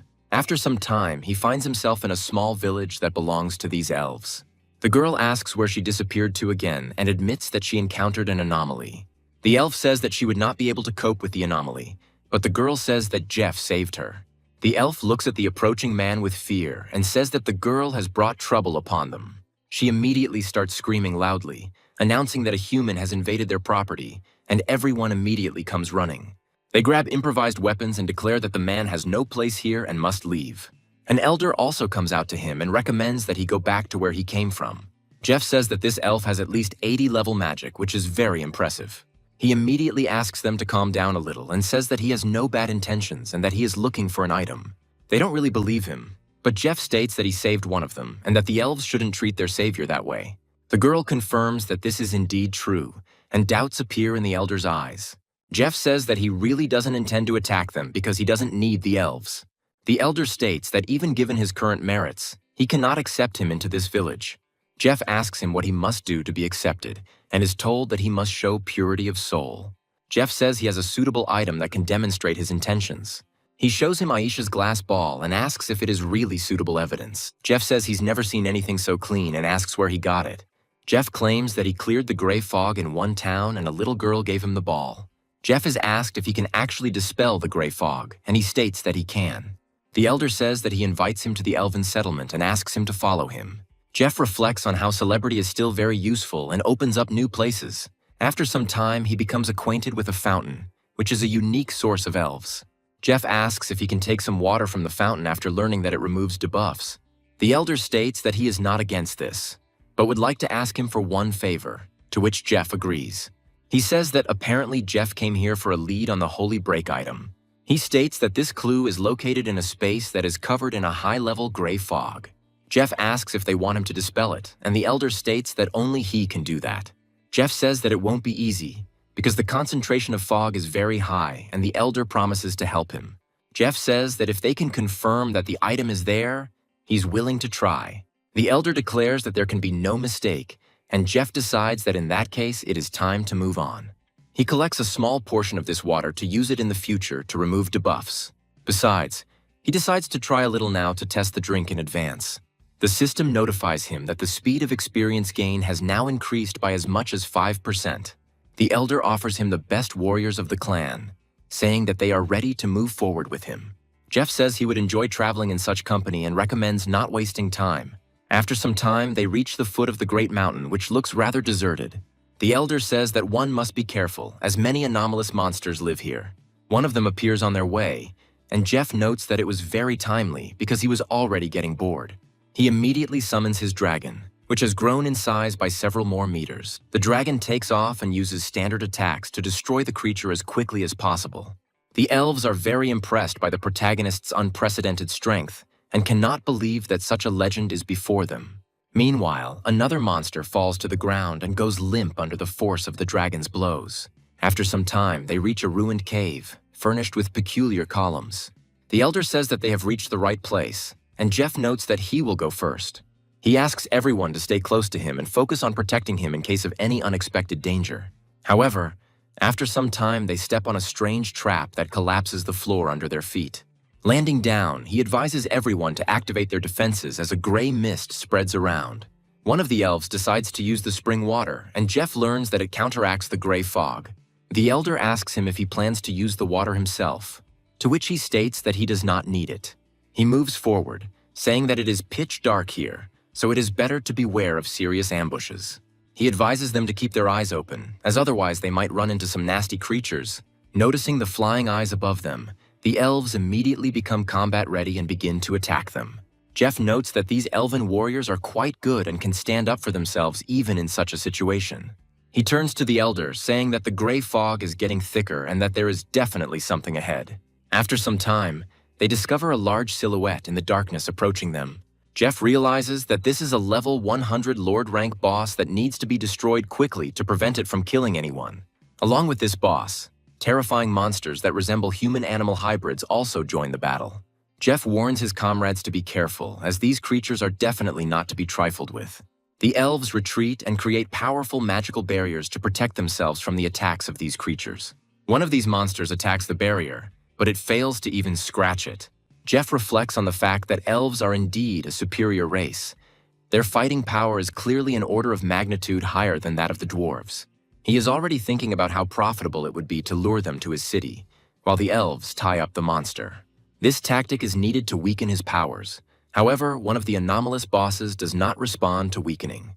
The boss runs away, and Jeff states that there is no point in pursuing him. It is noted that if this boss suddenly fled, then he probably went to pass on information to his allies. Jeff claims that there is a much more terrifying creature living there, which is most likely on the level of a monarch.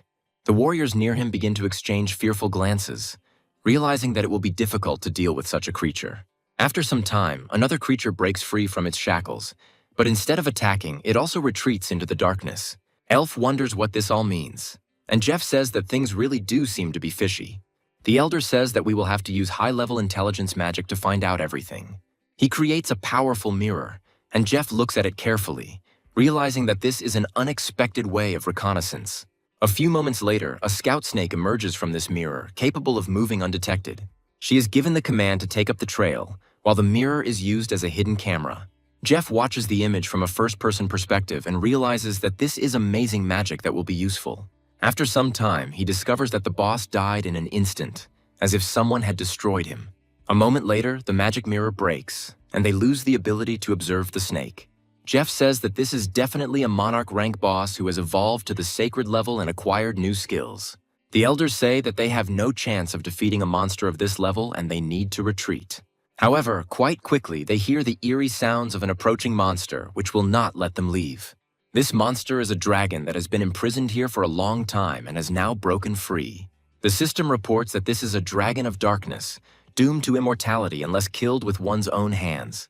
The elves talk about leaving here, and the elder is preparing to delay him with the help of his tricks. The dragon sees new prey and decides to destroy it, despite the fact that it is only a bite for him. The elves and Jeff ask the elder if he can handle it, but he states that he definitely can. Jeff turns around with the elves and decides to get to the exit of this cave as quickly as possible. The elder charges his staff and says that they should run and not think about him at all.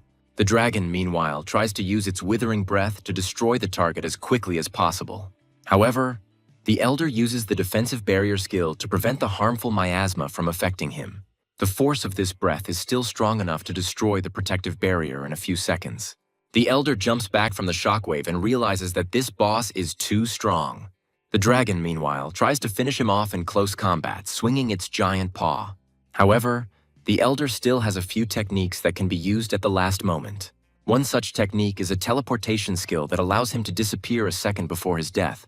He appears right in front of our fugitives, who have almost reached the exit of the cave.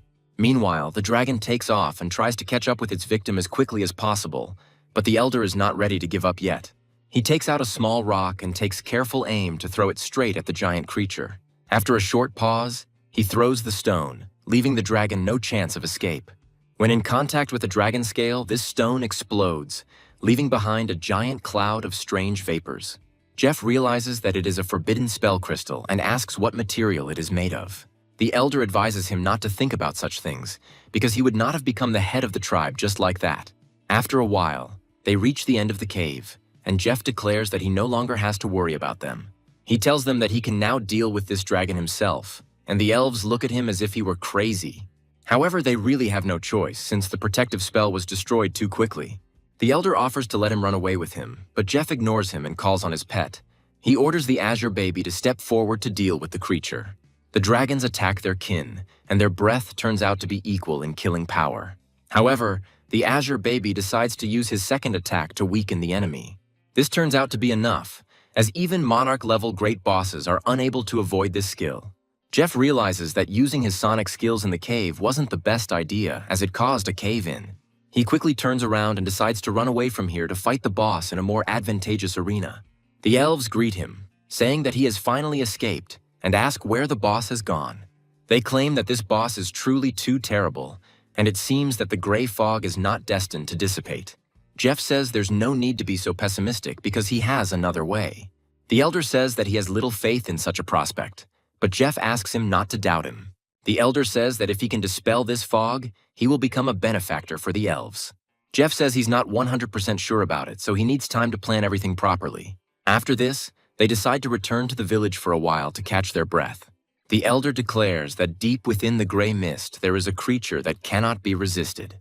The elves wonder if they will have to move again, hinting that they are just getting used to life here. The elder states that a being of a high rank with a high level of power has settled in the depths of the gray fog. The elf understands that this is indeed a very serious opponent, who is unlikely to be defeated. Jeff calls his pets to show them a very important show. Looking at these elves, he tells his pets that this is a rather sad sight and they need help. The pets respond with delighted cries, and he understands that if they agree, they can figure out a way. He addresses the Red Phoenix, saying that all hope rests on his shoulders and he must figure out what to do. He also uses a special feather that should point the way to solving this rather complex riddle. The elder of the elves looks in surprise at the object that is rushing into the sky with the speed of a comet and tries to understand what it is. Jeff says you just have to wait a little while to see the true effect. In just a few moments, the creature finds itself in a distant land full of volcanoes. The mother of the Red Phoenix settled in these parts and decided to find temporary shelter here. However, after she receives the call of the main character, she realizes that she needs to spread her wings. She's been spending quite a bit of time in this place for a while now, so this call is a good excuse to stretch her legs. Flying up, she says that this matter needs to be resolved, and then go and settle the score with Hephaestus once and for all. Her flight is accompanied by a large fiery aura, which makes the air incredibly hot. Jeff wonders why this immortal divine phoenix is so slow. After some time, the elves felt that it had become very hot, and the sun had become incredibly bright. However, one of the elves is surprised to realize that the approaching bright star is a creature. At first they think that it is some hostile boss who decided to take revenge on them for disturbing the peace. However, they quickly realize that this creature looks like a phoenix and not some kind of anomaly. The ship's captain says that this is another powerful monster and orders everyone to take up combat positions. They try to take the right places, but they don't have time because the phoenix flies too fast. In just a few moments, he flies over their ship without even paying attention to it. The ship's captain is trying to figure out what all this means when he suddenly hears a terrible vibration appearing on the water. The thing is that the demonic whale sensed an intruder into its territory and decided to emerge from the shadows again. It emerges from the water to fire a powerful energy projectile at the Phoenix. The ship's captain suggests that the whale sensed a threat to its territory and decided to attack the Phoenix. For an underwater creature, this whale has a fairly good sense of direction and is a very accurate shooter. This shot hits the Phoenix, but its energy shield easily dispels it within seconds. The ship's captain, who is watching this fight with incredible attention, cannot believe that it was so easy. Phoenix, meanwhile, calls the demonic whale an insignificant creature that doesn't know its place. To calm her opponent, she sends a small portion of her power towards him.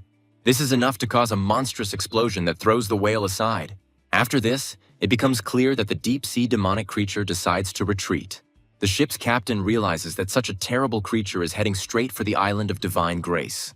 Meanwhile, Phoenix obeys her instincts and realizes that she doesn't have much time left to fly. Observers on the ship try to figure out what the creature's specific purpose is, but quickly lose sight of it. The Elder of the Elves, meanwhile, suggests that apparently the death of his people is inevitable. They watch the giant aura of the approaching flame and realize that they cannot avoid disaster. Jeff asks them not to panic and says that these are the reinforcements he called and they will not harm the elves. A majestic phoenix lands next to the protagonist to listen to his request. She asks him why he called her this time, since she already had a lot of worries. Jeff says he has a problem that only a professional like her can handle.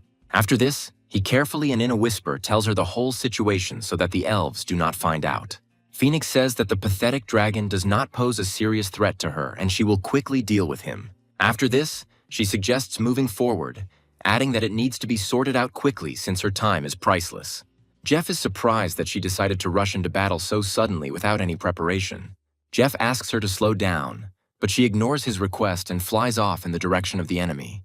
He says that he will go with them, but they need to stay here just in case, so as not to risk their lives. After some time, they, along with others, move to the very place where the dragon used to live. Jeff asks the headman why he followed him, and he replies that it concerns the safety of the people.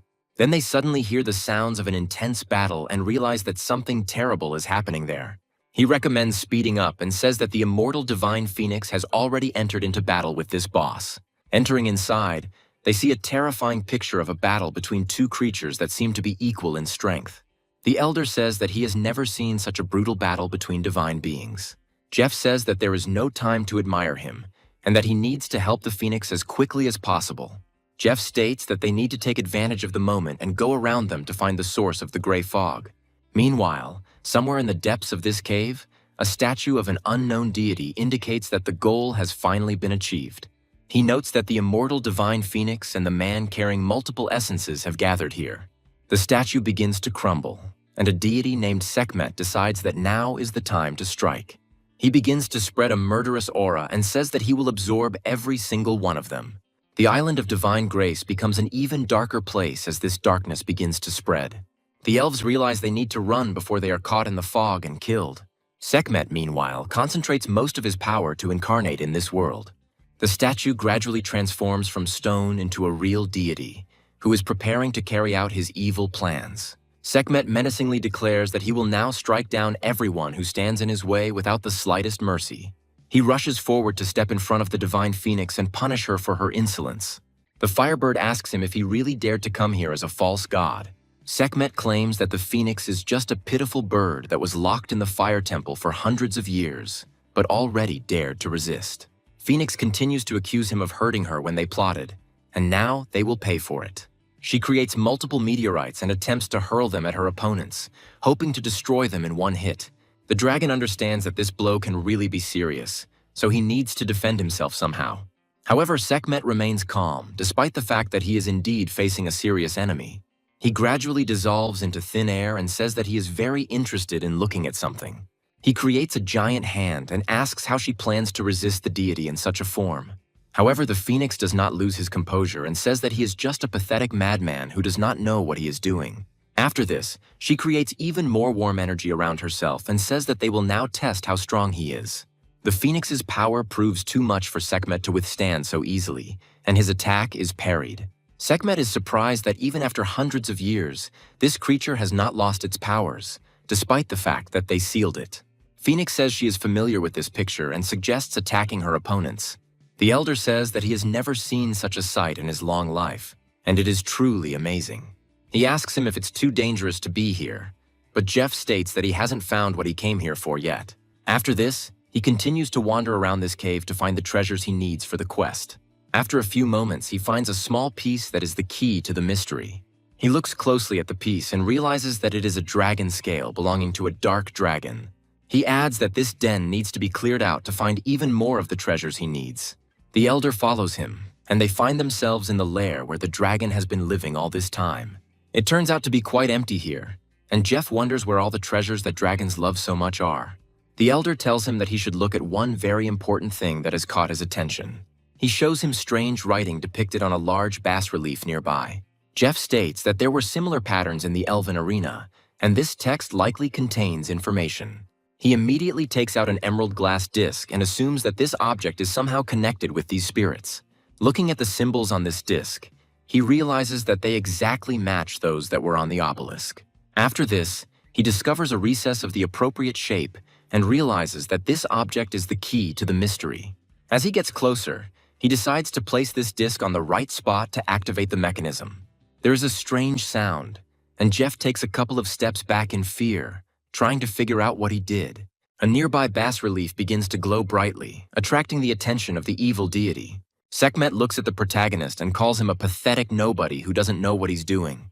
Jeff looks at him in shock and says that it looks like he angered the evil god. Sekhmet attacks him with powerful dark magic and orders this pathetic nothing to finally leave this world. Jeff jumps to the side, activating his money shield, which had been dormant the entire time. Jeff says that this one attack cost him over 30 million and he became significantly poorer. However, after a few moments, he feels energy begin to flow through his body. He wonders what this strange energy is and where it came from in this world. Sekhmet says that this is impossible because a pathetic little man of level 61 has revealed the secret of this island. The elder looks at Jeff in surprise and asks what this all means. A few moments later, Jeff simply vanishes into thin air, leaving the unfortunate elder alone with Sekhmet. Sekhmet, meanwhile, says that this is simply unthinkable, and these pathetic creatures are testing his patience more and more. He angrily intensifies his attacks, saying that he will grind into dust anyone who tries to interfere with him. Phoenix immediately continues the fight to get another chance at revenge. She calls him a despicable false god and asks how he dared to defile this place with a vile anomaly. Sekhmet and the Phoenix continue to fight, while the elder realizes that they cannot stay here. Meanwhile, the elves who manage to escape the effects of the filth decide to save themselves as an earthquake begins. They all head to the ship to set sail, since earthquakes are much less dangerous at sea. The earthquake turns out to be incredibly powerful, but then the story shifts to an unknown location where Jeff was teleported. He slowly comes to his senses and tries to understand what happened to his head, because it is splitting terribly. Rising to his feet, he does not recognize this place and tries to understand where this altar teleported him. However, after some time, he discovers that next to him there is an amazing statue of a familiar deity. He tries to understand where this mythical entity came from, because it doesn't fit into the architecture at all. As soon as he comes closer and places his hand on the statue, it opens its eyes, which begin to glow. She menacingly asks how a pathetic man dared to disturb her 1,000-year-old peace. After this, she immediately tells him that he must leave here, since he does not belong here. Jeff states that he was brought here by the will of the divine tree and is looking for the holy break items. The statue says that it has no connection and suddenly decides to take a closer look at it. She claims that divine essences are intertwined within him, which means he is truly worthy of becoming the bearer of the power of Holy Spirits. After this, she opens a small portal and tells him that he should follow it as quickly as possible. The statue says that he can enter this path, and if he wins, he will receive the desired breakthrough item. She also states that if he fails, he will face eternal oblivion, so he better prepare well. Jeff says he came all this way for this subject, so it would be foolish to give up now. The statue says that this is a commendable enthusiasm, after which it recommends that he accept the trials of the Holy Spirits. Jeff goes inside and notices that this incredible light is having a very strong effect on his eyes. After some time, he again finds himself in the familiar arena of Holy Spirits, where he had already been. He is told that he must choose his weapon and class to fight against monsters. Jeff finds that only the basic classes are available here, and he can't take advantage of their benefits. He decides to choose the Knight class because this class suits him very well. The system informs him that the choice has been confirmed and materializes several items of starting equipment in front of him. Jeff realizes that this is a wooden sword and the same shield, which means he has returned to the starting location. Looking at his stats, he realizes that they have dropped to beginner levels, meaning things won't be easy. After a while, the gate slowly opens and Jeff sees the silhouette of a short creature. This creature turns out to be a 5th-level goblin warrior, possessing the qualities of an elite fighter. Jeff realizes that this opponent seems familiar to him and tries to figure out if he will actually fight him. The goblin quickly closes the distance to reach the protagonist and destroy him. Jeff realizes he has no choice but to fight and orders the monster to attack. After this, he waits for the right moment to deliver sharp and sweeping blows with his wooden sword. He deals very ridiculous damage and understands that at this rate it will take a very long time to kill this monster. The goblin, meanwhile, quickly recovers from the blow he received and immediately jumps up. Jeff is not afraid of the fact that his numbers are too low because this can no longer stop him. For the first time in a very long time, our hero needs more than one hit to defeat an enemy. However, his equipment is enough to completely block the attacks of a superior enemy. Jeff asks him if that's all he can do, then lunges at him again with the wooden sword. After a few moments, he puts all his strength into piercing the plate armor with his wooden sword. The goblin falls to the ground as his health points run out and he finally dies. Jeff looks closely at the award for this fight and realizes that something has clearly changed here. He receives a notification that he has been awarded 100 attribute points that can be distributed. He decides that dexterity is now much more important than strength and puts a full 70 points into dexterity. After this, another enemy appears in front of him, which looks like a giant wolf of anomalous origin. Jeff carefully analyzes this enemy and realizes that this is another familiar face that he has already killed. A few moments later, the wolf rushes at him, attacking him with its jaws. Jeff immediately dodges the blow and counters with his wooden sword. However, he discovers that he has done almost no damage because this wolf's skin is much thicker. After this, he continues to dodge the enraged wolf, hoping that one day he will get tired. He will periodically hit him to reduce his health a little, but this can take a long time. Jeff wonders to his opponent if he didn't expect such an amazing bite and punch combo. After this, he deals him several more powerful blows with a wooden sword and reduces his health to 0. The system notifies him that he has completed another duel and was able to defeat his opponent. Jeff gets 200 stat points and decides to improve his constitution a little so he doesn't fall from one hit. A few moments later, another enemy appears in front of him, this one looking much more serious than the previous ones. This enemy is a dark abyssal tiger, and Jeff realizes that this monster is under the effect of possession. He is glad that he has pumped up his physique, because otherwise he would not have been able to survive against this enemy for even a second. This monster switches to area attacks almost immediately in order to kill Jeff as quickly as possible. Jeff realizes that he won't be able to dodge such attacks and is thrown aside by the shockwave. For some reason, he doesn't take any damage because his wealth shield is triggered. Jeff can't understand why the wealth shield works on him if he changed his class, and thinks it's only to his advantage. The statue, watching what is happening, tries to understand whether Jeff has completely lost his mind. After a while, it occurs to her that he simply decided to surrender and not resist the enemy. Meanwhile, Jeff provokes his opponent to attack him and check which of them is stronger. The tiger falls for this provocation and immediately rushes forward to deliver a powerful blow. Jeff puts out his hand to check if his shield is working this time too. Contrary to all the rules of this world and the laws of the game system, the shield actually works, despite the fact that Jeff changed classes. Jeff says it's his turn to strike hard now because he rules this world. He orders him to come back again and swings his sword to provoke the enemy. The tiger is provoked again and attacks the protagonist, trying to swing its powerful paw. Jeff quickly dodges and lands a powerful punch that now actually means something. Jeff, with a stony face, says that he hasn't had this much fun in a long time and asks the monster to be more active. The statue watches what is happening in amazement and tries to understand how this boy was able to defeat this giant monster. Meanwhile, Jeff is enjoying his triumph thanks to his newly acquired immortality, which came out of nowhere. There is no chance against an immortal creature, even if the opponent is superior in strength, so the tiger soon dies. Jeff gains even more free stat points to spend as he wishes. However, at that very moment, another monster appears in front of him, and Jeff realizes that he will not have peace. In fact, even the king of armored rhinos of such rank cannot do anything to Jeff, because he has a shield. Jeff says that this boss is incredibly difficult and will take a long time to kill. However, thanks to his immortality, he has absolutely nothing to fear, and he calls the enemy closer to him. After this, he tries to deliver several blows to the skin of this opponent, but does not penetrate his integument. Jeff realizes that in order to deal with this monster, he will have to invest some points in strength. Rhino, meanwhile, tries to use his signature attack and accelerates towards Jeff. Jeff doesn't think it's necessary to dodge such a blow and is thrown aside without taking any damage. Smiling, he looks at his enemy and says that he turned out to be stronger than some rhinoceros king. Immediately after this, he launches a counterattack to hit his opponent with sharp blows. He shouts loudly that he will grind him into dust with his unquenchable rage. The statue watches over these impressive displays of uncontrollability and theatricality. She notes that if this continues, there is no point in continuing the test, and suddenly disappears. Meanwhile, Jeff defeats the Rhino King using his complete immortality thanks to his money account. A few moments later, he hears strange sounds and turns around, noticing a stone giant behind him. He asks the statue if it has decided to personally come down here to fight him. Jeff states that if this is the final boss of this trial, then it is unfair because he does not have a good weapon. The statue states that in order to pass the test, he must earn its recognition, and he could not defeat it. Jeff says he would like to know how to earn this recognition because he needs to pass a test.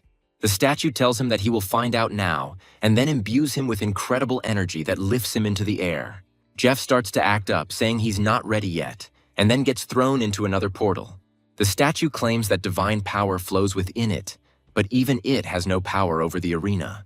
Finally, she tells him that his task is that the vessel is in the spiritual realm and needs to be pulled out. Jeff quickly lands in an unknown location and tries to figure out where he needs to go next. Looking at his body, he realizes that the restriction has been lifted and his body and class have returned to their standard state. After this, he turns around sharply and, hearing a rustling sound from the side, tries to understand what it means. After passing through some bushes, he discovers that there is a small statue there, similar to the big one. Jeff speculates that this thing is a descendant of a large statue that must be removed from this location. Jeff tries to catch up with him, but discovers that this small Killin is actually very fast. After some time, this creature approaches a strange body of water, which is constantly seething with strange energy. Jeff approaches him and asks if they can talk, but the creature is in no hurry to make contact. Seeing that the Killin is trying to escape from him again, he asks it not to do this and to stay at least for a little while. After this, he announces that he has some fruits left for his pets and shows him an incredible treat. Throwing a special spiritual pear at the feet of the Killin, he realizes that this is an effective luring strategy. Looking at this poor creature, he realizes that after so many years locked up, it probably hasn't eaten anything tasty. After this, he decides to share his supplies with him and gives the little animal some horamides. He decides to pet him and asks if he agrees to follow him in the future. However, the animal suddenly turns around and runs away, which irritates the impatient Jeff. Jeff states that if he doesn't want to go along with him the good way, then he'll resort to the help of his cubs. He orders them to follow this little creature and under no circumstances let him escape from here. Jeff continues to chase him, saying that this monster ran so far that there was no trace of it.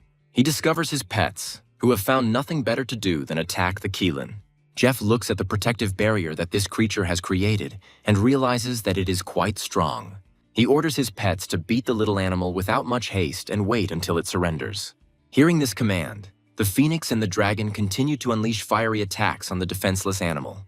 After some time, the cub's strength is exhausted, and its barrier is quickly destroyed by powerful blows.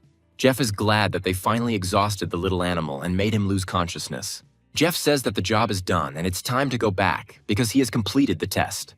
After some time, he finds a way to open the portal and returns back to the statue.